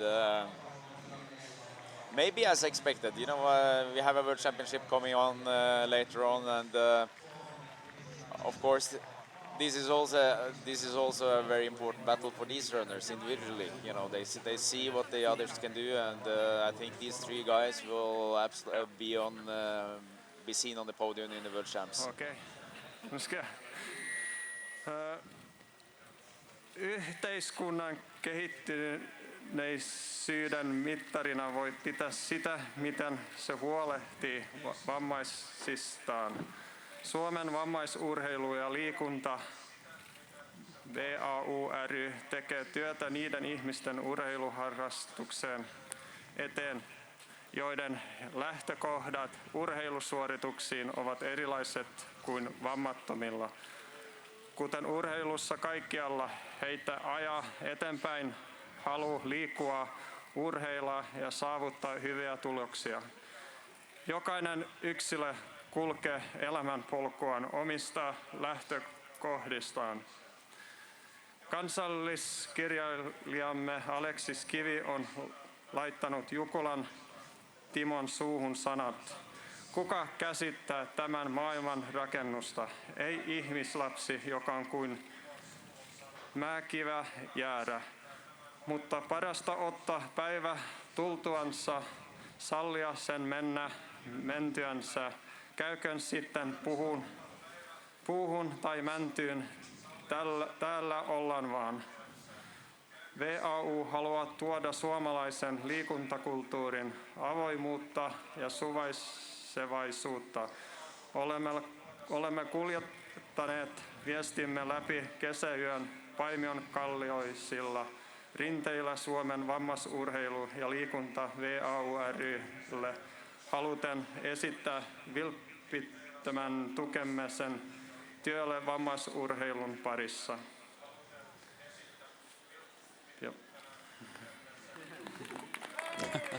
No, we can translate to you. No, we can't translate. It's good they have a Finnish runner on the team, even if Mats Dahlén comes from the Swedish-speaking part of Finland. So it was tough enough even for him.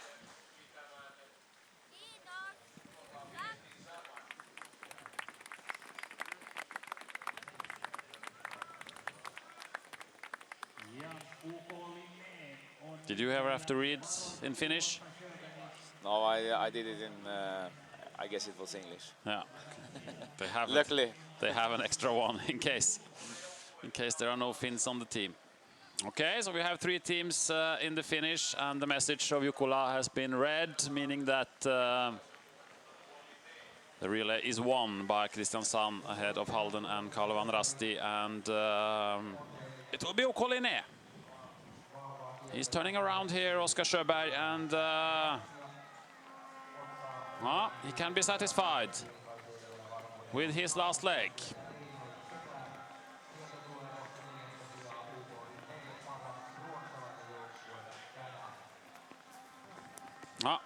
Best Swedish team is Jukola Relay.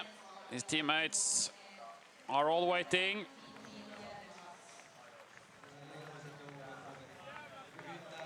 Up 10 places from last year, and Sweden have to wait another year at least for a Jukola win. We have to go back to 1992 when Hakarspoikana won.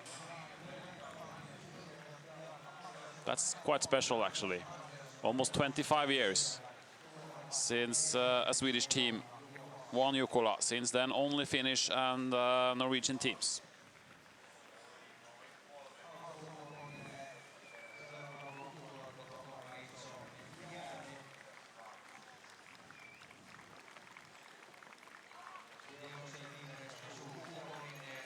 Relay managed to keep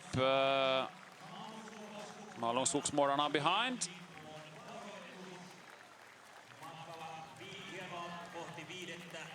And it's a small victory for Linné to be the best Swedish team, because there were a lot of strong Swedish teams on the start line. IFK Göteborg, Lidingö, a lot of people were talking about Lidingö. Södertälje also, Södertälje and Lidingö lost a lot of time on the early legs.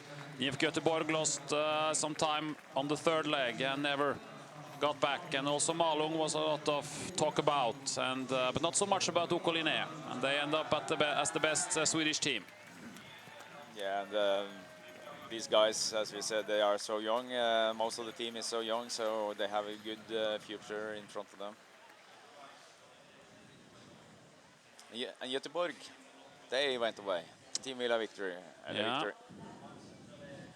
Winner. They are about 12th position out in the forest. Maybe they are also now at 9.9. Yeah, 12th position for Göteborg, but we can see Eskil Kinneberg. He's not in the same shape now as in Tiomila.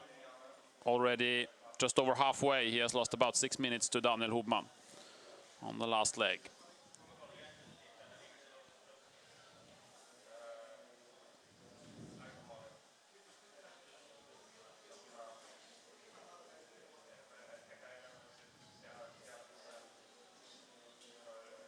So the next team, we'll see if it's Malung or if it's Turun Metzenkeviet. Maybe Scott Fraser is still ahead of William Lin. I think Lin is ahead now.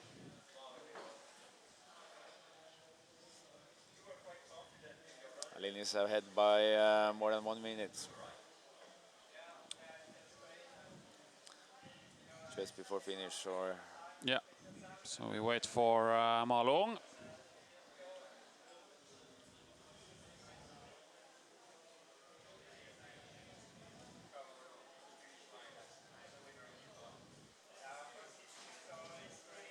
It was,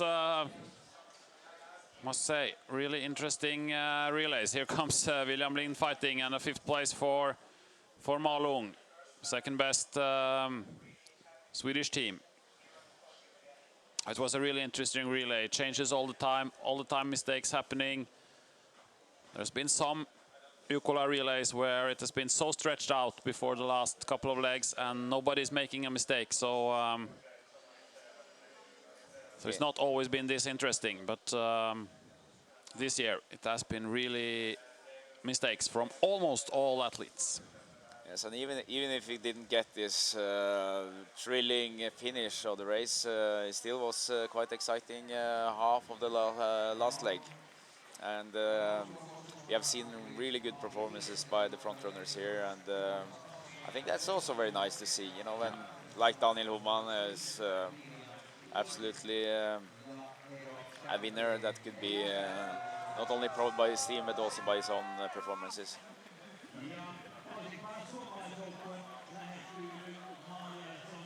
So Kristiansand is celebrating. We hopefully will have some words with Daniel Hubman quite shortly in here, but he probably needs some dry clothes as well.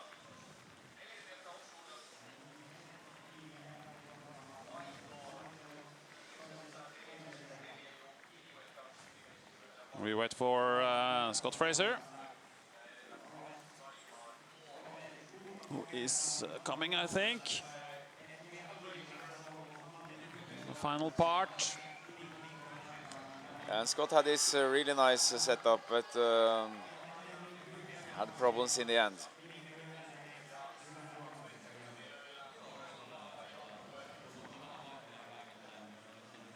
It was what Martin Sirmai said when he was here, that we have a very good team, but all the time we have one guy who loses 10 minutes. And this time for Tume, it was not until the last leg that they had a guy who lost 10 minutes, and Scott Fraser actually is 11 minutes slower than Daniel Hubman. You can see he was saying some Scottish words there.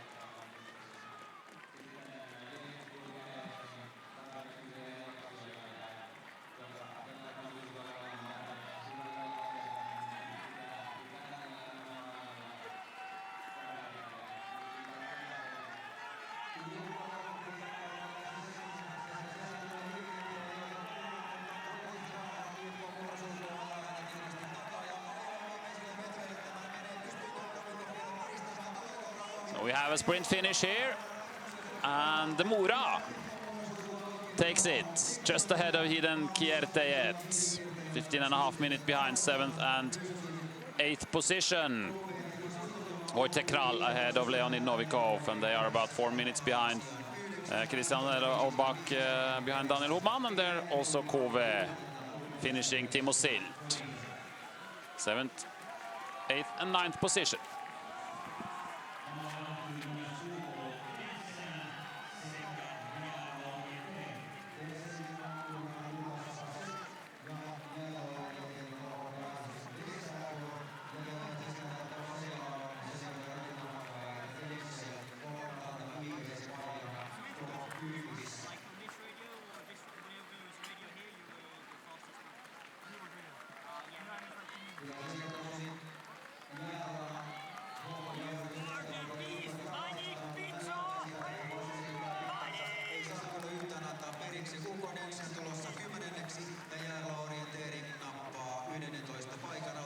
New team towards the finish. 2 new teams towards the finish, and it's more Swedish. It's Denseln, Luca Basset, and Järla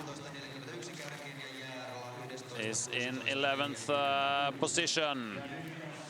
Håkon Jarvis Vestergaard finishing 11th for Järla. So Lucas Basset up 2 places from 12 to 10.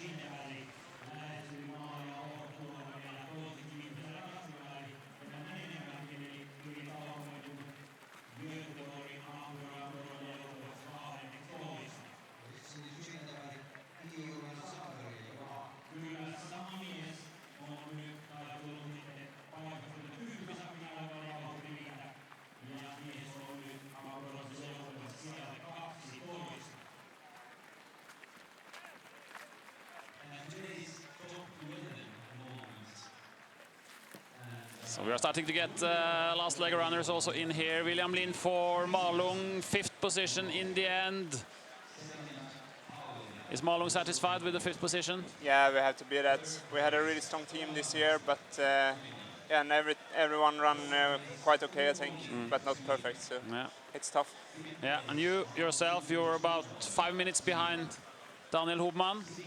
Yeah, a bit too much for you. Yeah, a bit too much. I was running maybe too fast and didn't navigate too good. So some mistakes, because you have been in really good shape lately. Yeah, I've been sick the last week, so okay. I was a little bit insecure about the speed, but yeah, it was okay. And how was it out there? You were about 2 minutes behind Linné to be the best Swedish team. David Andersson was here. He was quite sure that you would be the best Swedish team when he was here. So yeah, it's always close to and hard to be the best Swedish team, and yeah, I think it was quite okay. But of course, we want to be the best team next year. Yeah. And yourself now, the shape you are, obviously have the World Championships coming up in Scotland. We're looking forward to it. Yeah, of course, it's the main goal for this year, and yeah, I think the terrain will suit me well. And it's a long distance. Is your main focus? Yeah, yeah. I think the middle and the relay will be really nice also, but yeah, maybe the longest is the best. Okay, congratulations to William and Malung with the 5th place. Thank you. Thank you very much.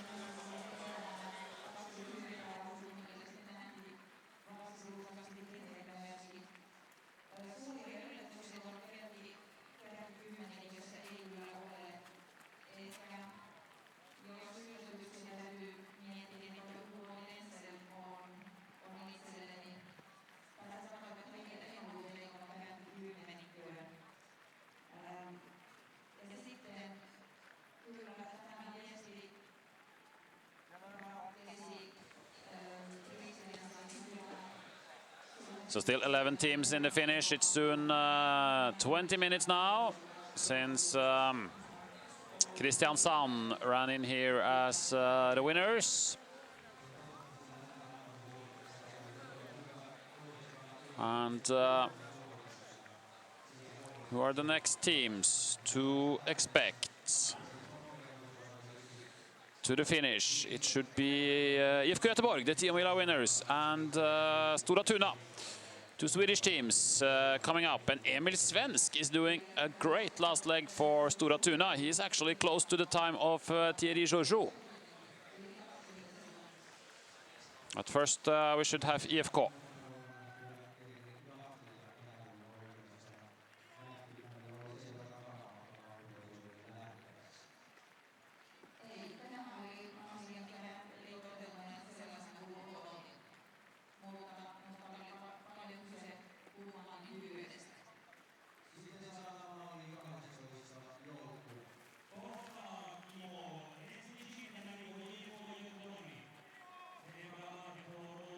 Here comes Eskil Kinneberg for IFK Göteborg. He was the winner at Tiomila, but today it's only a 12th position for IFK. Not so happy. Eskil Kinneberg into the finish.